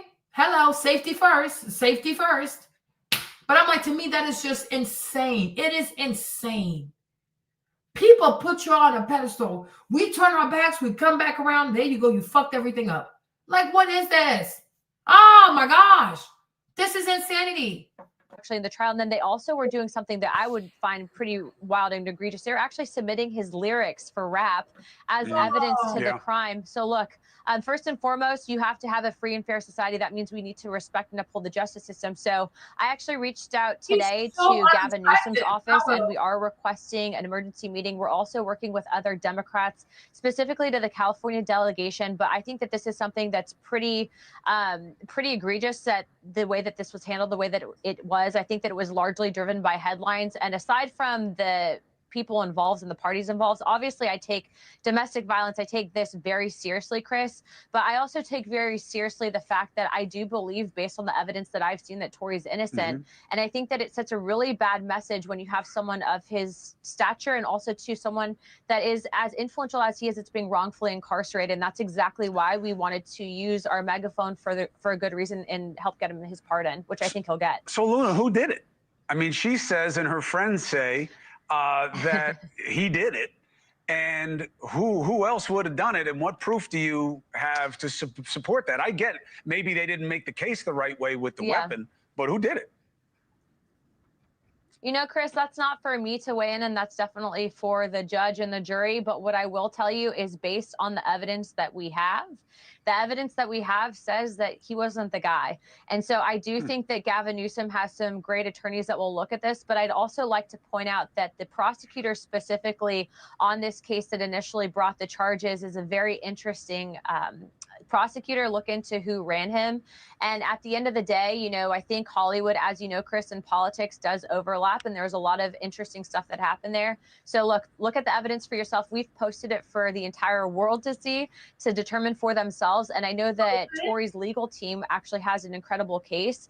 And so we are calling on Gavin Newsom to issue that pardon immediately. And also remember, he was almost killed in jail. I actually talked to him today on the phone, and he said that once he does get out, once he does get this pardon, which I do feel confident that he'll be getting, he's going to work extensively in prison reform, because this should never happen to anyone. Anna Paulina Luna, this is a really interesting one. I've never covered a situation like this before, but I appreciate you using your platform, and let the legal team know. We'll be reaching out if they want to come on to make the case. I'm happy to hear it, and we'll check in with the governor's office as well. US singer Chris Brown has been freed on bail.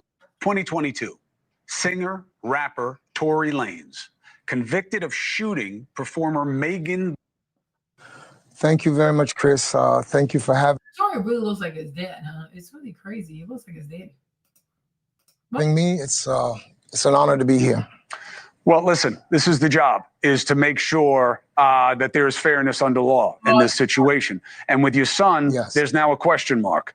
And you're not a lawyer. It's not why I'm talking to you. My understanding is it's gotten bad enough for him on the inside after this stabbing that it is a miracle that he survived, that now he's being moved as we speak. Is that true, sir? And what does that mean to you? Yes, that is correct.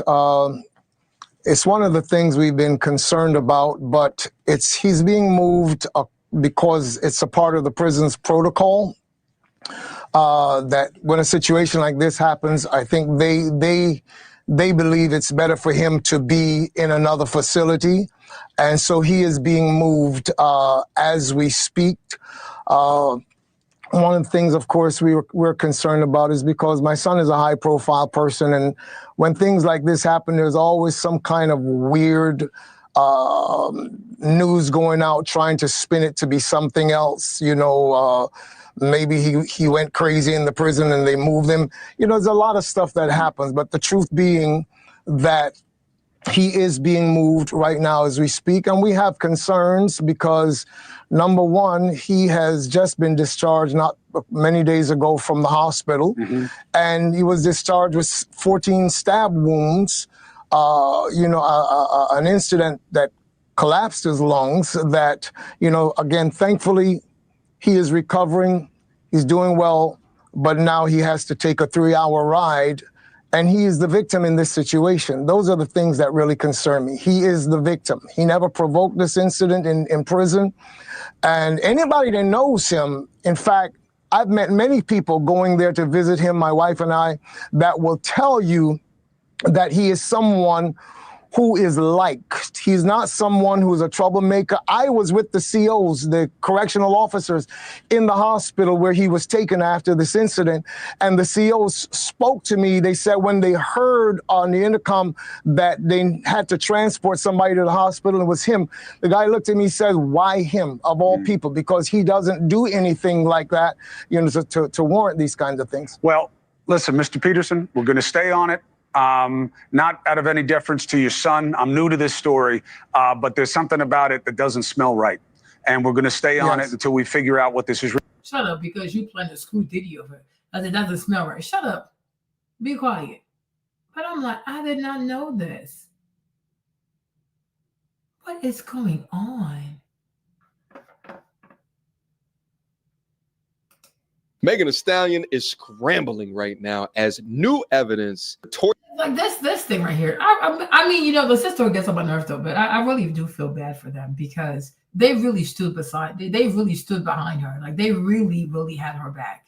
And then this really, really comes out like undeniably that she lied. I really do feel bad for them. I really do, because they've tried. I mean, they stood up for Rhoda. Turns out she's a liar. They stood up for this girl. Turns out she's a liar. This other one, she's a liar. It's like, but damn, like, y'all gonna have to learn to really, like, the sisterhood's gonna have to learn to truly focus on everyday Black women who are truly out here, like, trying to survive, and not these celebrities who are just lying out here to just build their image or like keep themselves from facing the shame of their actions. You know what I mean? Protecting Black women, that movement needs to apply to everyday Black women who truly don't have any support, who truly need a megaphone to talk about the stuff they're going and how they really need help. But I'm like, damn, this is sad. Tory Lanez, #FreeTory, is getting support from an unlikely source, and that source is a sitting U.S.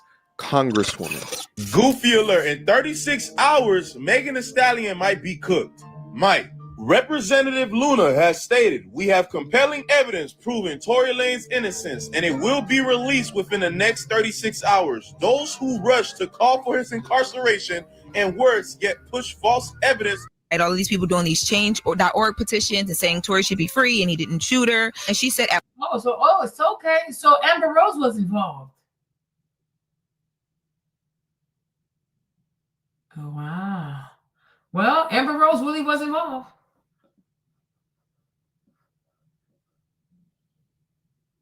Oh, wow. Hey. And I also feel like behind the scenes, too, a lot of Black celebrities did not believe Meg Thee Stallion, but they didn't want to come out because they were afraid of getting canceled. I think we definitely know Nicki Minaj don't believe her. She never believed her. But I think a lot of Black celebrities, too, like behind the scenes, they didn't believe her. They didn't believe her because most likely he told them what happened. So, but they probably knew something for real that the rest of us didn't know. But she didn't have a lot of Black celebrities support her also. It was mostly the public supporting her, right? But the music industry didn't really rally behind her. And I'm like, girl, this is crazy. But yeah, Amber Rose is involved. That's her. At what point are y'all going to stop making me have to relive being shot by? Oh, why? Ty Dolla Signs too? Oh, damn. Tory? At what point are Tory and y'all fans gonna stop lying? Like, how much is the check to keep harassing me? Why is this happening every day? 1 minute him and y'all said I was never shot. Now y'all letting him play in y'all face again and say I was shot, but it wasn't him. Oh, okay. 1 minute, him/y'all said I was never shot. Matter of fact, you said that, Megan the Male Horse. You said that. You said that it was glass at first. You remember that? Do my shit, pop my shit like the bitch I always been. And I'm trying to save niggas. And y'all on the internet talking about, oh, bitch ain't get shot, we do this, oh, free tour. That nigga not in jail. He not in jail because I didn't tell the laws what happened as soon as it happened, and I should have. So he'll be in jail now. I'm smart. I didn't have to spare that. I don't have to spare nobody, but I did. And I'm done. Y'all asking where people at? Why ain't nobody saying nothing? Ask them why they not saying nothing. I haven't talked to the same people. Y'all worry about where they at. I'm sick of this. Leave me alone. Huh? Yes. Yes. Child. Because sometimes people out here just yelling and screaming. Sometimes like, okay, what are you lying about? Why are you so loud and why are you screaming like this? But Megan. Oh yes, it did happen. Who else? I guess his auntie Beyonce told him to stop it because he told her, he's like, my auntie's Beyonce. Do you know what I can do to you? I said, ooh, little demon. Okay. Yeah. Anna said, a few celebrities shared the Tory petition. Chris Brown shared it on Instagram. The next day, he was locked up in the UK. Jesus, this is a lot, you guys. This is crazy. He ain't dare get on that stand and deny he shot me. That was his choice because he knows he did that. I don't give a F about a blog or a bot. Why in the F would me, Meg Thee Stallion, have to lie? But this part got me. My little sister sent me this, right? Can you imagine Megan saying, do you know who I am? She said, I am Meg. She said, what'd you say? Why in the fuck would me, Megan Thee Stallion, would I have to lie? I'm like, Megan, like, my question, who the fuck are you not to lie? I'm like, this girl really thinks she has a good brand. I'm like, if you're like Viola Davis, I can see why you would be like, well, people like, why would people think I'm lying? If you're Angela Bassett, Megan, you don't have a good brand. So yeah, why the fuck would you not lie? You don't have a good brand. You don't have an honorable brand. Okay? So for I to be like, oh, do you know who the fuck I am? Why would I lie? I'm Meg Thee Stallion. I'm like, girl, you barely have a career. Like, girl, sit down somewhere. Like, yeah, that's what you would lie. The fact that you think that you're somebody that, oh, I'm over here. Why would I lie? Why would you not lie? Exactly. I'm like, who are you? Like, it was just so weird to me. I'm like, Aquarius. Like, what are you doing? Why would you not lie? Who are you? Like, girl, that's what I'm saying. I'm like, girl, what is going on here? Why would I, Megan Thee Stallion, lie? I'm like, okay, the fact that you said that lets me know like something is weird. Okay, like now I'm like, okay, why wouldn't you lie? Especially you're a female rapper, like you don't even sing gospel music. Okay, if it's like I don't know who sings gospel out here. I don't know. Give me a name. If it's Auntie CeCe Winans, for example. Yeah, I wouldn't think she would be the type to lie. I would be honest, right? But because I know her to be holy, you know what I'm trying to say? My Auntie CeCe is holy. Your brand is unholy. So lying goes with your brand. Okay? But I'm like, why would you not lie? We don't know you for gospel music. We don't know you for being honorable. You're always half naked, drunk, talking about sex with men and all kinds of foolishness. So why wouldn't you lie? Okay? You lied to Gayle King. You sat there. Gayle asked, did you smash this boy? You lied. We're like, girl, why are you lying for? Ain't you a grown woman? Ain't you a freak? So take ownership. Why would you lie? If you slept with Tory, why would you lie about it? What's the big deal? Because now you lying about it makes it a big deal. Like, girl, why are you lying for? But the world saw you lie about having sex with Tory. So we know you to be a liar. So for you to say, oh, why would I Meg Thee Stallion lie? As if we don't know you to lie. You are a liar. You've lied before. Girl, that is your brand. You don't have a good brand. Yes. Exactly. Like, but I'm definitely Auntie Cece though, right? Because her entire career, she's never had scandals. Never. She's never had scandals. Every time you see Auntie Cece, like she's like grown, mature, black, and beautiful. She's like a freaking black Barbie. Like, okay, like so if she said, yeah, this happened, yeah, I'm more likely to believe her. Because for as long as I've known her, she's never been to some foolishness. You know, like there are people out here who have a great brand. Their brand speaks honor. It speaks class, ethics, morals, the fear of God. So it's like if Auntie C said, oh yeah, Tory shot me, I'm more likely to believe. I'm like, yeah, why would she lie? Like all these years, she's never been to this foolishness. But you see, she's also never got shot because she's very mature. She's very holy. She's very demure. She doesn't hang around crazy people. You know what I'm saying? But I'm like, you cannot be a female rapper and then question why people don't trust you. Like, it's not good business. It's not a good brand. Exactly. So I'm like, it's not a good brand. It's like Cardi B. Oh, why would I lie? Because you're Cardi. If you can drug and grape men and steal their money, like, why would you not lie? Like, girl, what? No. So I'm like, that was really bizarre for me. I'm like, this is bizarre. On this about someone shooting me. How y'all mad at the person that got shot? Facts are facts. He did it. It was proven in court. Nothing was proven in court. It was just this thing. It was so performative. Nothing was proven. They didn't prove anything. It was a mess. The thing was the public wanted Tory to go to prison, so Tory got convicted so he could go to prison, right? But it was not a fair trial. Nothing was proven. Nothing was. Otherwise, why are we here now? Let the hate. Forget the hate campaign on the internet. Tory, you shot me. Ain't no new evidence. Y'all been saying this. Well, girl, you might be surprised. And the sad thing is, too, the sad thing with Megan is that you guys, I'm telling you this, right? I am telling you this. Once this thing really is official, hard facts, you can't deny it. Megan lied. The way the Carters are going to drop this girl, because, you know, Jay-Z and Beyonce are not going to take the hit for this. You know that. You know. Beyonce, one thing she cares about is her image. Okay? You already know. It doesn't matter who it is. Beyonce will throw a child under the bus to save herself. This lady is sick. She is not human. She is sick. Right? So I'm like, when this shit really goes left and they can't deny this, the Carters will go about their business and throw you under the bus. They do not care. They look like they care about Black people because it's a grift for them. The Carters care about money. Their real friends are white Jews. Okay? The people whose approval they seek is white Jews. Don't lie to yourself.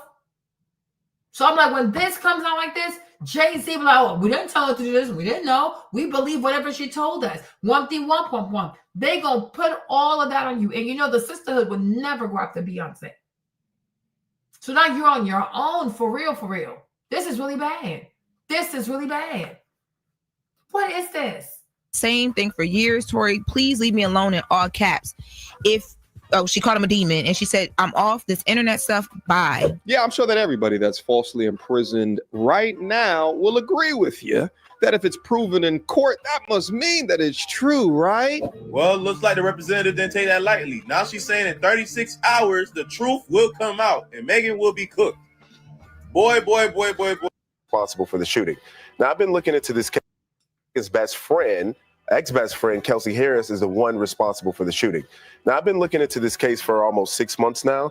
I immediately learned that George Gascon, the George Soros-funded prosecutor, railroaded Tory Lanez. Tory Lanez's trial included prosecutorial misconduct, exclusion of mitigating factors, use of protected speech, rap lyrics, tattoos as evidence, witness contradictions, immunity deals with unclear motives. This is not how justice is supposed to work. Key witnesses changed their stories or contradicted themselves. One admitted in court she lied in a DA interview. Another, this is a security guard, gave a statement that Harris admitted to firing the gun. They got him for the highest charges.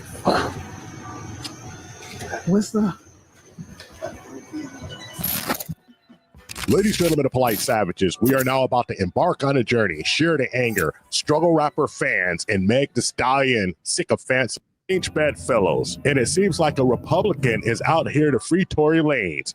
Youngest member of the Republican conference right now. She's the fourth youngest member of the House. She's the first Mexican-American representative from the state of Florida. She was on Fox News regularly. She had lots of clips that go viral in 2019 when because they looked at the evidence and realized that there was something afoot, some chicanery. Somebody was shucky-ducky, razzle-dazzle, got jiggy with.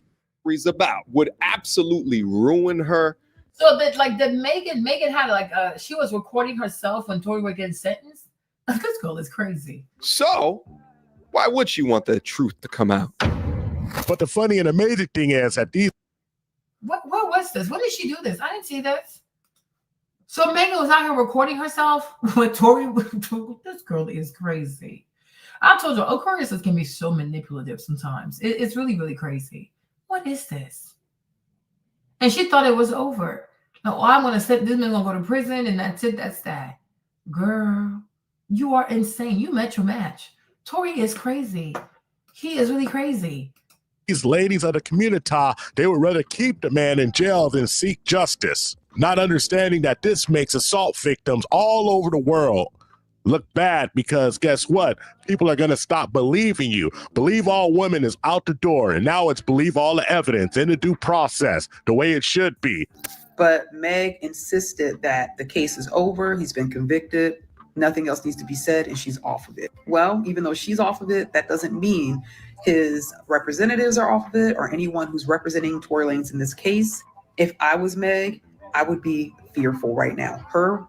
Me, honestly, boo-boo, I'm going to tell you this, right? I think they were all super, super drunk. I promise you. Like, if TMZ didn't report on that shit, I think they would have woken up the next day and be like, what the fuck were we on last night? Honestly, they were truly wasted. They were truly, truly. I feel like if alcohol was not in their bloodstream, it wouldn't have gone that far. It got lit, though, but it would have gone that far. They were just too fucking drunk. They were too drunk.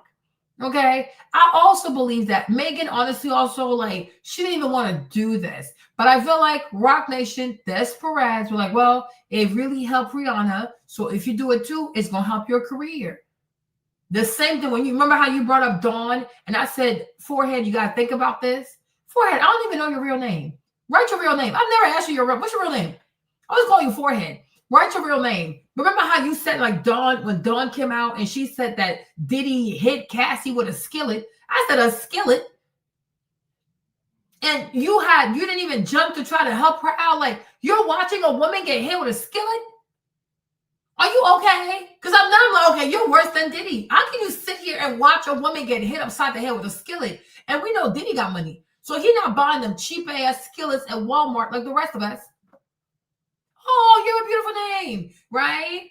He's not out here buying, like Diddy is a multi-millionaire. He's in Hollywood. He's not out here buying them cheap ass skillets like the rest of us do at Walmart. Okay? Them like Williams Sonoma skillet. So he hit you upside the head with like Restoration Hardware or a Williams Sonoma skillet. Them high quality rich people skillet, and she's not dead. And you did not jump. Your co-worker, y'all didn't even jump to try to get Diddy off this girl. You know what I'm saying? This is insanity. And she's like, oh, and Diddy said if we say something, it's going to affect our career. So for your career, you are, man, I can't even speak. Why the fuck will I want a career with a man who beats women with a fucking skillet? I will never want to work for you because one day you're going to hit me with the same skillet. Oh, hell no. Oh, hell no. Okay? If you can treat your girlfriend like this, what kind of contract you gave me?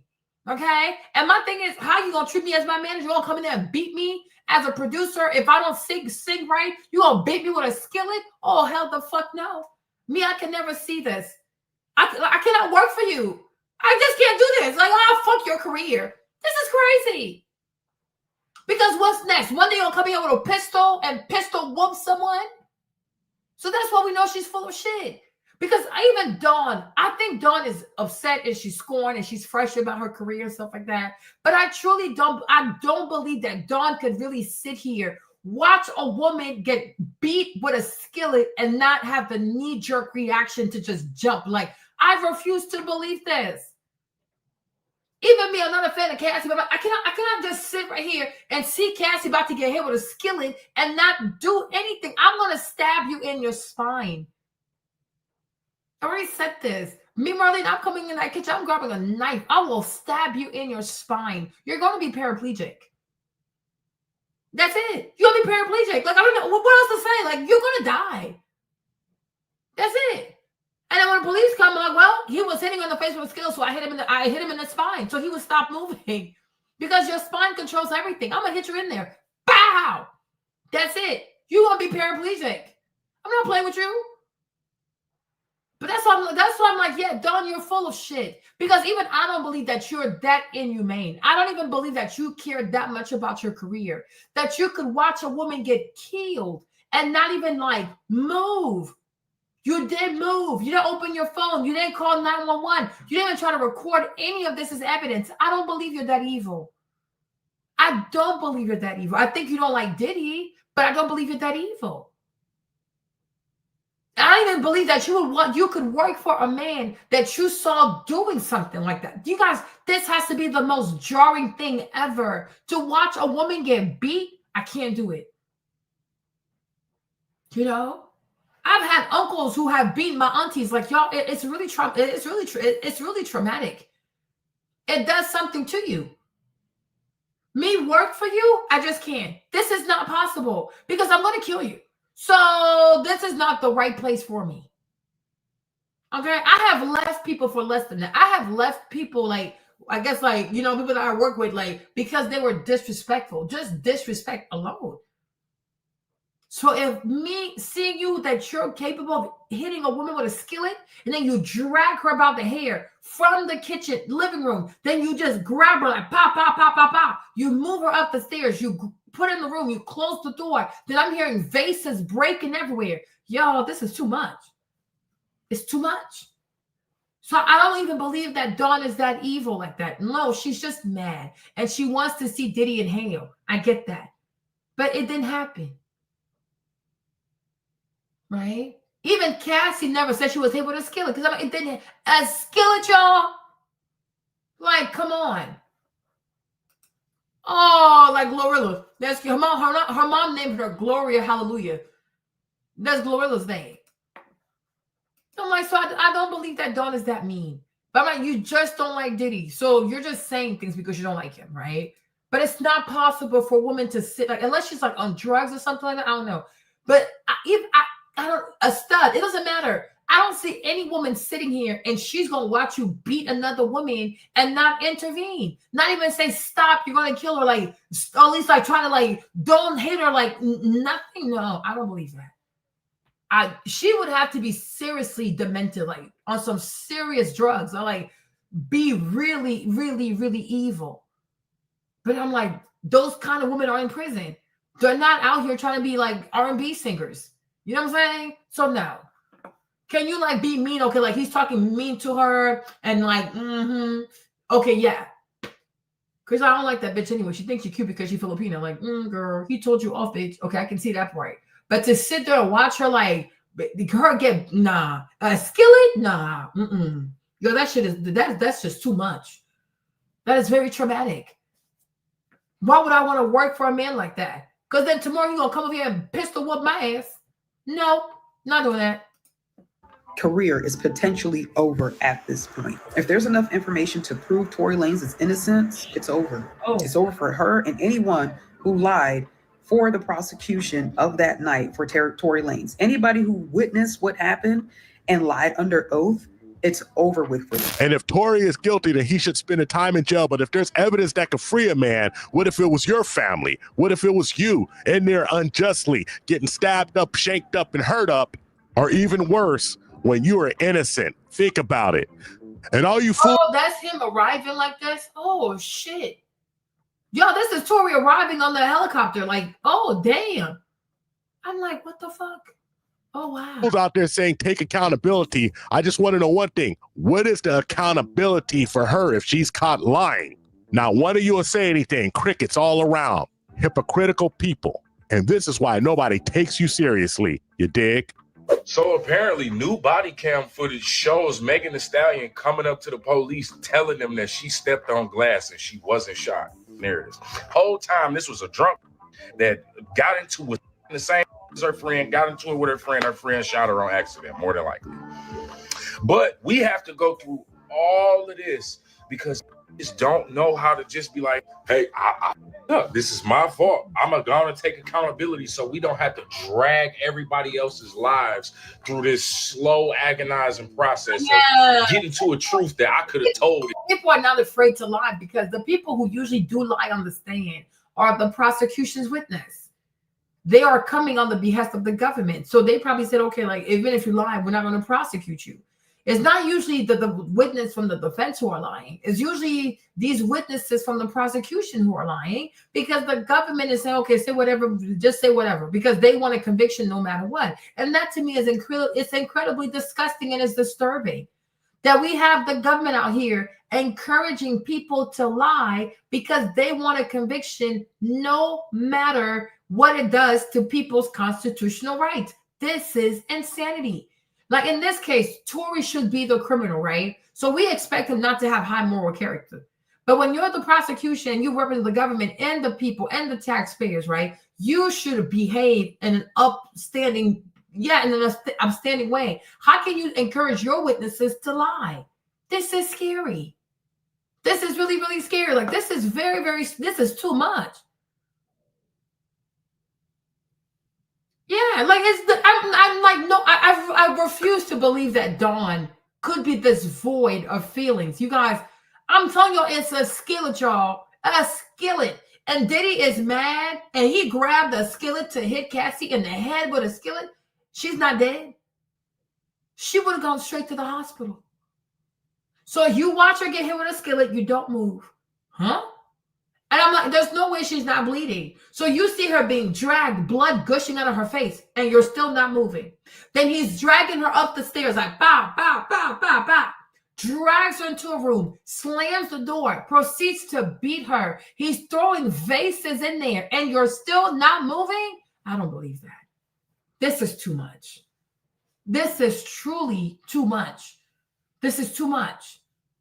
And because, oh, my career. So your career means more to you than helping another woman in a time of need. Your career meant more to you than calling 911. What if Diddy had killed Cassie? Like, what if he had killed her right then and then? You would have been accessory to murder. So that's why I don't believe this happened. I really don't believe this happened.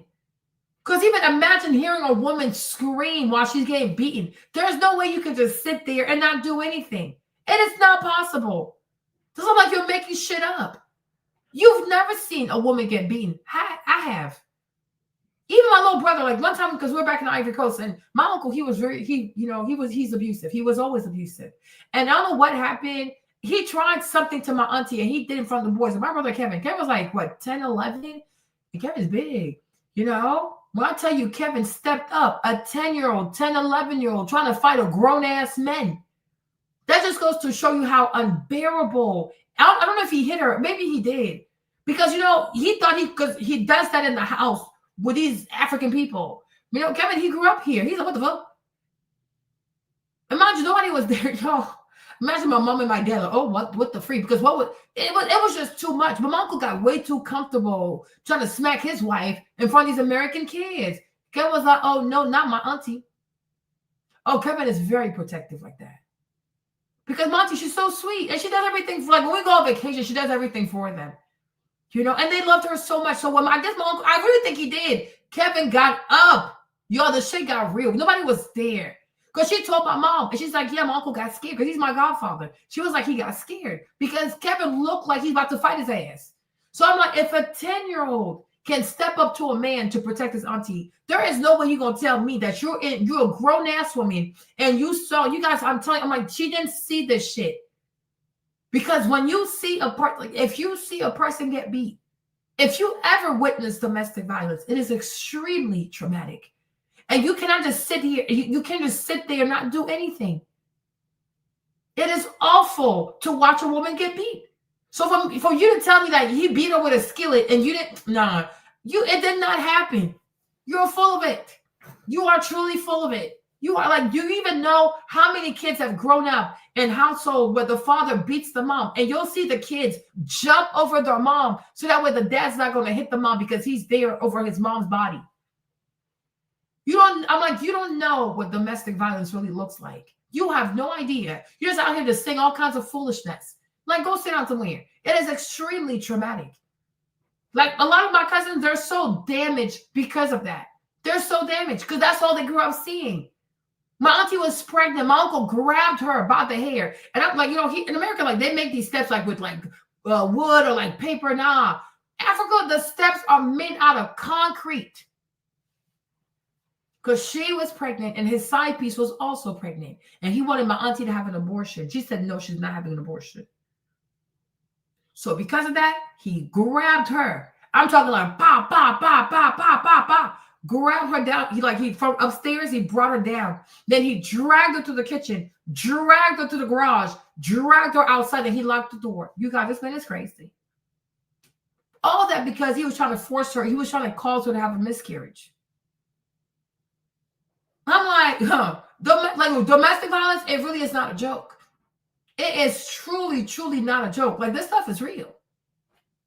I had another uncle too. I had one auntie went to stay at her house. And then her man, he's drunk. I'm like, this man came in there just drunk. Have you ever seen a drunk uncle though? Like, people who grew up with alcoholic parents, I feel bad for them. We were all asleep. I'm talking like 3 o'clock in the morning. The man is knocking on the door. Pow, pow, pow, pow. Drunk as fuck. I said, what the fuck is this? What the fuck is this? Like, I'm like, a lot of African marriages experience domestic violence, you guys. It is truly traumatic. It is really, really traumatic. And I'm telling you, even as a child, you can't just sit here and watch because it's like, what the fuck is going on? So I'm like, Dawn, it didn't happen. It truly did not happen. Like, stop. You don't like Diddy, sure. Was Diddy mean to Cassie maybe in front of you? Yeah. But he punched her in the gut. I'm like, do you know what it is to punch a person in the gut? Especially to punch a woman in the gut? She probably lay here for like 6 hours. In sheer agony. And even that too, you didn't call the police because it didn't happen. But even you're just insane. You are just really, really insane. You are truly insane. But like me growing up, I have seen some things, you guys. I have seen some things, okay? I have seen some things, and they are awful. So it's like, I'm like, you are truly, truly crazy. You are really crazy. Yeah, because he wanted her to have a miscarriage, and she didn't have him. She kept the baby. He was so angry because he got the other girl pregnant, and the babies actually look alike. It is so crazy. He was such a mess, such a mess. And one day he had a stroke. You would think, once he had the stroke, he was going to change because he almost died because he was there by himself and he drove himself to the hospital. He made it out alive. Child, he became even meaner. I'm like, what the fuck? You would think somebody having a near-death experience is going to make the person nicer. No, mean, abusive, stingy, rude, unfaithful as fuck. Unbelievable. Anyway, let's keep going. In 15 seconds, but no, if we gonna wait 3 years, I'm gonna keep up a lie during this time. And just for all of it to get exposed down the line anyway. And you losing fans and connections because you would rather lie and look like a hero and look, run with the whole protect black women narrative than to just tell the truth about what happened. And I just asked a simple question.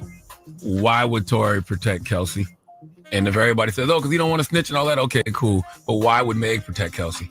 What reason would Meg have to say, you know what, she didn't shoot me if she actually shot her? Well, weren't they best friends?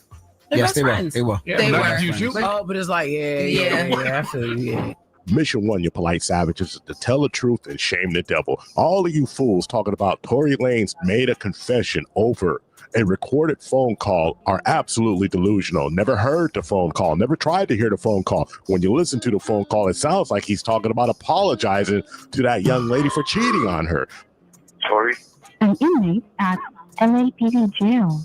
This call is subject to recording and monitoring. Press 1 to accept the call. I said Megan's in the hospital still. I'm outside the hospital waiting.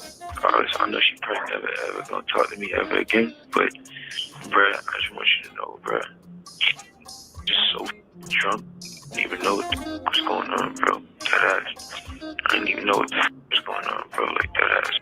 I'd never do something like that, bro. I just so drunk, nigga. Just didn't even understand what's going on, bro. Like, whatever. Yeah. But regardless, that's not gonna make anything right, and that's not gonna make my actions right, bro. But I'm just deeply sorry, bro. I never even moved like that, bro. Like, never moved like that at all, bro. Like, for real, dog. I know. There's a lot that happened, but a whole lot, bro.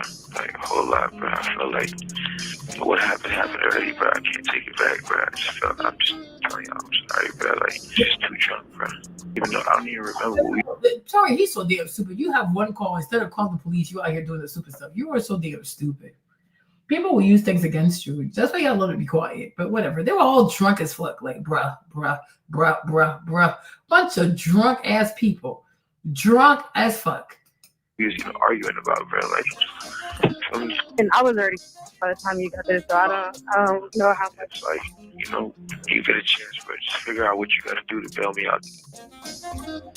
Okay. Regardless if I get out of here today or not, bro, I just want to let y'all know, bro. I'm sorry, bro. Like, I never did that drunk, bro. Like, you know. Yeah. You have 1 minute remaining for this call. Get out of here, you know. But he never mentions a gun, never mentions of shooting, never mentions. They were so drunk. Young people, man, alcohol. It's sad. Because I truly, this is what I truly believe. Me, Marlene, I truly do believe that these people, they were so fucking drunk. You don't hear bruh. What the heck is wrong with these people? I truly believe that all these young people really had love for each other. I really do. I really, really do. And I think if TMZ had not reported this, if Tory also didn't get arrested that night, like if nobody would have known, they would have woken up the next day like, what the fuck? Like, what the fuck did we just do? It was too much. It was too much. You know what I mean? It was just too much. But hey, y'all not regular people too. You got Tory in there. You got Meg in there. You know, and you also have Meg that's signed to Rock Nation. Like, people come to you and they say things to you like, hey, your career. You know, these are all young people. And sometimes young people make really bad decisions, right? Because even Megan at the core, I don't think Megan is a mean person. I just think she wanted to make it so fast and so quickly. So she was not moving strategically. You know, I don't think inherently she's a bad person. I really don't. But the problem is also, if you don't check yourself, you can be chaotic. And therefore, people get hurt, you know? But I don't think she's a mean person. I do feel like, even like, you know, the part, and this is why I felt like Tory did not, I don't really believe that. I don't really believe he would try to hurt you or shoot you in the foot. He was like, oh yeah, dance, bitch. I don't believe that stuff. Because I'm like, she was like, oh yeah, they used to talk. They were friends. Like they would talk about their mom passing away because she doesn't have her mom. He doesn't have his mom. And I'm like, for y'all to talk about your mothers and how your moms have died, y'all have to have a real friendship a little bit. Like it wasn't just sex. Okay. Y'all got to really get to know each other because, you know, losing your mom is a big deal. At least Tory, he still had his dad, but Meg, she doesn't have anybody. You know what I'm saying? Like her mom is gone, her dad is gone. She's in this crazy industry, you know, and it moves really, really fast. Hollywood, it goes a little too fast.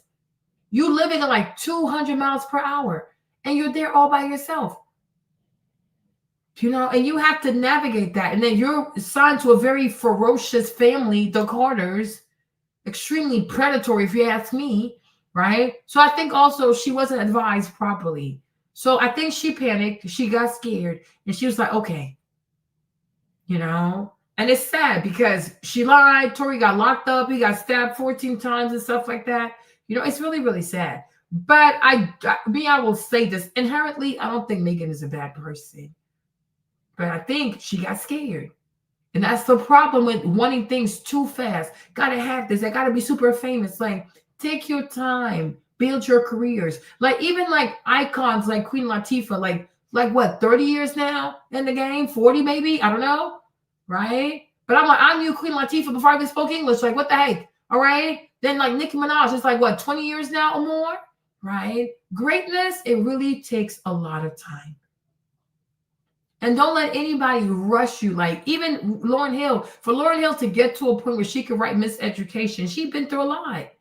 It didn't happen overnight, right? You got to take your time. And the more you take your time and you're not like, oh, we got to have it by tomorrow. I got to have a Grammy by tomorrow. I got to have this by tomorrow. Girl, what is the rush? So I hope she learns that too.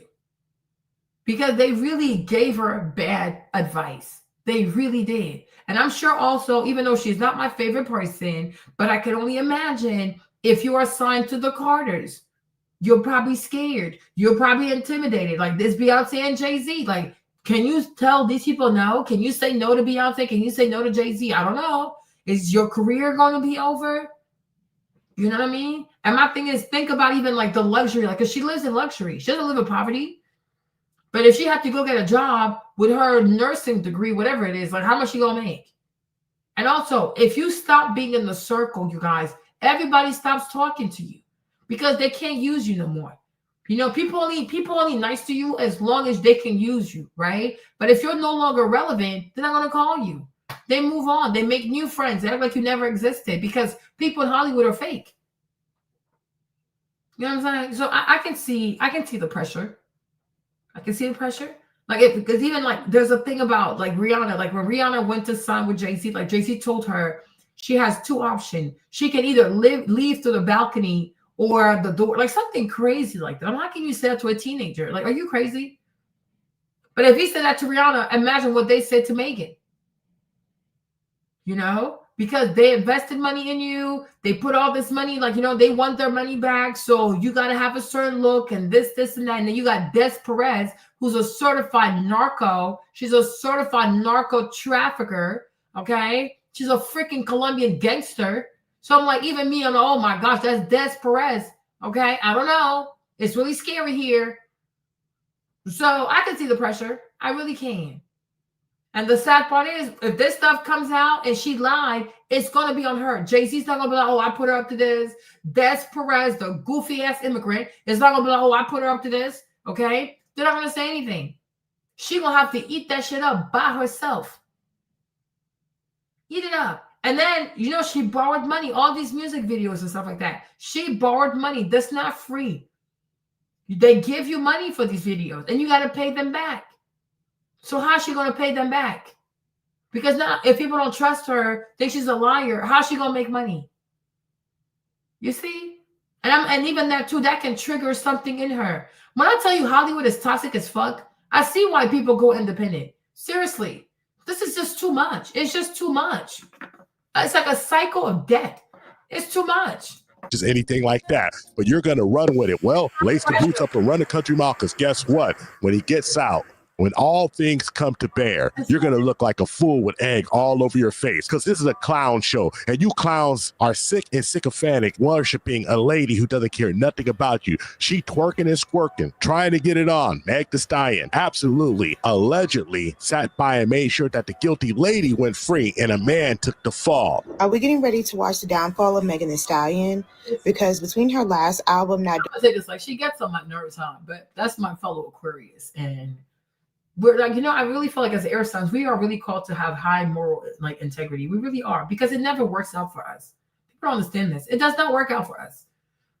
Like, to be an air sign and to not have integrity, it never works out well for us. Like, it never works out. Like, I've made peace with that a long time ago.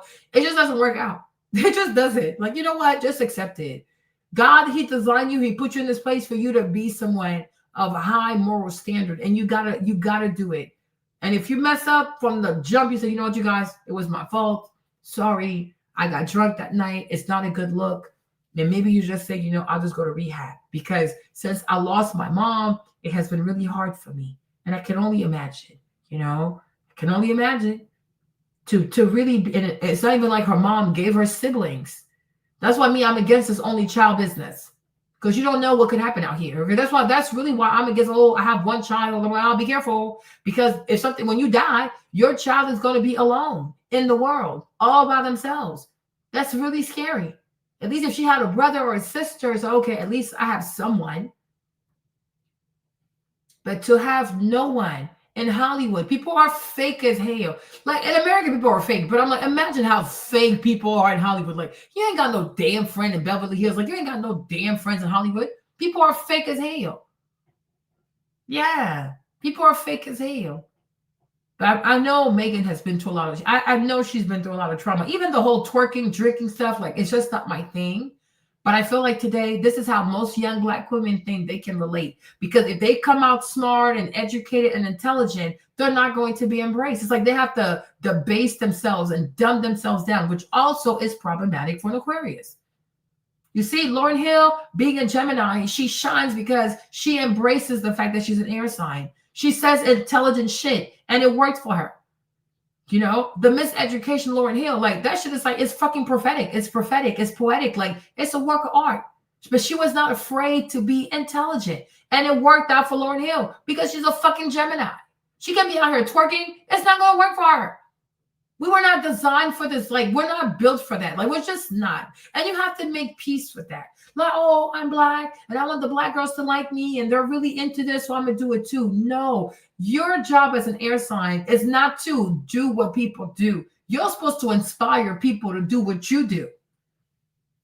You're not a follower. You're not meant to be a follower. And when you follow trends, it's not going to end well for you.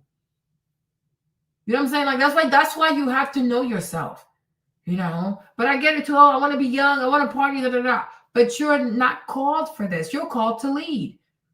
And you're called to have integrity. And you're called to be a standard. And it's not easy because you want to do what people already do. But it's not going to work out for you. Look. Somebody else would have probably lied and they would have gone away with it, but not your ass. Because as an Aquarius, you're not called to be that kind of person. You know what I'm saying? Now look. So it's like, it's really sad. It truly is sad. It would have been better to say, you guys, it was too fucking much. And maybe this was the wake-up call that I needed to realize that losing my mom was truly, truly traumatic. And I need to take some time off. I really do. I gotta go to rehab. And it's okay. It's slightly embarrassing. Like, what, girl, you an alcoholic? Maybe. But then think about all the other young girls too who are alcoholics. It's not just you. Many young girls today have an alcohol problem. Like, it's a real thing. So when you do it, it's going to inspire them to do it. And then you would have been set free. And you come back and like, wow, Megan really changed. You know what I mean? No, everybody's dead. She's an orphan. She's by herself. Dad is dead. The mom is dead. She's by herself. I don't even know if she has grandparents alive. I really don't know. And the fact that you don't even see her with her cousins, I don't know what's going on. Did her mom have siblings? Did her dad have siblings? I don't know. But I've never seen her with her cousins. It's like it's always other people. Like, it's people she met or people she hired. I'm like, but where are your cousins? Aren't you Black? Like, where's your family? Like, where are your own people? Even your play cousins. Where are they? You know what I'm saying? Like, she's very lonely. You know? And then you meet the Carters. I'm like, that also has to do something to somebody. Like, damn, like, that's Jay-Z. That's the Jigga Man. You know? You know, because Megan really is by herself. She really is. And I'm telling y'all, if you ever go to LA, you're not going to make real friends out there. They're fake as hell. They are so damn fake. They're so fake. They're so fucking fake. You are truly on your own. They only like you as long as your numbers are up, you're still making money, you're still doing this and that. You know, and that's what but if you notice carefully, Jay-Z, if you notice carefully, Mark, Jay-Z and his wife, they only sign Black girls that either don't have daddies or don't have a close relationship with their fathers. Because the type of game they're about to run on you, the kind of slavery they're about to put you into, right? If you have a dad, it's not going to work. But they usually go for young Black girls who don't have daddies or they're not that involved with their daddies. You know what I'm saying? Yeah. You see? And Doechii also, they chose her for the season because they have a plan for her. And they're going to use her to promote foolishness. But I don't know what her sign is. You know? Oh, she is an Aquarius, so she definitely has trust issues, right? Yeah. Because people, like Black people, have created this image of themselves as the Carters. They think they're good. They're not good people. They take advantage. Good people are not going to sign 2 people for 6 albums for only $1 million. Like, that is disgusting. That is so disgusting. 6 albums for $1 million, and then who owns the masters? Who owns the masters? They do horrible business. They enslave people. Okay? They enslave people. They make it seem like they're pro-Black. Ain't nothing pro-Black about the Carters. They're pro-Jews. Okay? We're not stupid. Yeah. And the weakest Black people to exploit are Black girls without daddies. Right? So Megan, orphan. Can you imagine? Chloe and Haley, their dad is not really involved like that. They're really by themselves. Chloe doesn't even talk to her family. Right? When he was with Foxy, like, was that Foxy's daddy was in her life, right? Emil, was her daddy in her life?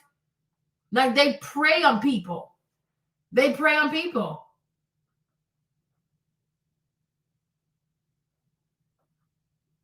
No, he never done that. No, of course not.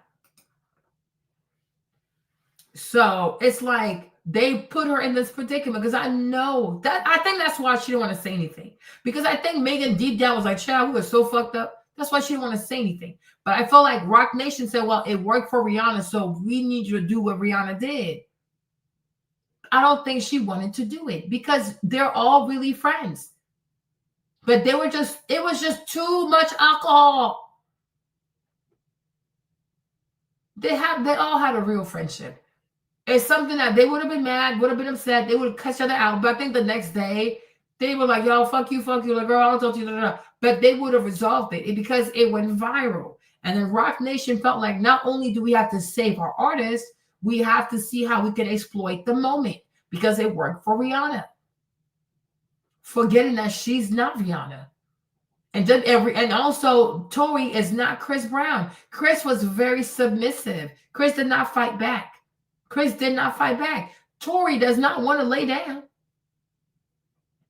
And the age also, like Chris was like 18, right? Tory is much older. And he's like, no. And he has a lot of money too. When the whole Rihanna thing happened, like how much money did Chris have to his name? How old was he? How much confidence did he have? Because he was very submissive. He didn't say anything. He didn't try to even give the context. Okay, like maybe she hit him with a wrench. What do I know? Right? There was no context to it. Oh, you did that shit. He's like, okay. And he just accepted it. You see what I mean? Exactly. People that they prey on people. And don't forget, Jay-Z's a drug dealer. Like he was once upon a time a drug dealer, so he is predatory. You have to be a predator to sell drugs to your own people. Because I'm sure most of your clients are women. And many probably were also pregnant women. And you sold drugs to them anyways. Because you are a predator. You're not a good person. You're not a good person. You're not a good person. So he's predatory. His age gap between him and Beyonce, predatory.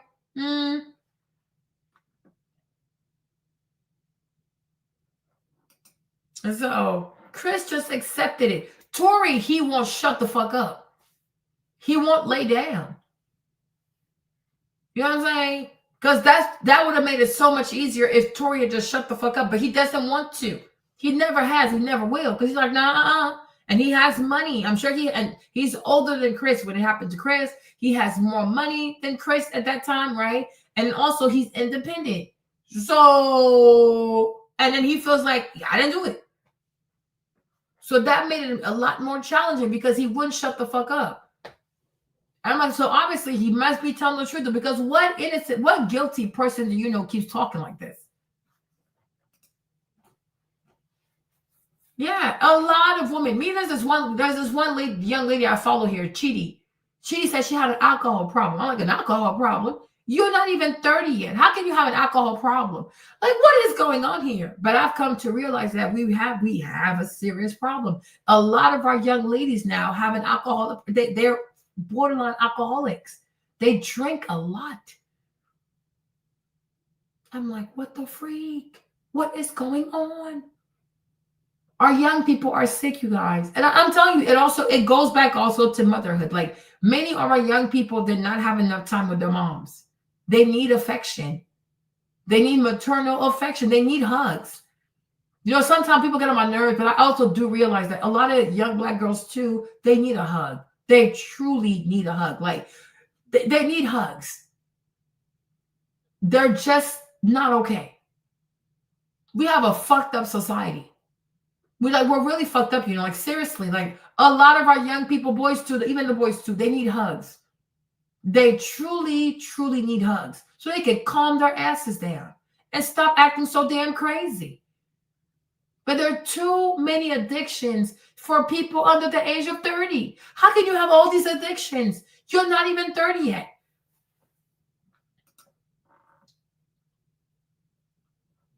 Yeah, so Tory is a lot. He was not submissive because that made it really hard for Jay-Z. That was, oh shit, this boy just won't shut up. You're like, no, he's not going to. Doing the numbers she expected and all the think pieces around why they think she's not popular anymore. And then this whole Tory situation, and now we're getting new evidence coming out that he may have not been the shooter and that it was actually Kelsey this whole time, and this man has been sitting there innocent.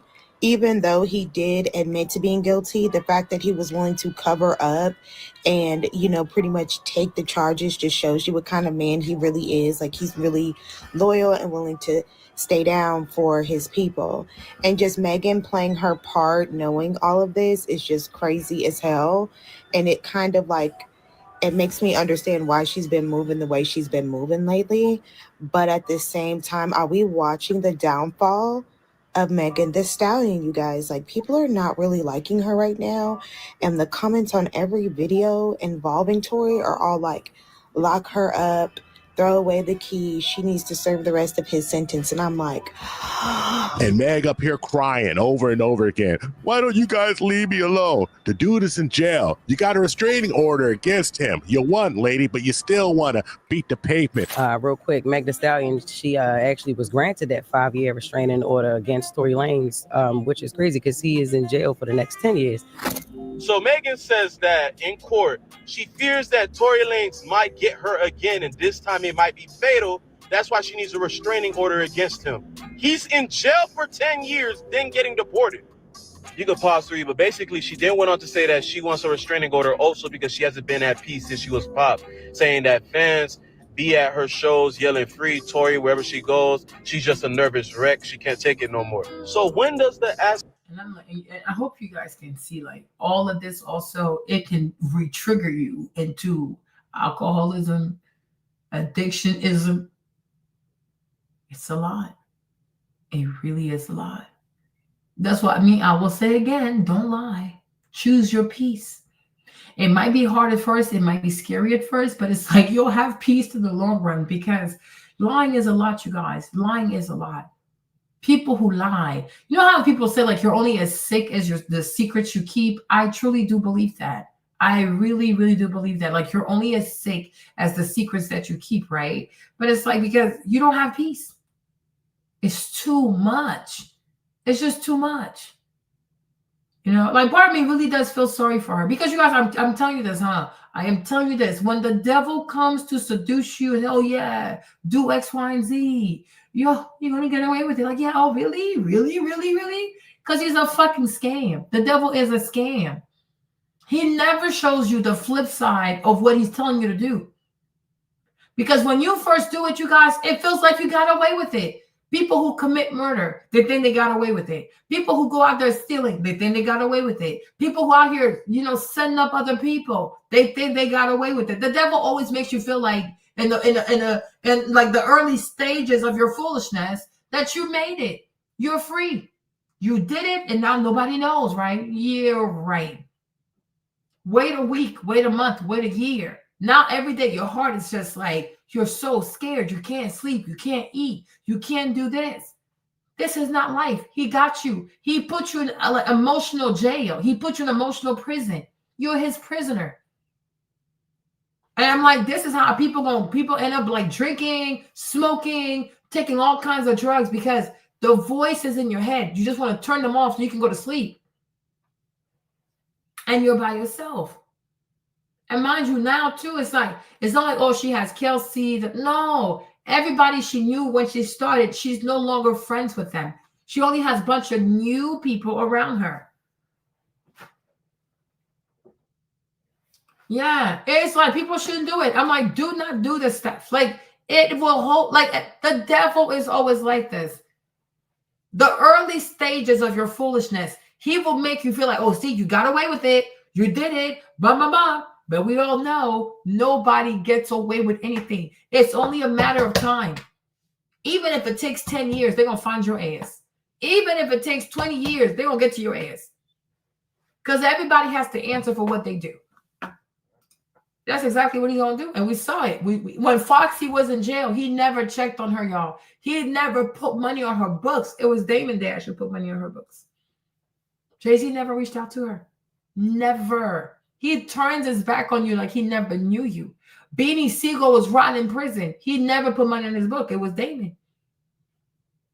Jay-Z doesn't help anybody that's going through it. You're going to go through it by yourself. That man is crazy.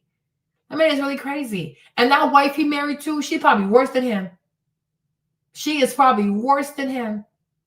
Because, you know, they ain't shit maternal by Beyonce. Because if Beyonce had a sisterhood in her, maternal heart in her, all these young girls, Megan, Chloe, Haley, she will sit their asses down like, okay, now y'all do a little too much.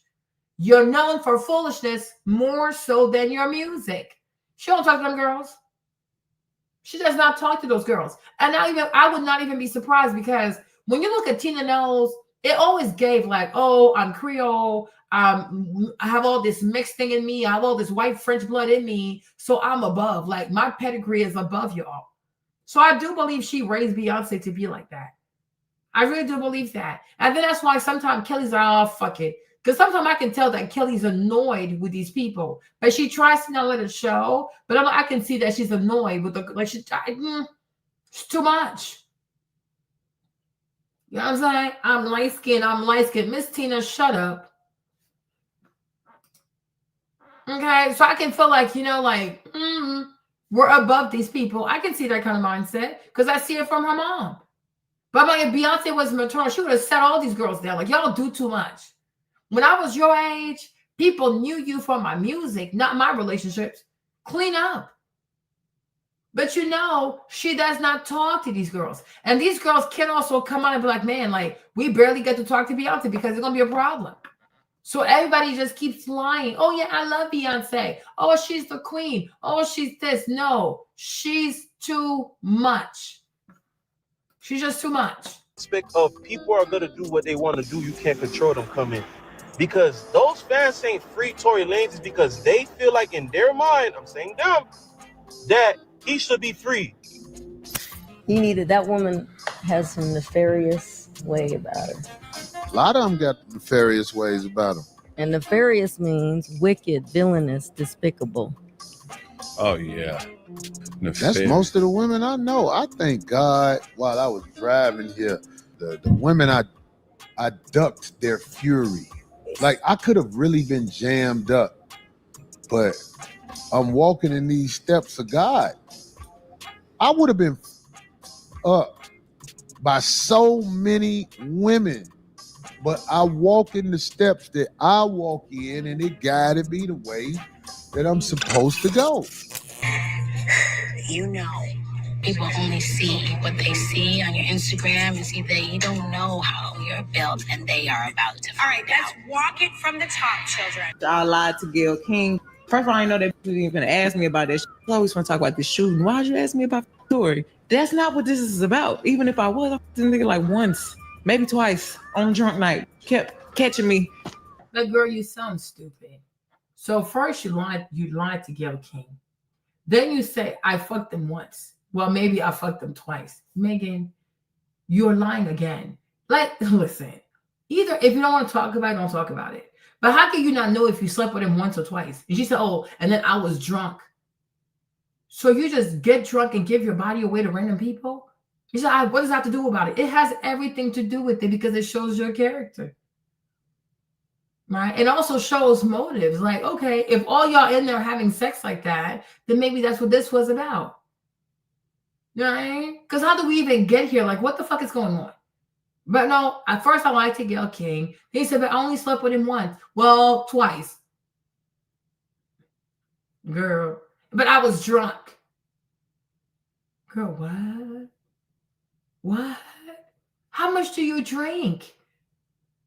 And if you have sex while you're drunk every time, how do you know you didn't sleep with him more times than this? It's like, even here again, you're lying. She needs to go to rehab. She truly, truly needs to go to rehab. I'm like, she needs help. She really needs help. You need to go to rehab. You need to go to rehab. And my thing is, don't sleep with people if you're not going to be proud of having had sex with them. Just don't sleep with them then. You know what I mean? But if you sleep with someone, you should be proud of, yeah, I slept with this person, I enjoyed it. But if you are ashamed of who you slept with, then maybe you shouldn't have done that. No, that's crazy. But I'm like, girl, this is too much. Out of my mind. Did you have an intimate relationship with him? Like sexual? Yeah. Did you, Megan, did you have a sexual relationship with Tory Lanez? Yes, that's my question. I didn't have a sexual relationship with Tory. I'm gonna apologize to Megan Thee Stallion. On social media, I posted things that when she said she was with Gayle, and she said, were you intimate with Tory Lanez? And she said, what? And then it was like, no. And I was like, she's lying. At that point, I knew she's lying. There wouldn't be no reason for me to be around each other. From that, it felt like she was lying to me. You know what I'm saying? So I was like, little things would pop up, and I wasn't being supportive of it. Right. You were a little more vocal. Yeah, no. So why do you think he's putting out the story that the two of you had a relationship and that you're making the whole thing up? I think that he is trying to deflect from the fact that he committed a crime. Ma'am, you did a whole ass live stream crying and trying to convince the public. When the public sentiment is switching, when the tide is turning, you up there crying and talking about how much should you endure. But if the evidence says what it looks like it's saying, ma'am, you're about to endure a whole lot more. Because nobody believes that story that you spun, except them Kool-Aid drinking fools who believe anything that you say, ma'am. What are you scared of? What are you afraid of? Oh, nobody can say anything. Suing bloggers, ma'am. You look very guilty right now. Very suspicious right now. Game recognized game, and you look very unfamiliar right now. But we tried to tell y'all 2 years ago, but Willie D told me, let a hoe be a hoe. Yeah, this case caused a whole divide between men and women. Not a lot of women I told you, I think some hoes need to ass whoop. No, I think some hoes should be. Man, it's a kick your ass in mine too. It's a that whoop me. Cause she called. He's so damn ignorant. He's so repulsive. Thank you very much, Chris. Thank you for having me. Megan Thee Stallion is scrambling. He's just so repulsive. He's really, really repulsive. Like, you don't know how to talk without being so vulgar like this. This is just too much. This is a lot, y'all. Come on. Is the prosecution going to be able to prove that Diddy is just a monster and people are going to believe it? Because he has a phenomenal team. So to me, this really supersedes the evidence. What this actually is going to be boiled down to at this point, at least at this stage of the game, is who has the better legal setup. I don't even think it's about the evidence, because I feel like even sometimes, even when the evidence is clearly not in Diddy's favor, somehow you're left feeling like, well, And I'm like, why do I keep feeling like I'm confused when I know what I know? What do you really? And I think that is a sign that the lawyers are doing. I mean, they're fighting. They are fighting. All I'm saying is, if some weird thing happened where he got off, I wouldn't be surprised. But anyway, so I'll be honest with you. Today really wasn't a lot of fireworks as far as gossip, celebrities, freak offs, oil, Today was about Homeland Security. But the thing about this freak off and baby oil too, they've talked about baby oil so much that people are tired. People are truly tired. Like it was sensational at first. It was like, ooh, baby oil, baby oil.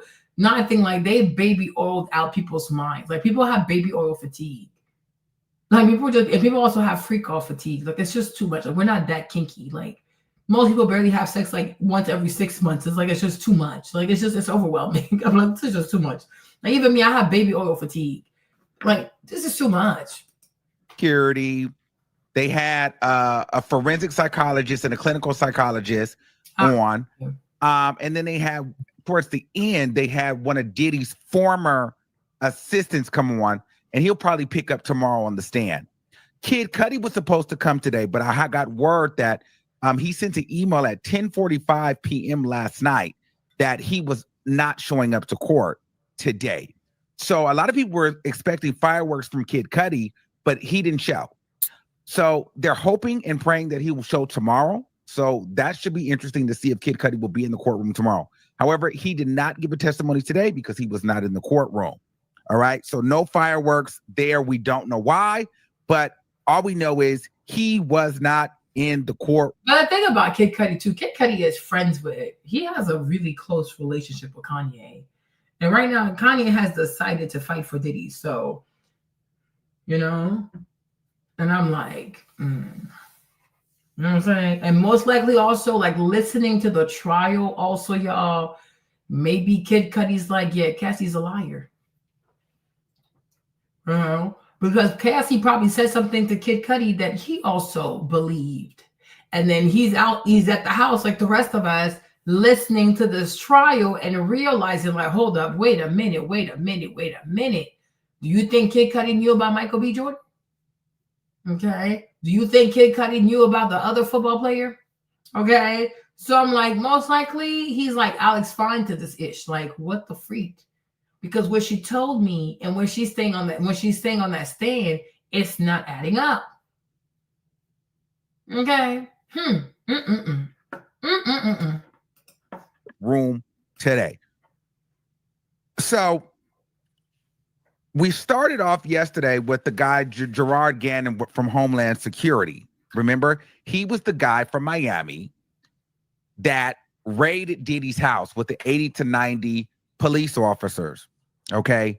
And so they uncovered a lot of toys, baby oil, high heels, and a slew of pills, powdery substances, and all kind of craziness. We're going to go through some of these pills, okay? First of all, in the master closet, he found red heels and sex toys. They're about 7-inch heels. So I don't know if that was where Janet, aka Cassie, was dibbling and dabbling in. Now, what I really had wanted to see is if he had found the wigs that Janet was playing in, or Veronica Bang. What in the world? He also found some Balenciaga boots, the tall Balenciaga croc boots. Okay. Inside those boots were 3 cell phones. They didn't go through and show us the cell phone footage, but we don't know. And listen, the other part is I don't know if Diddy was wearing the high heels. We don't know who was wearing the heels. Okay. But then the big T was there was a black Gucci bag full of drugs, cocaine pills. They were blue pills, pink pills, yellow pills, black straw, rolled up $100 bill. And so they went through all of the pills. So they went through the black Gucci bag. It was too sensational. They found 9 pink pills with a Supreme logo on them that tested positive for MDMA, ecstasy, Molly. They found 5 whole yellow pills and 3 partial yellow pills that tested positive for Xanax. Okay. They found 6 white partial pills and 10 whole white pills in one little clear pack. That tested positive for Xanax. Then they found white residue on a black straw. That tested positive for cocaine and ketamine. Okay. They found an eye drop, like a Lumify eye drop bottle. That tested positive for liquid MDMA and ketamine. Okay. They found a clear plastic container, a little circle plastic container. That tested positive for cocaine. These people have no shame. Homeland Security went with 90 police officers of all the things they could have been doing in Miami. So y'all went in there to prove that that a rich person does drugs. Wow. We are stunned. Like, they do drugs. That's what they do. They're party people. They don't work like the rest of us. Okay. But I'm like, y'all didn't have real crimes to combat in Miami. Like, you didn't go to his house to help girls that are getting trafficked escape. You went there to catch Balenciaga boots with like 3 cell phones on the inside. Taxpayers have to pay for this shit. This is crazy. So like, you didn't rescue anybody? Cocaine, meth, Molly, whatever. Okay, Diddy takes drugs. He's a junkie. I'm like, this is too much. They found a little plastic clear Ziploc bag with a powdery substance in it that tested positive for cocaine and ketamine. They found 3 orange Tesla pills that tested positive for MDMA. Tesla pills. They found another baggie of 5 white Xanax. They found another bag of 5 more white Xanax. They found a bag of $100, or they found a $100 bill with residue on it, powdery substance that tested positive for cocaine. Okay. There was a bright blue pill, one bright blue pill, and that tested positive for meth and MDMA. So that was crystal meth and ecstasy or Molly. They found a blue-green pill, partial, that tested positive for MDMA. They found a blue-green tab fragment that tested positive for meth. So that means, so he was doing half the pills, breaking them up. There was little fragments, like they tested everything. That tested positive for meth and MDMA. They found one yellow tablet tested positive for ketamine and Xanax mixed. So he was now breeding the dope. He was breeding the dope. What? They found another yellow tablet that tested positive for ketamine and Xanax. They found one more white pill that tested positive for Xanax. Okay? This is very silly. They went to another bathroom and they found a puffy box. It had clear pills in it in a crystal substance. In there was 10 clear capsules with brown material. That tested positive for mushrooms. Okay.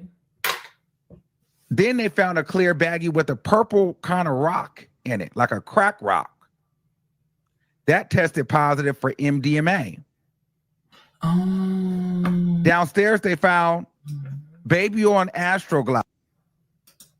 Rita, I wonder if a lot of famous women also get surrogates because they're on drugs and don't want to be sober for 9 months. I think you're onto something.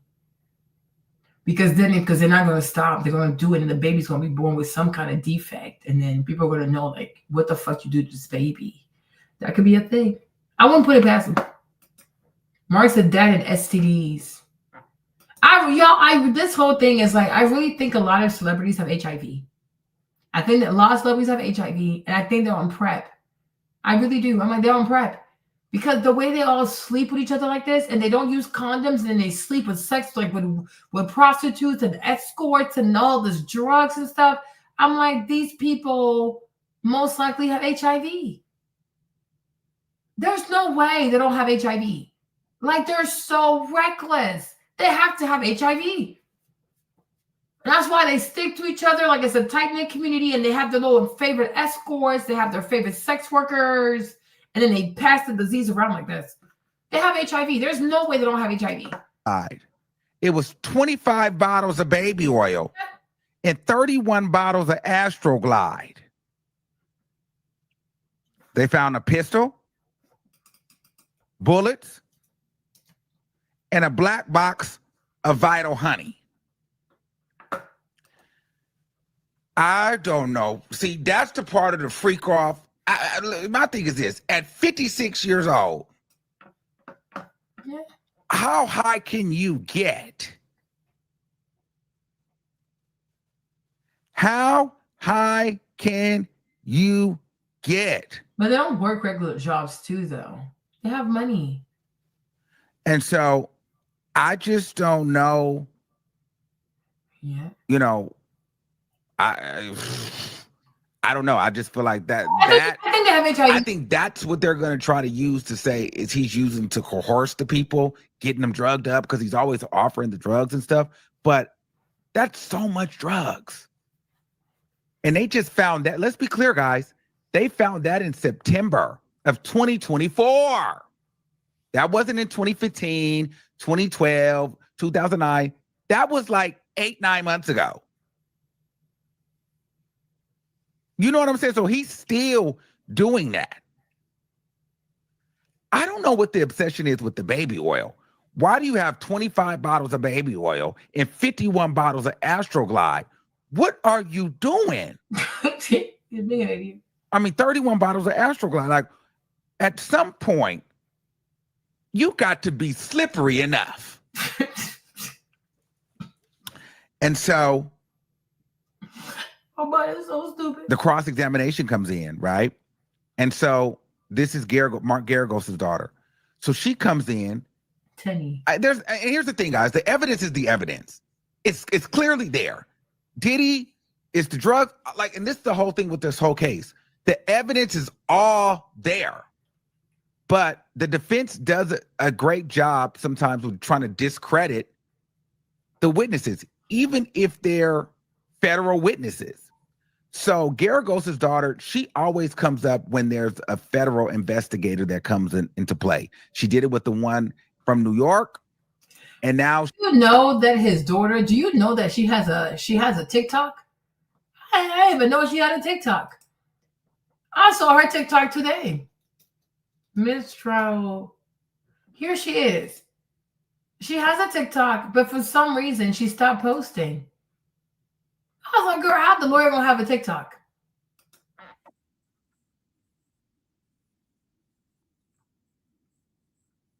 Hold on. Where am I again? Stop sharing. Okay. I did not know his lawyer. I was like, Diddy's lawyer has a TikTok. But she stopped posting now. Hold on. Here she is. I'm one of his lawyers, and I'm here to tell you why this is so absurd. Now, as you can see, we already put out our lengthy statement here, but let me break down 2 reasons why this is absolutely not going to hold. All right, now let's start with the plaintiff. This guy has been in and out of jail since 1998, currently has 14 convictions on his record, multiple felony sexual assaults and kidnappings. Just as a reference, here's sentence number 1 on one of the counts. Minimum sentence of 17 years, a maximum of 35 years. My personal favorite is the tattoo on his left arm that says hatred. Anyway, not the most credible guy. And despite him filing what he purports to call a visitor's list with the Michigan Department of Corrections, it's actually a list of people whose names he would like to have considered for approval to visit. And on this list, he writes Sean Combs, friend. So yes, this criminal who's sitting in jail has said that Mr. Combs is a friend and he would like to be visited by him, is now saying that Combs visited him in jail and offered him $2.3 million. But putting aside all of the credibility problems, the most problematic is that the plaintiff says that he served Diddy with this lawsuit, when Diddy has never met the guy, let alone been served with a lawsuit. So he claims that he served Mr. Combs at an address that Mr. Combs hasn't lived at in 4 years. Yet most importantly, it wasn't signed by anybody with a signature that looks remotely like Sean Combs. So what's next? Combs is going to file a motion to get this swiftly vacated and the $100 million judgment thrown out of court. All right, Diddy just got hit with a $100 million All right, here we go again. Diddy sued by a former bandmate. I'm his lawyer, and here's why you should care. Last night, Dawn Richard, who Diddy discovered in making the band, put her in Danity Kane, where she eventually left to join Diddy Dirty Money. And in 2020, when Diddy announced the reboot of Making the Band, she hopped on board and wanted to join. As you can see from this message in March 2020, she says, love, love, love you, let's do this. So the man she saw hit a woman with a skillet, she's out here saying, love, love, love you. We're worried about him messing with his ankle. All right, here we go again. Diddy sued by a former... You saw Diddy hit with a skillet, but you told me you We're worried about him messing. All right, here we go again. Diddy sued by a former bandmate. I'm his lawyer, and here's why you should care. Last night, Dawn Richard, who Diddy discovered in making the band, put her in Danity Kane, where she eventually left to join Diddy Dirty Money. And in 2020, when Diddy announced the reboot of Making the Band, she hopped on board and wanted to join. As you can see from this message in March 2020, she says, love, love, love you, let's do this. And yet another where she says, checking in to see if you guys are starting Making the Band back up. Would love to be a part of it, bro. Yet another in December where she's saying, let's bring the crew back. Another message where she says we never should have stopped it. That's what he did in 2023 on his most recent album called Off the Grid. She's a featured artist on the #3 song on the album. And all this makes sense if you watch her other statements about Diddy over the years, including this one clip from Hot 97 back in the day. And I don't have no bad stories. That was only support. So if you do good by other people, they'll do good by you. Now pause for Combs' civil attorney's statement that she made today, which states that Richard has now manufactured a series of false claims, all in the hopes of trying to get a payday. All right, here we go again. Diddy sued by a former bandmate. I'm his lawyer, and here's why you should care. Last night, Dawn. We're worried about him messing with his ankle bracelet. You can't play with these big celebrities. Just keep him where he is. Why is that not a fair outcome? Because what he did here was so extraordinary, Chris, that he shouldn't have been denied bail. And we're going to be back at a bail hearing tomorrow before his assigned judge at 3:30. Hopefully he'll get it then. What he did here is on a magnitude of unlike anybody else you could imagine. A week after these public searches were televised, he gave us his passport. His children gave us his passport. He then paid off the mortgage entirely on his Miami home. $18 million, Chris. That is an unbelievable amount of money. He's been trying to sell his plane since the searches happened. Explain why, other than that he's got a lot of money. Why does it matter that he wanted to pay off the house? What is that instructive of? It's instructive that he's going to have a bail package ready so that if he was arrested, he would have something ready so that he could get out the next day and show the judge he's taking this very seriously, which he is, which is why 12 days ago, Chris, when we thought there's an indictment that may be coming, he flew to New York the very next day. He got on a plane and he came here. And that's an extraordinary move for a defendant who's been under investigation that he's been aware of for at least 6 months. He came to the very jurisdiction that is investigating him, and he said, I'm here. I want to surrender. Let me surrender. We're worried about him messing with his ankle bracelet. You can't play with these big celebrities. Just keep him where he is. Why is that not a fair outcome? Because what he did here was so She's doing it with this one. So her whole thing was, she asked the guy who got the warrant to search Diddy's house, so what is your procedures? How do you do this? Explain, because you've explained that, when you go into people's house, you take pictures before, you take pictures after, you do this, you do that. So her whole thing was to discredit him in his research and make it look like he didn't do a thorough job.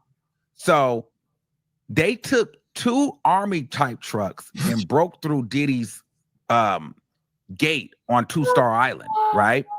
In Miami. Why? But so she caught him up a little bit because they were like, well, do you have the before and after pictures? Because you're usually supposed to take pictures before and then after, you enter the house. And he didn't take the photos.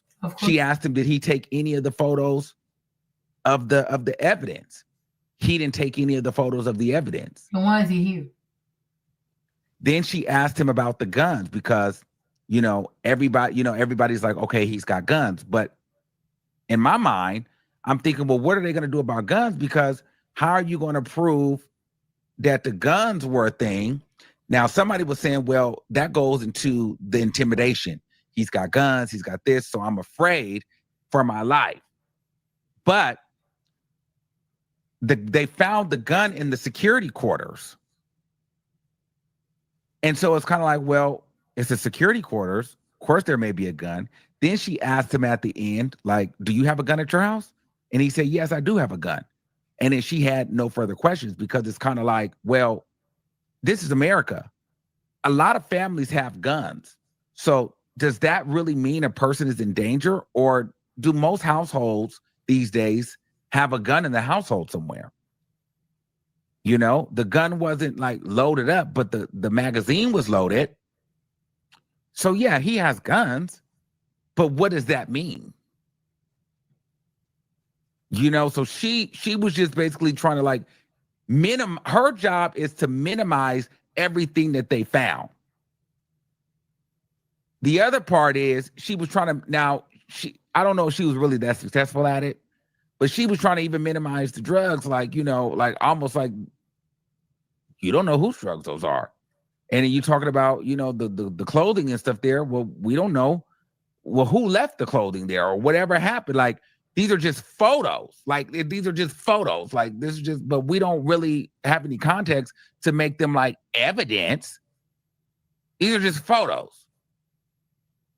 But a smart person, I mean, and I get it. She has to do her job and she's doing what she needs to do for her client.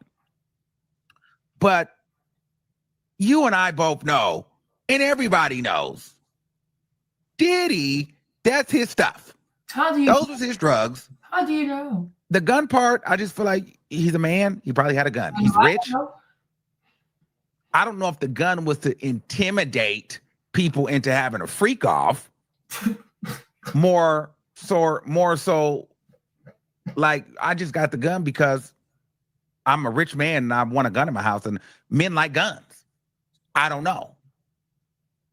So I don't really know if they have an argument there, but clearly, you know, all the drugs and stuff, that's Diddy stuff. The baby oil, if anything, if Diddy goes down for anything, I think the baby oil is going to be the thing that hooks him, because how are people getting past the baby oil? Oh man, you are stupid as hell. I don't know if we're getting past the baby oil like that. Oh man, you are crazy. I'm gonna just be honest with you. You are crazy. So that was that.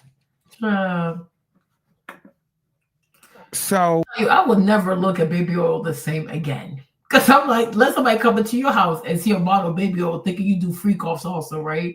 I will never look at baby oil the same. This is just too much. Armani is just too funny. This is crazy. I don't even have baby oil, but I will never look at baby oil the same. This is insane. This is crazy. Then she talked about how, you know, he went on the property and handcuffed the 6 people that was on the property. And just handcuffed them for no reason. She was just really trying to discredit him and make it look like he was just doing too much and it wasn't that serious and he had no rhyme or reason to do it, and he was just kind of went on a blank mission. Now, do I think the jury's going to fall for that? No, not so much. But I think what got interesting for me was when the prosecution then called their expert witness, Don Hughes, Dr. Don Hughes. So Dr. Don gives like a Martha Stewart set. You know what I'm saying? Older Caucasian white lady. So Dr. Don, she is a forensic psychologist and a clinical psychologist. So the clinical psychologist meaning, like, you know, she's a therapist, you know, talks to you, and she works in the trauma unit and domestic violence and abuse and things like that. Forensic is more in depth for cases and, you know, and for criminal cases and civil cases. And she sits and analyzes, you know, the mental health and the mental stability of, you know, the said victim. So she would break down, you know, so they brought her in to break down trauma in the different traumas and why said people that have been traumatized may forget certain things on the stand or forget certain trauma, how it affects their memory. She would talk about how, you know, how it would make them move, why would they stay in relationships. So we're going to get into a little bit of that, right? So they did all of this decorating of her about how she's a scholar in this, she has all these degrees. She's one of 40, like, you know, board certified psychologists and forensic psychologists in New York City. She works with the trauma and abuse and violence. She works with kids, battered women, and, you know, men that have been violent towards their women. She was they opened up, they said, "Are you getting paid for this?" She said, "Yes." They said, "What is your rate?" Her rate is $600 an hour. And for the day, she got paid $6,000 to sit and testify. Okay. Why? People come to her office for psychotherapy. So either they have had some violence happen to them or some sort of trauma, right? So she conducts comprehensive psychological, like, it's like a comprehensive psychological assessment that she does for cases in criminal cases, right? And so she has the highest degree as a psychologist that you can have, and she's been doing it for over 30 years. She's worked with thousands of people. She's licensed in New York, New Jersey, Connecticut. Now she said that they asked her, was she aware of Diddy and Cassie in the case? She does not. She said she knew nothing about the case. She hasn't assessed anything and knows nothing what's going on, right? Her role is she said her role is to provide a blind testimony without knowing anything about the case. Okay. And she said, and she said she's there not knowing that the case had anything to do with domestic violence. Okay. Sure. So they asked, why do people say? Now, the defense kept objecting. Now, mind you, they would ask this woman questions and she would just keep talking. And she would, like, at some point, the judge had to tell her, listen, answer the question that they're asking you. Stay within the parameters. This woman would just start rambling and over answering the question. So I think the defense was getting upset because in my mind, the defense did not want her to go into what trauma was and why people move the way that they are, because once we heard her get into it, everybody that has testified at this point has been affected or traumatized by Diddy in some sort of way, which would have led to the fact that, okay, these are all trauma responses. These people are not willing and wanting to do this. These people have been coerced, bullied, beaten, forced, manipulated into said acts, whether it's financially, emotionally, physically, mentally. But I'm like, this thing, if you want to go down that route, like, can you not say that everybody in America has trauma then? Can we not just say that we all have trauma at this point? Like, we're coerced to go to school, we're coerced to pay taxes, we're coerced to give money into Social Security. You know what I'm saying? Like, we're coerced to go to the job. We're coerced to, like, code switch. At this point, I'm like, anybody can say, in order to make money, I've done some things I don't want to do. You know what I'm saying? Like, a lot of people don't like their job, but they do it for money. It's like, isn't that also coercion? You know what I mean? Like, this is like, I'm like, at this rate, you can just say that everybody in America has trauma. I don't think that's true, though. I don't believe that. I don't believe that. Because I'm like, I don't believe people are paying. I saw these weirdos. I'm like, Diddy would pay these little weirdos to say free Diddy. This is crazy. This is really crazy. I saw they were all wearing black T-shirts that say free Diddy, right? I'm like, New York City is full of scammers. I don't believe any of this. I think Diddy has enough money to pay more money than, if he really want to have people show up for him, he can afford it. He has money. All that money he's giving these white lawyers. And honestly, like, for me, if Diddy was to pay me money to start a Fight Diddy movement, I would. I'm like, how much you pay? Because his lawyers, these white people are making a shitload of money off of him. This is unbelievable. Like, they're making a shitload of money off of him. So I'm like, anybody who wants to make, if you want to build a serious organization to fight for Diddy, I'm sure he'll give you like $1 million or $2 million. He has money. Like, all the lawyers, like, I guess collectively it's like already 10 million. Bell package, he put up 10 million. He has two. He has Nicole Westmore. She was on a Young Thug case. She's the one who took down, like, she cross-examined Dawn yesterday. And then there's another guy. His name is, oh my gosh, Xavier Donaldson. He went to Howard Law School, but they say he fumbled. They said his cross-examination, he fumbled.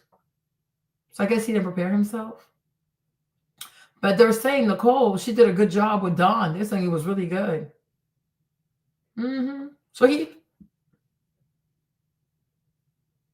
I don't know which one. The man? I don't know if the man left. But Nicole, she took down, she's the one who cross-examined Dawn. And they said she did a really good job. Because she was like, girl, are you okay? So Nicole's getting paid. I'm like, good for her. Because it's like, make some money, sis. Because he's paying all this money. But the majority of his lawyers are white. Now, there's one lady, Anna Estival. She might be like Latina or something. She cross-examined Cassie. You know? But I'm like... People have the right to their convictions. But if you feel like he's innocent and you want to start a group to free Diddy or whatever, I'm sure he'll pay all kinds of money. And I'm like, why not take the money? Okay?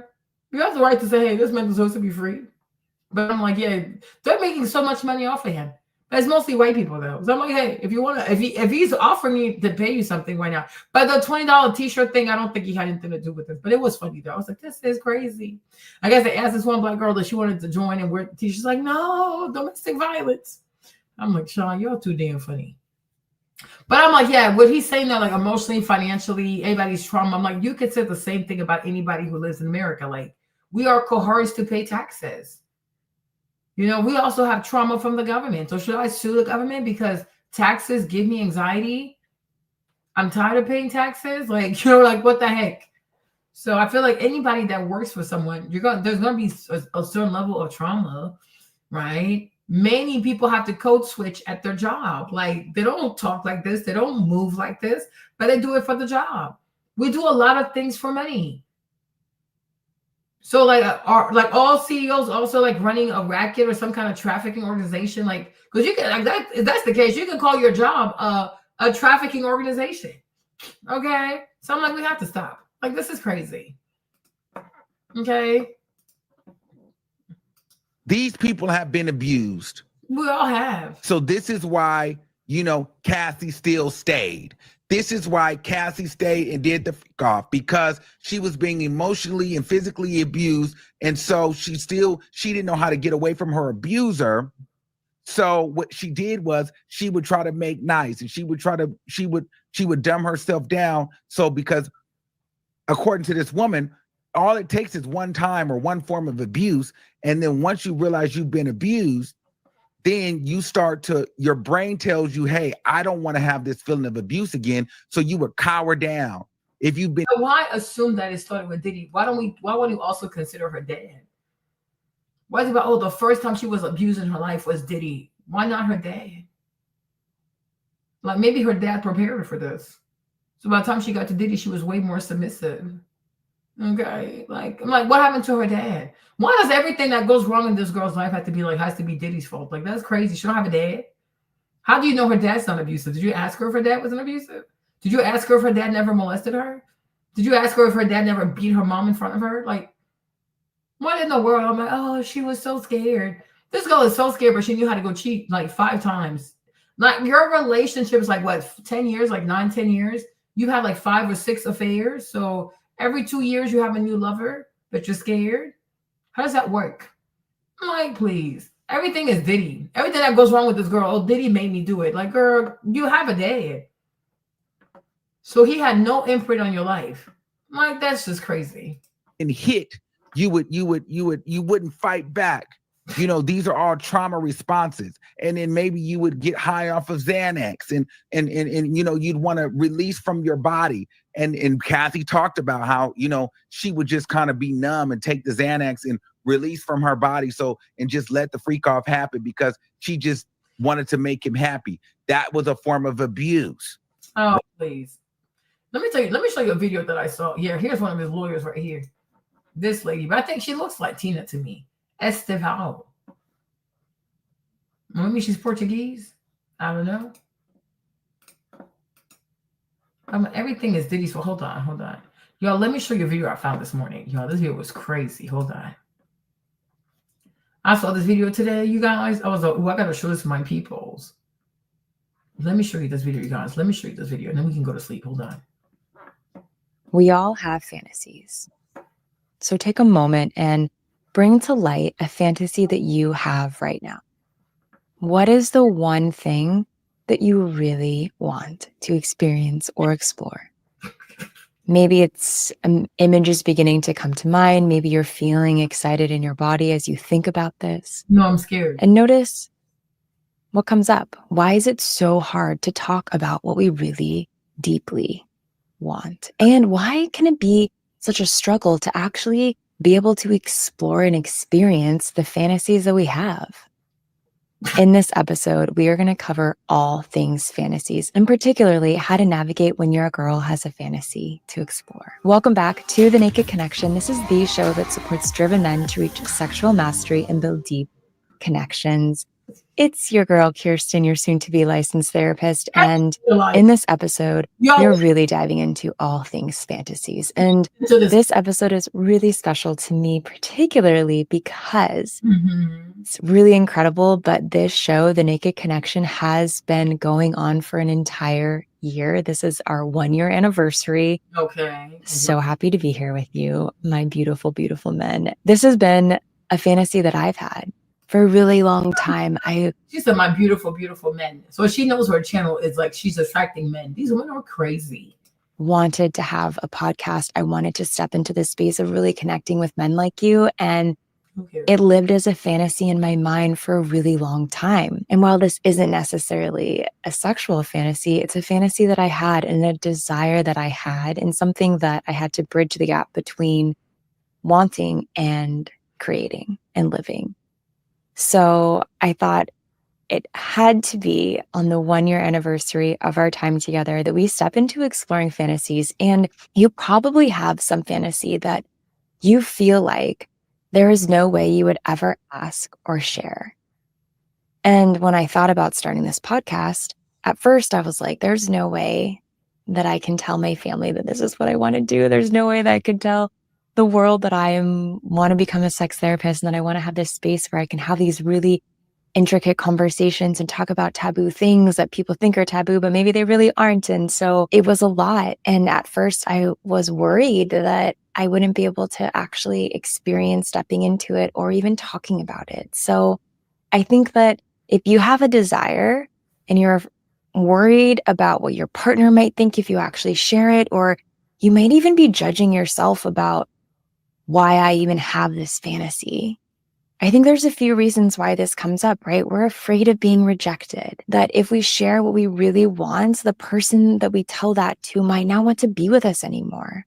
I think we're also afraid of what other people are going to think of us, right? Like if they know what we really want, they might look at us differently. Maybe you have a desire that you want to play out with your girl and you're worried that she'll leave you or she'll judge you if she actually knows what it is that you really want to explore. And you can never undo what you've shared. You can't pull that back in. You can't control or delete that statement. I think also we're afraid to admit to ourselves what we really want. It's basically an idea of being super afraid of who we are and what we want. It's like that big 5-letter word, shame, seeps its way into our fantasies and our desires. And yeah, some fantasies might be more taboo than others, right? Like a fantasy of, let's say, meeting a beautiful person in a hotel lobby and getting a room together, going up and having wild, passionate sex with Hotel lobbies. These people in hotels, man. I kid you not. These people are crazy. the stranger. That might seem pretty vanilla or mainstream, like grocery store erotica. Some are a little more challenging. Maybe you have a desire to explore being peed on. Maybe you have a fantasy. Being peed on. To explore being peed on. You see this? These women want to be peed on, you guys. Paraphilic disorder. Okay, it's a paraphilic disorder. They want people to pee on them. But then they'll be like, oh no, the man, he peed on me and I was just trying to make him happy. I was trying to make him happy. Girl, shut up. About feet. Maybe you have a fantasy to be pegged, right? Like, oh, there's so many different things that might feel even harder to explore. There's this hierarchy of fantasies that are acceptable and that are looked at differently. And I was actually talking to a listener the other day, and he shared that his girl that he's been currently with, she revealed to him that she has this rape kink, and he has no idea how to move forward with her physically. She has a rape kink. You heard this? And whether he should even explore that. So in this episode, I'm going to use this man's example of exploring a rape fantasy as a conduit for how we can explore any fantasy that we have. And interestingly, as I was exploring this, I found out that actually rape fantasies are one of the most common fantasies that women have. There was a PubMed study that found that 62% of women have this fantasy. And out of these women who had this fantasy, 14% of them also reported that they had this fantasy at least once a week. This was not a one-off thought. This was a recurring fantasy that arose in their life. So what do you do if your girl wants a fantasy like a rape kink that you may or may not be down with? Well, first, you want to understand why this is something that she wants. So if there is judgment, you can understand more why this is enticing to her. I think sometimes when we understand why someone wants what they want, it makes it easier to understand it or accept it or kindly decline. I want to point out that a rape fantasy is very different than a true rape. It's important to note that in the way that women tend to describe these fantasies, there is really a level of desire present. They'll likely make it clear that in some form or fashion, it's actually quite consensual, saying things like, I secretly wanted it. Like I knew I shouldn't be okay with this, but I did at the same time. That is part of the fantasy oftentimes. And the person that they want the fantasy to played out with is someone that they actually find attractive and actually want to sleep with. So it's not the case that these girls who... Why don't you just want to sleep with him? Why don't you, oh, I like this man, I'm attracted to him, but I want the guy that I'm attracted to, or act like he's raping me. Why are you doing that to him now? Y'all should read the comments. Like the comments were hilarious, right? The comments were just too damn funny. These men said, 2 words, me too. I will never touch a woman that says no, even if I feel like she would really want it. The way things are today, she could come back years down the road, accuse me of rape. I know that ain't lie. Also, if it's a coworker, she could accuse me of sexual harassment. I could lose my job. No thanks. No room for innuendos in today's sexual market anymore. Okay, I be liking these things, bro. At the end of the day, everything you do or say will and can be used against you. So consider protection. Okay, women's fantasies is not worth going to prison. You can, oh my gosh, you can help her with it, and then the relationship ends. She starts saying to everybody that you raped her. Not worth it. Just secretly record these conversations so that you can use them later in court to defend yourself. Oh my God. Oh my goodness gracious. These men are like, what the freak? Oh, hell no. Okay. The term rape doesn't really apply here. The fantasy is most to be taken or controlled and made to do or say things so that they are released from feeling any guilt and are responsible for the enjoyment received.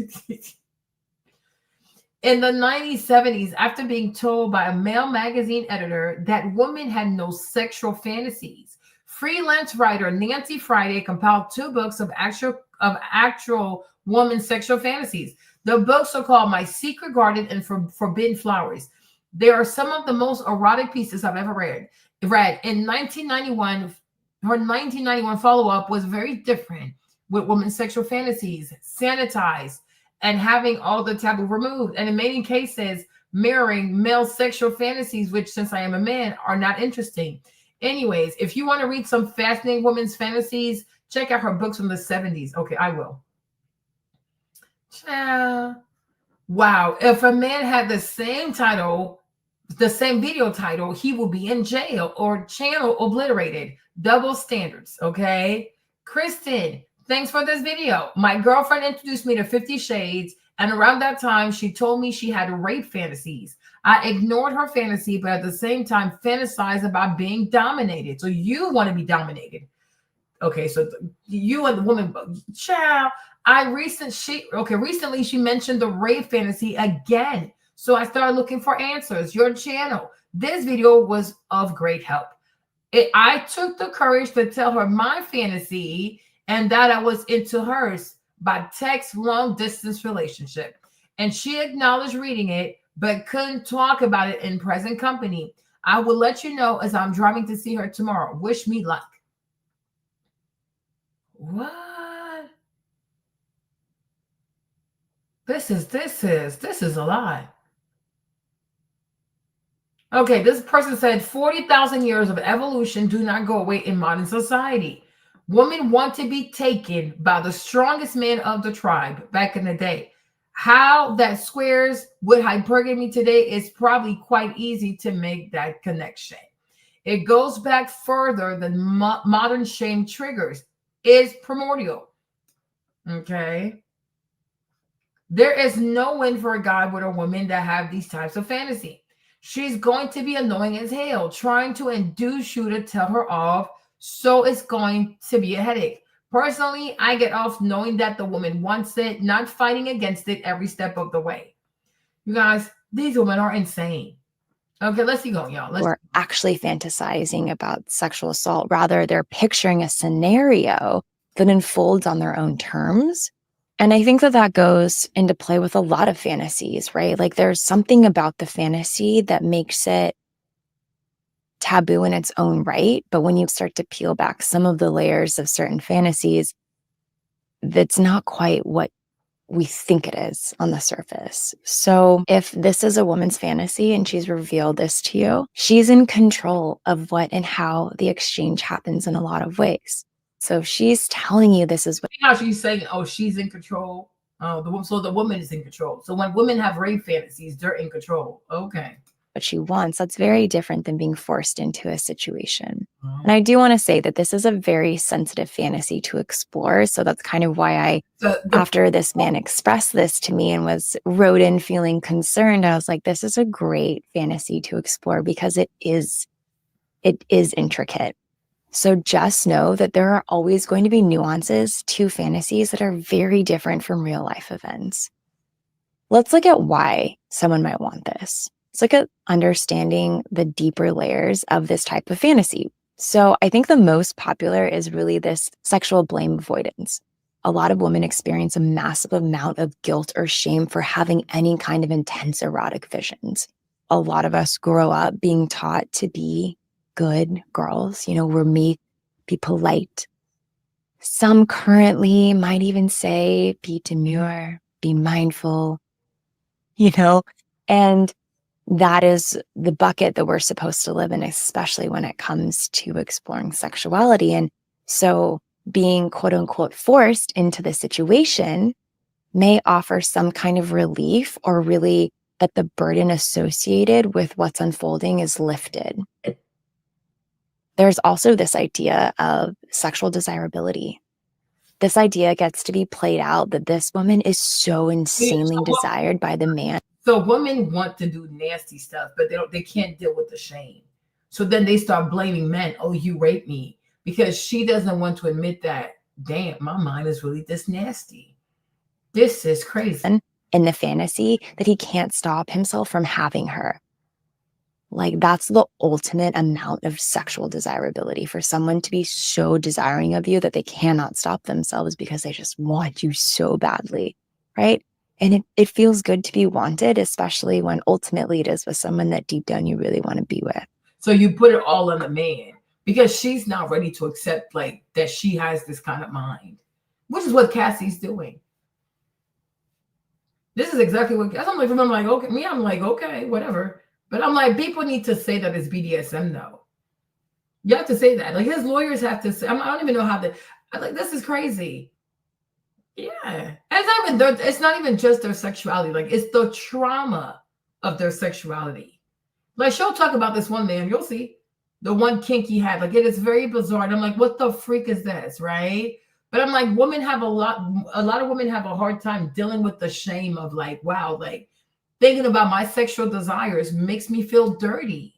So I'm going to blame this on the man because after all, it's America, right? You don't like something, find somebody to blame so that you can be their victim. It's like, you are crazy. Hold on. Where is she again? Where am I? Oh, I'm right here. Okay.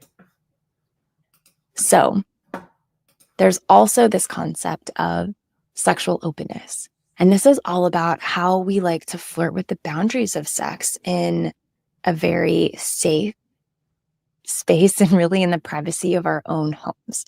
So I think a lot of the times in overall dominating fantasies, whether it's a BDSM space or, this type of forced sex fantasy, there is this level of having sex that is really a portal into a space that might be missing in the rest of their life. And I think it's really interesting because with all of these, like hashtag boss babe women out there, women that are taking on more leadership roles, women that are working more stressful jobs, it's a matter of sometimes wanting to fully surrender. And if a woman isn't fully, in her feminine, this can be a shortcut to that surrender or an expansion of the surrender that they already have. And I think that sometimes, we want to imagine what it feels like to fully surrender to another human being, especially sexually. Maybe you can even relate to that, right? You're a driven, high-powered man in your life, and you are probably leading all day long. You're leading in your job, you're leading in your relationships, you're leading at the home, right? It's so much leadership, and it would be nice to be able to surrender some in the bedroom. So is her job to encourage men to grant women the rape fantasies? You need to be arrested. This is like what you are recommending that these men do is absolutely insane. They're going to get arrested. So as a man, you can relate, right? No, I cannot. No. Wow.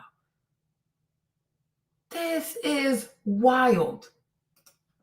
Like a mini vacation from the everyday life that you have to live, and just to be able to relax and not have to like be decisive and make decisions, because that's a lot of energy. Sometimes, perhaps, if this was resonating, you could relate to that.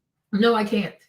So in this type of fantasy, she gets to be like, hey, I'm going on vacation from my controlling, organized, perfectionistic life for a little while.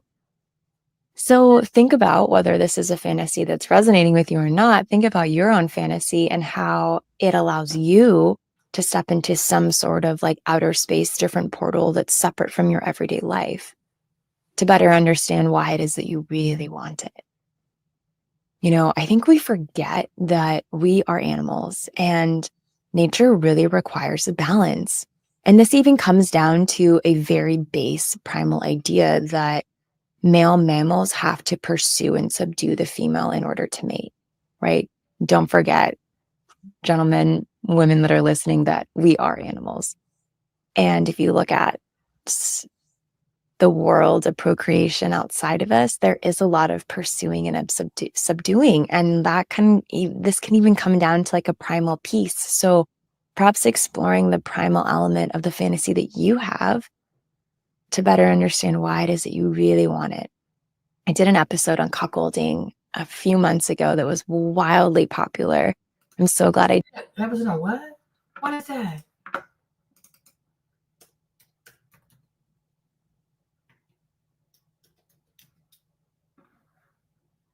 What does that mean?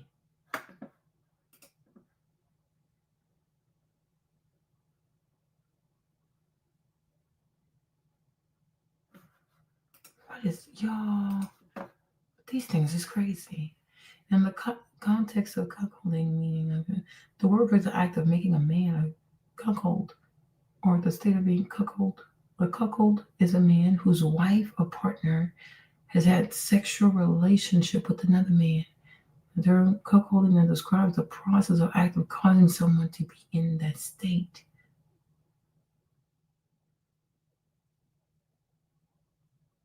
Oh, cuckoo. Oh, I get it. Okay. What in the world? Girl, what is this? I did it. We'll have to explore that fantasy, that topic more. But in that episode, I talked so much about the biological and physiological responses to living out that fantasy. And there's so much seeped in our desires that really come from this more primal reptilian part of our brain. And if we look at what where kinks and fantasies come from, many really seem to be grounded in fear.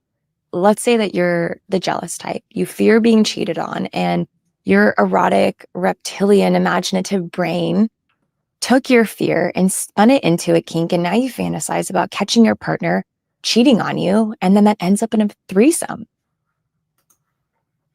Right? There's all of these different ways. So is that why Cassie was cheating like this?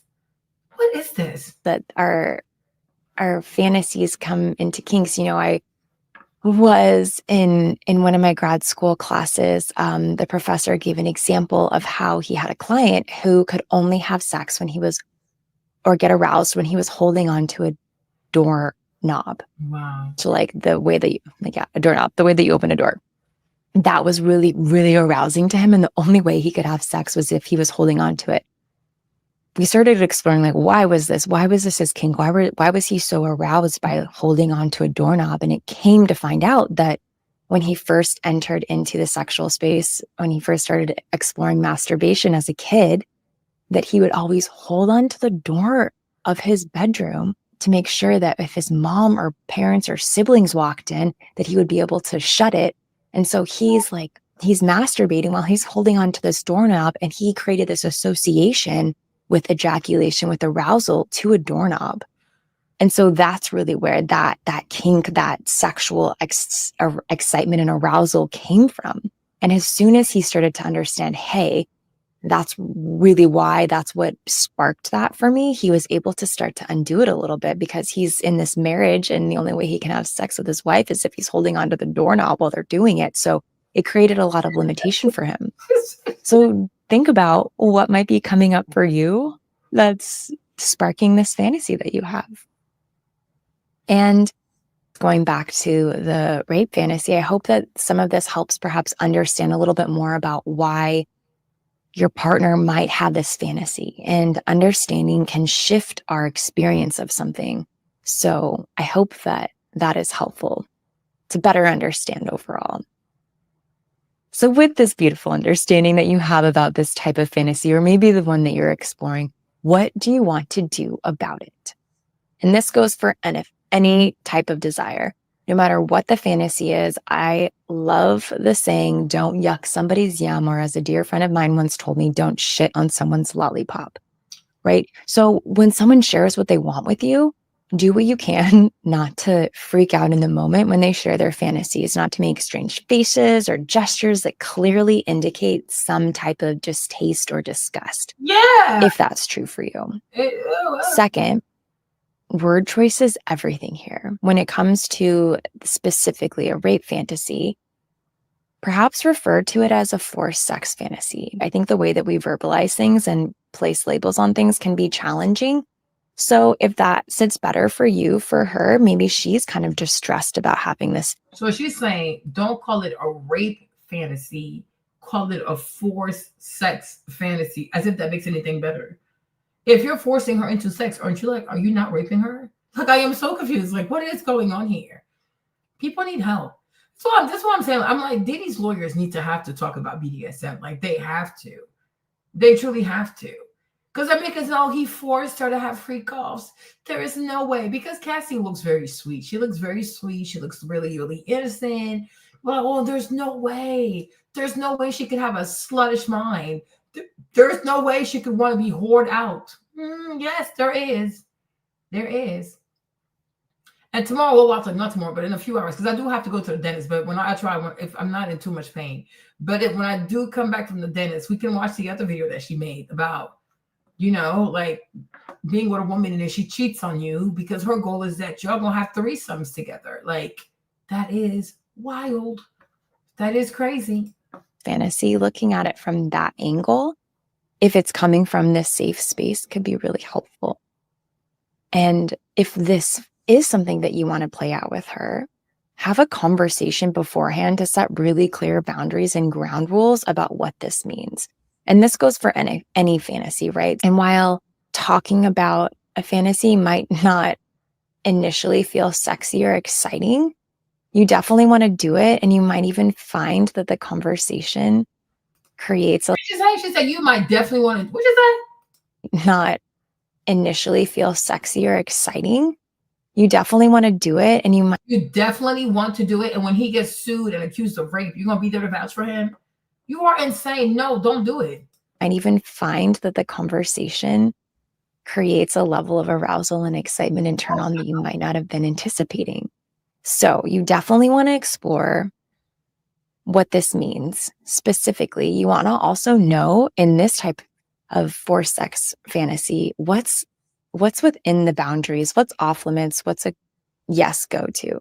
So let's say what could be off limits could be something like forced oral or excessive force or anal. We want to also set limits on duration and location, right? If she's not comfortable, she wants this to specifically be at your home because that really feels like a safe space to explore this. Make sure that that's all communicated. Make sure that you know that this isn't something that she wants to have going on for 5 hours. Maybe it's, hey, I want to explore this for you 30 minutes, whatever it is. Really talk through some of these foundational key components to better understand what is a yes and what is a no. You also want to have safe words. I think in any fantasy, and even just in a sexual space in general, whether you're exploring something kinky or not, having a safe word is really, really important to instantly pull a stop to things, to put a pause on things. I will never forget, I listened to this comedy where I think it was Kevin Hart, and he talked about using safe words during sex to communicate when he wasn't comfortable. And his safe words was pineapples. And he goes off on this in this comedy skits, just yelling, pineapples, bitch, pineapples. And I'll never forget it. Maybe pineapples is a safe word for you. Maybe it's not. I think it's important to make sure that your safe word is not stop and is not no, especially if you're exploring for sex. Is it? That might be a little tricky. So making sure that there's a safe word or even like a safe hand gesture, maybe within one of the fantasies that you're exploring, someone wants to have like a gag or their mouth bound or something like that. It's kind of hard to have a safe word. So maybe like making sure that hands are free. And like if she ever holds up the number 3 or 4, that that means, hey, stop. So really making sure that you have this really vetted out clearly before you step into any sort of environment to make sure that safety is really explored and held. And I would add a preface here that exploring fantasies, and especially for sex fantasies, you want to make sure that this is coming from a really expansive space, not necessarily, I want to relive something really horrible that happened to me to try to break free from it, right? So if you have a partner that's going through this and perhaps maybe she experienced true assault or rape in her life, and you're getting this sense that this isn't coming from a clean space energy. I know that sounds really woo-woo, but I hope you'll feel it, you'll notice it, you'll recognize the words, you'll understand your partner. The setup, how can he recognize it? Like, he's not a clinical therapist, he's just her boyfriend. He needs to recognize what if a person that's been through sexual assault, how? You are insane. You are truly crazy. There's lived experience, and you can ask these questions. So really getting back to why this is what your partner wants to explore. And I want to preface this in these conversations and in the exploration of living out fantasies, I would highly recommend to never say, I'm just doing this for you. Because no one ever wants to experience, really any kind of sexual experience, right? Where someone says, hey, I'm just doing this for you. Like, I don't want to do this, but I'll do it for you. Because we know that that's not going to feel good for the recipient, and it's not going to feel good for you. So you really want to check in with yourself and ask yourself, am I exploring this fantasy because it's really what I want? Or am I exploring this fantasy because I feel like in order to stay in this person's life, I have to do this? Or this made me think of Jazz. Because Jazz says she didn't enjoy the butt, but she does it for Cam. Or in order to make sure that they don't cheat on me and explore this with somebody else, I should do it. Mm-hmm. Like, ask yourself those questions. And finally, I think really listen to your partner explain the fantasy to you. she might say, for example, that she wants to force sex experience, but like, what does that actually entail?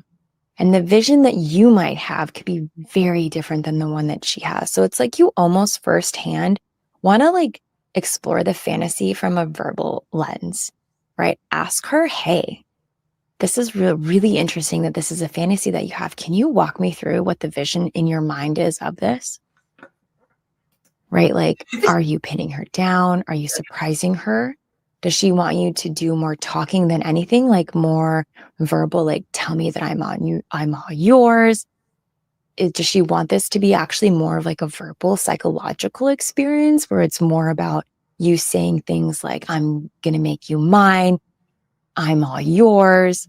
Like what is actually the fantasy, and really ask for specific details to build off of. And this might seem intense, but she can always write down a list, or you can, of all of the things that she's open to. If you guys have been here, that I have that BDSM checklist that you can go through to explore together. What's a yes? What's a no? What's a maybe? Let's talk about it. And coming back to that, it's not like a one and done. It's a, hey, let's review this every once in a while. Let's see what's shifted, what's contracted in your sexual repertoire. I lied. I said that was the last thing I was going to say, but it's not. This is the most important piece, I think. Do not do anything with anyone if you do not want to. There should be no part of you that is a no on this. For one thing, we don't want to half-ass anyone's fantasies. You got to go full send, right?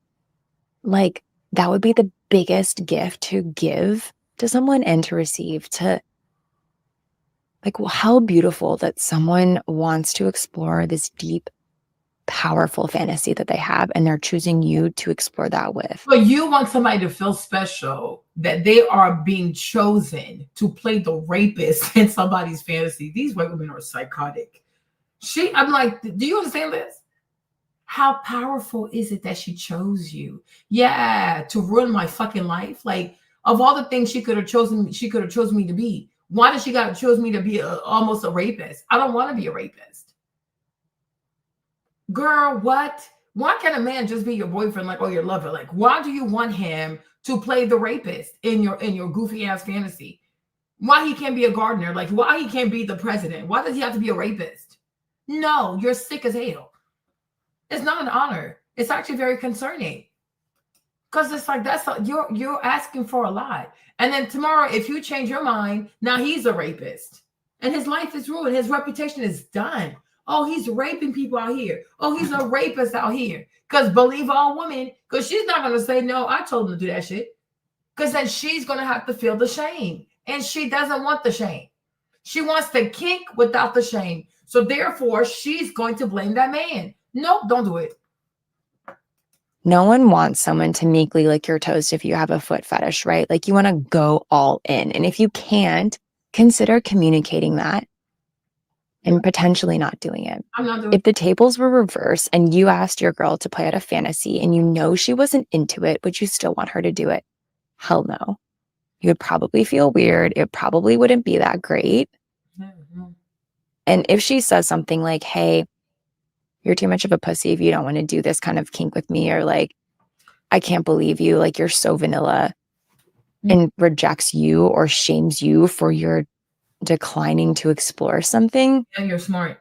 That's a conversation for another day. Maybe she should talk to someone. Maybe like something else is going on here. But really, in any fantasy scenario, don't do it just to please them. This should be enjoyable for you too. So let's say that you play this or any other fantasy out. If thoughts begin to feel really intrusive, out of control, or distressing, it's no longer a fun sexual fantasy, then that is something to explore resolving really quickly. Let's say that you start having nightmares about it. You're starting to have anxious thoughts about stepping into this fantasy with someone. Maybe you're feeling gross about exploring that. Like, pause, stop, and communicate that clearly. And I think that there's a way that you can do it that is, not really rejecting, of saying, hey, I'm so appreciative that you shared with me that this is a fantasy that you have. I doubt that was easy for you. I am so open to exploring our sexuality together and Mm. what's possible in the bedroom with one another. And I have to be honest, as much as I want to please you and make you happy in the bedroom, in our sex life, this is not sitting right for me. That's her being happy for now. What about tomorrow when she's unhappy? Is that when she's gonna start calling the police? No. Oh my God, maybe you have pretty feet. Oh my God. And it is to me, it's really overwhelming. Like it really is overwhelming. I can see like, oh, like, you know, like police officer, like, you know, little stuff like that. But it's like, I want you to pretty much try to do something criminal to me because that turns me on. Like that part really scares me. It's like, because to me, rape is rape. It's just too much. It's too much. And I would never want to explore fantasy with you or explore a sexual experience with you that I wasn't a full yes to. Yeah, it's just frightening. How does that land for you? There is a way to say no to people that is not a rejection. And I think that it's so easy to get lost in the weeds of thinking that. And finally, yet again, I swear you guys, I was like, and finally, have some fucking fun. Okay? And especially in the sense of a forced sex fantasy, that might sound kind of weird, but I'm sure at some point there might be some laughter, there might be some giggles. Maybe you tried to say something and it came out weird and you're like, that wasn't right. Whatever unfolds, maybe you say something off the wall, maybe you hesitate and then like break character or break the dynamic, whatever it is. Fantasies are a playground, and some games are rougher than others. Sometimes we're wrestling, sometimes we're playing tea party. So as long as you have rules and regulations coming from an athlete, everyone should have a good time. Every sport is going to have a different level of danger associated to it. You simply have to prepare accordingly for the game. If you're playing football versus fly fishing, which I think people do call a sport, you're going to have different requirements for safety. You're going to be wearing different things. You're going to warm up differently. It's going to be very different. So I always say that sex is our adult playground. So kinks and fantasies, it's really the imagination coming to life. And it's such a beautiful thing to explore with someone. So this lady is just a temptress. I hope she really is a temptress. Like she really is out here with bad ideas. Look at this one, y'all. Look at this video. Let's see. In this episode, we are going to break down cuckolding and group sex, the reasons why you might desire these sexual acts, and ways to either make them a reality or a fantasy that you can wildly enjoy. Welcome back to The Naked Connection. This is the show that supports driven men to reach sexual mastery and build deep connections. This is Kirsten. I'm playing rapist people. Her name is Kirsten Tremail. She from Louisiana or something? Your soon-to-be licensed sex therapist, and today we are going to get really taboo. So why do we have twisted desires? Why are we drawn? Y'all, let's read those comments. Yo, maybe we got to do this later because our people are missing out. Those who are sleeping are missing out. Kevin's missing out. Y'all, look at this comment right here. Hold on. Read this comment. I personally know a couple who did this in their 40s. Wife was reluctant, shy, and nervous. Husband requested for just one experience. And man, that one experience changed the wife's character completely. She became more confident outside of their bedroom. Her confidence reflected in all areas of her life. Almost 360-degree change, but I still think and I feel this is not for everyone.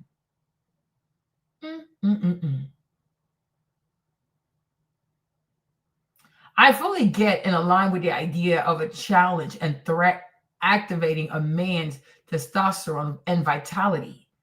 I feel that is very real and common function and does also pertain to sex directly. I remember once being with a woman who was very active when I met her sexually and had quite a wild past, serving as a bit of discomfort in our connection, but also a very clear challenge and motivator of my own masculinity because of it. But I think sometimes in the fantasy of another man being involved, it doesn't always have to be about a more dominant one. I think some men crave that, obviously, but can also be about our own control of the situation, which means controlling both or more of them. Child, you are crazy. And to taboo things like group sex. Because after all, we've grown up being told that sex should be between two people, not two people and some guy named Brad, right? I blame Diddy and Kathy. And forbidden acts like cuckolding or group sex have a very special power to arouse us. And you might wonder, why is that? Because unlike a guy being attracted to a nice rack or a juicy butt, transgression is this sneaky psychological stimulus that can, yes, impart sexual arousal and desire. And so what makes this connection between this transgression and this arousal? It's actually a quirk in our brain's wiring system. So let's take a moment and actually break this down a little bit. Your sympathetic nervous system, which is the part of your body and your nervous system that is responsible for activating fight or flight response, it readies your body for action, right? So think physiologically, it's speeding up your heart rate, it's increasing blood flow to your muscles, and it's actually driving deeper breaths into your body. And the sympathetic nervous system also controls something else. Adrenal gland. Orgasm. Yes. So can you become aroused from transgression, from something taboo or something scary? The answer is yes. Now, this is really crazy, but I'm in grad school studying to become a sex therapist, and we learned about a study where psychologists actually tested out the hypothesis of whether something scary can actually enhance arousal. And in this study, they used two bridges. So just hang with me here because that might sound weird. They used two bridges in the study. One was a suspension bridge. So think 450 feet off the ground, low handrails. It's wobbly, it's rickety, it's old. You know, if you fell off this bridge, you would probably fall to your death. Now, the other bridge that they used in this study, it was wide, it was firm, it was 10 feet off the ground. It's safe, it's stable, okay? And on each of these bridges stood an attractive female interviewer. She would approach men on the bridge, and as they crossed their respective bridge, she would ask them to write a brief description based on a picture of a young woman. So they could use whatever creative ideas they had. They got a photo of a woman, and then they had to create a description, a story, whatever came to them. Additionally, this interviewer, she would offer her phone number to each man in case he wanted to talk further. So she would basically say, hey, if you want to talk any more about the study or you want to connect, here's my phone number. So what did they find? Well, men on the rickety, anxiety-provoking, dangerous bridge wrote stories with significantly more sexual content than the men that were on the safe bridge. And half of the men on the dangerous, rickety bridge actually called the attractive woman later on, while only 10% of the men that were on the safe bridge contacted her. And they actually found that increased danger actually enhances sexual arousal in men. So anything that's perceived as dangerous or taboo, whether it's physically dangerous or even socially or culturally risky or a violation, can actually simultaneously activate your fight or flight response and also enhance your sexual arousal. So let's cue cuckolding. Let's bring cuckolding into the equation here. Why might you be aroused by it? Why might it be a fantasy that you have? Well, in case you... Too many people watch pornography. Too many people watch pornography. Too many people. It's too much. Aren't aware. Cuckolding is when a man gets turned on by watching his wife, his girl, his partner have sex with another man or other men. And in order to understand why you might crave this fantasy to be reality, we have to first look at sexual jealousy. Unfortunately, you guys, evolution has gifted you, amazing men, with a challenge. Unlike women, a man can never be certain of his paternity. I mean, now in modern times, yes, we have paternity tests, but actually, there's this interesting study that found that from 2007 to 2008, there were about 3,500 paternity claims brought up by the British Child Support Agency. So for a full year in Britain, 3,500 paternity claims were made, and 20% of those claims found that, yes, the man that was raising the child wasn't actually the biological father. You might think that's only 20%, but if you're one of those 20%, if you're roughly the 1 in 4 men that had one of these claims and you found out that this child wasn't yours biologically, that's a lot in terms of time investment, emotional investment, financial investment for a kid that isn't biologically yours. So this is really a major part of what drives sexual jealousy. Sexual jealousy is really, it motivates a man to actually conduct detective work to look for cues that a woman or a partner is being promiscuous. And, you know, it's funny, this could even be why OJ was on trial for murder. We'll never know, right? and look, if this is the case, then why is cuckolding such an exciting and highlighted popular porn search online? What? In fact, cuckolding is actually the second highest heterosexual interest on search engines on the internet. What? People watch. Child, you see, it always go back to porn. It's the second highest. So you might be thinking, okay, well, why would someone be turned on by that? Well, this is where we now invite in a new ingredient, which is dominance. Suffering. Why are guys turned on by watching a dominant masculine man have sex with his partner, with his girl, with his wife? So Diddy was doing cuckolding, like in the freak offs, like it's cuckolding, right?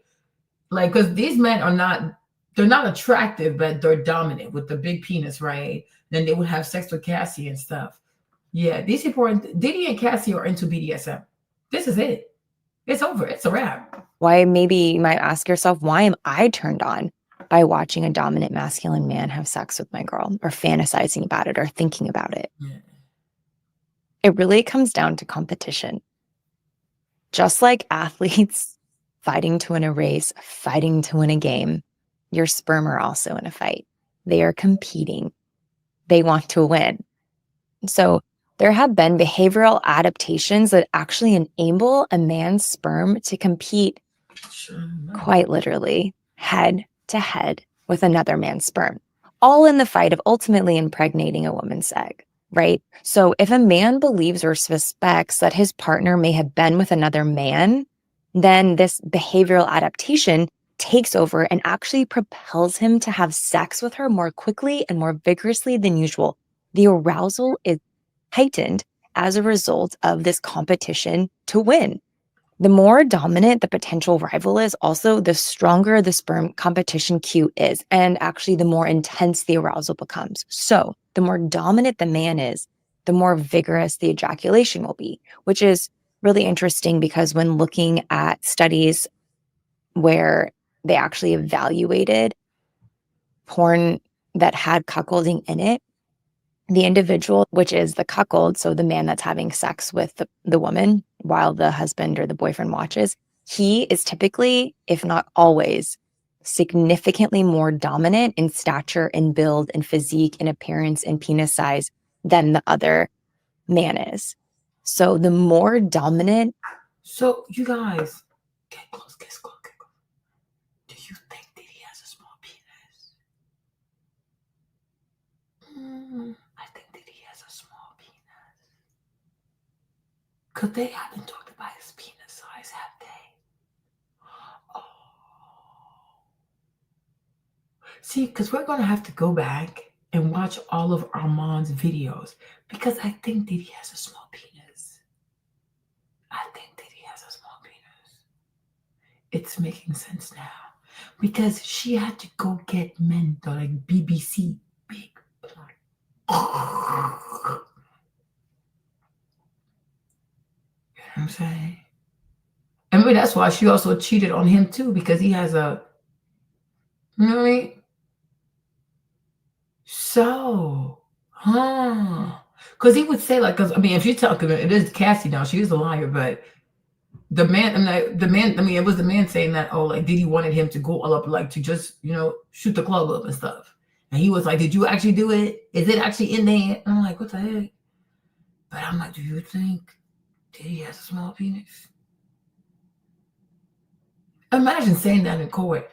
Your Honor, my client just felt insecure because he had a small penis. Did he? Oh, my Lord. Oh, my Lord. Come to find out, the diddler has a small penis. A threat of a man is, the more sexually aroused the husband will become.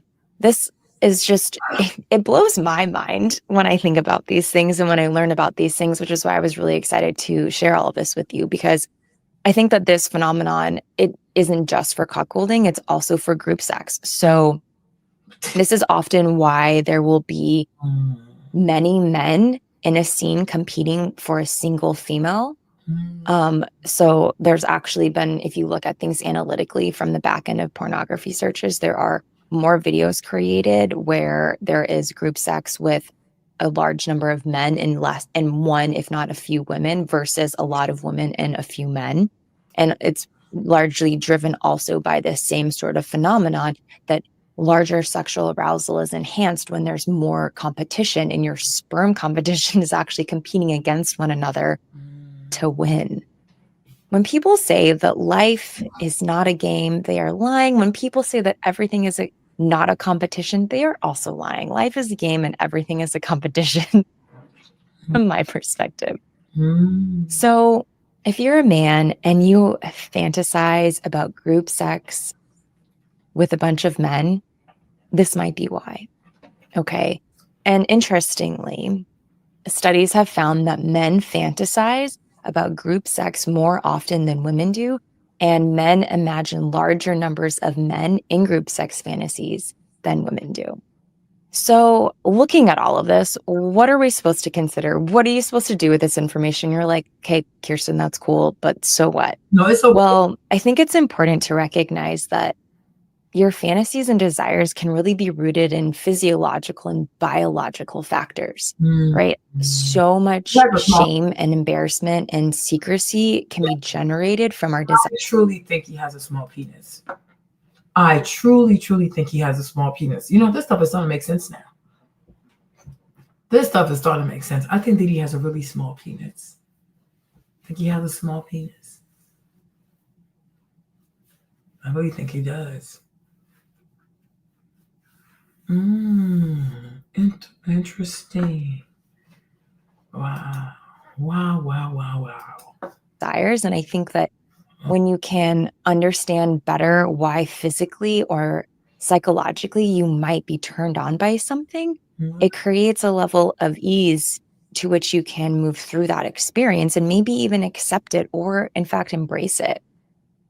Also, I think fantasies and desires can be something that really scare us. You know, they should. Maybe you don't like that you've been aroused by that thought or the visual of a large group of horny men having sex with one woman. You might think that that's a weird thing to have in your mind. Yeah. Which is why I think understanding the possible roots to these fantasies can be really settling. But do you think that, you know what, like what's coming to my mind now? I feel like women have the rape fantasies, but maybe men have group rape fantasies. Like a woman, she wants to be raped, but she's like, she wants to have a rape fantasy with just one person. Men want to rape women in group. Like she's a piece of meat. Like this is what's really coming to my mind now. Cause I'm like, this is a lot. I think men have fantasies of like just running train on a woman. Okay, and I think a woman wants to have a singular rape experience with just one man, but she also wants to find him attractive. Like, okay, I'm like, okay, I guess. But I feel like men also have a rape, like they have rape fantasies, but it's group rape, like running a train on a girl.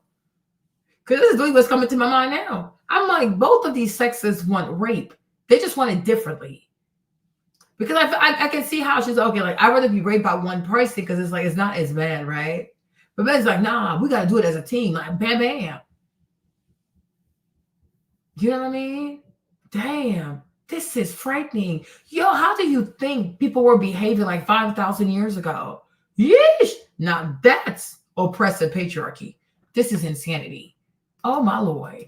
And also, it's possible that this sort of fantasy, for example, could be really a testament to, your sexual health and your sexual functioning. Understanding that, hey, my body is having a biological response that's actually demonstrating that, like, my erection system, my ejaculatory system is really online and functioning well.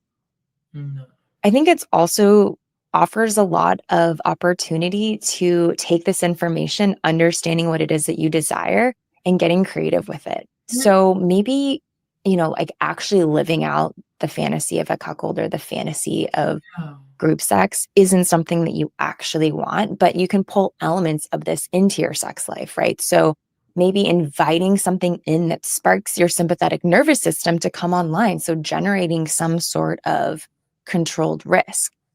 So whether that's going out on your rickety bridge or, bringing something risky into your life that brings arousal for you. So this could even be something like going out and doing a risky sport, like mountain biking down a really steep hill or surfing a really huge wave and then coming back to your girl and like using that risk, using that activation of your sympathetic nervous system to step into a sexual experience and really enjoy in that heightened state of arousal that you put yourself in. One example that comes to my mind is if you watched the show Breaking Bad, after the main character would go out and do some wild, risky behavior. I think I remember him burning down a big building where one of the main head honchos of the drug organization was working.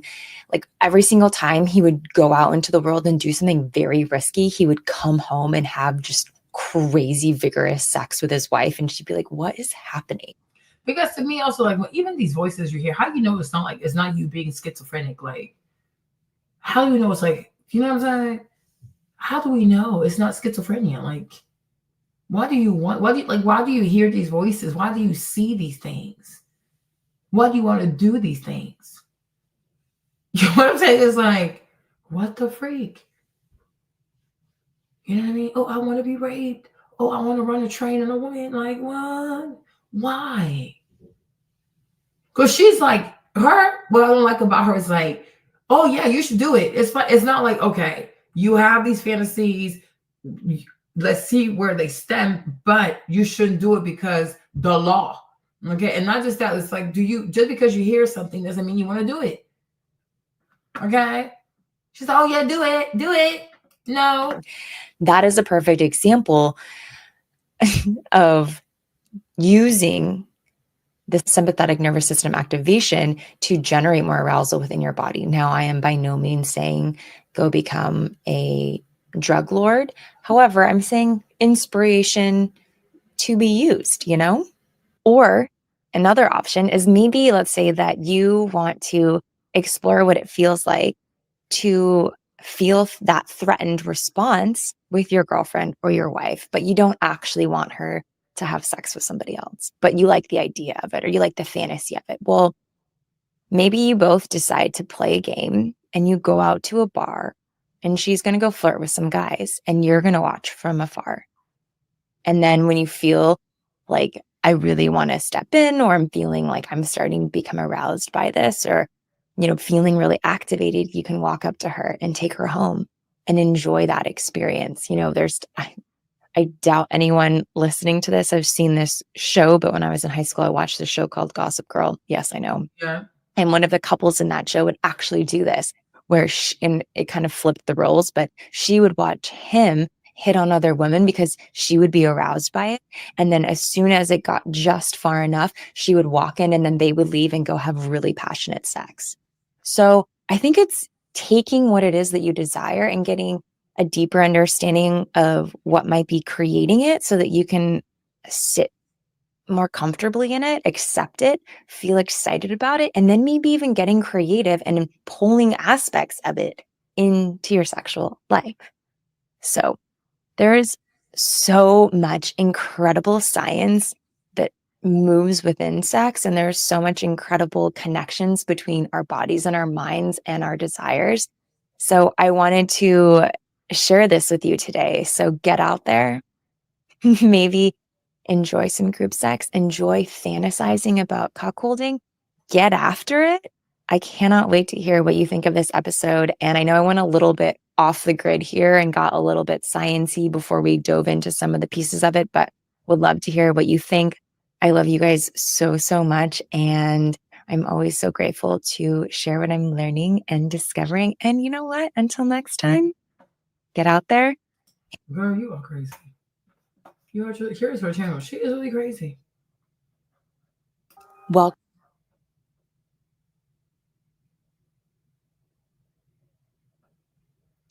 threesomes. Get your girl to do kinky stuff. Girl, you're gonna get sued. What is this? Wow.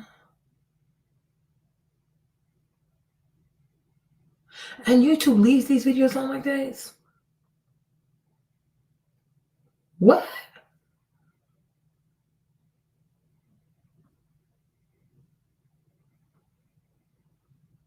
A sexless marriage. This is just, these women are crazy. I don't know what the freak she's promoting. Like, this is just, no, she wants, yeah. I'm like, this is, wow. Oh my goodness. Ah. Oh Lord. Me, Marlene, I said this. I said, me now, I don't believe that. I really do not believe that women as pure as they want people to believe, okay?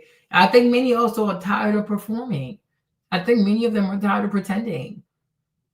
And we probably should respect that, like, because the shame is causing these girls to start lying on people. You know what I mean? It's like, okay, some women just like that kind of stuff. Let's stop pretending. But I'm like, I knew it. I said, me, the purity your grandma had is gone. It is absolutely gone. This was just insane. But you guys, I'm gonna go to bed. I got my appointment in a few hours. 10:30. I gotta go there. I gotta go back to the dentist to get my crown because it's hurting. I have these sharp edges in my mouth. You know. But yeah, I hope you learned something. Okay. But I feel like all these videos too. Oh, I found another one. Maybe when I come back from the dentist, we're gonna watch her videos. Because I feel like once we watch all these videos, we'll have more context when we go back and watch all the Diddy stuff. Because I'm like, to me, it's BDSM. Diddy and Cassie and these people were all into BDSM. And they could even feel it. And now I'm like, okay, maybe all these drugs also, it wasn't like just to if they're truly his drugs, it's not so much to say, oh, I'm getting high off the shit. But it could be that the drugs also are part of the persona. Like, I'm the bad boy. I'm a black man. I'm dangerous, baby. I'm dangerous. I'm a thug or whatever. I'm a dope dealer. Like, it could have all been a persona. And like, these drugs are props. Because these people are crazy. They are truly different. They are seriously different. They are truly different. I mean, I would love for his lawyers to go the BDSM route because that will be crazy. And then imagine Diddy confessing that he does have a small penis and that does make him insecure. And that is why he agreed for Cassie to let him do all these things because he has a small penis. But the diddler has a small penis. Well, best to confess to that than to, yes. Oh, thank you, Mark. I'm like, this page has turned into a sex ed page. How in the world? Like, this is insane. But I'll see you guys in a few hours, okay? Love you much and see you later. Good night. Bonne nuit. Bisous. Gotta go. child, this is too much. Oh my Lord.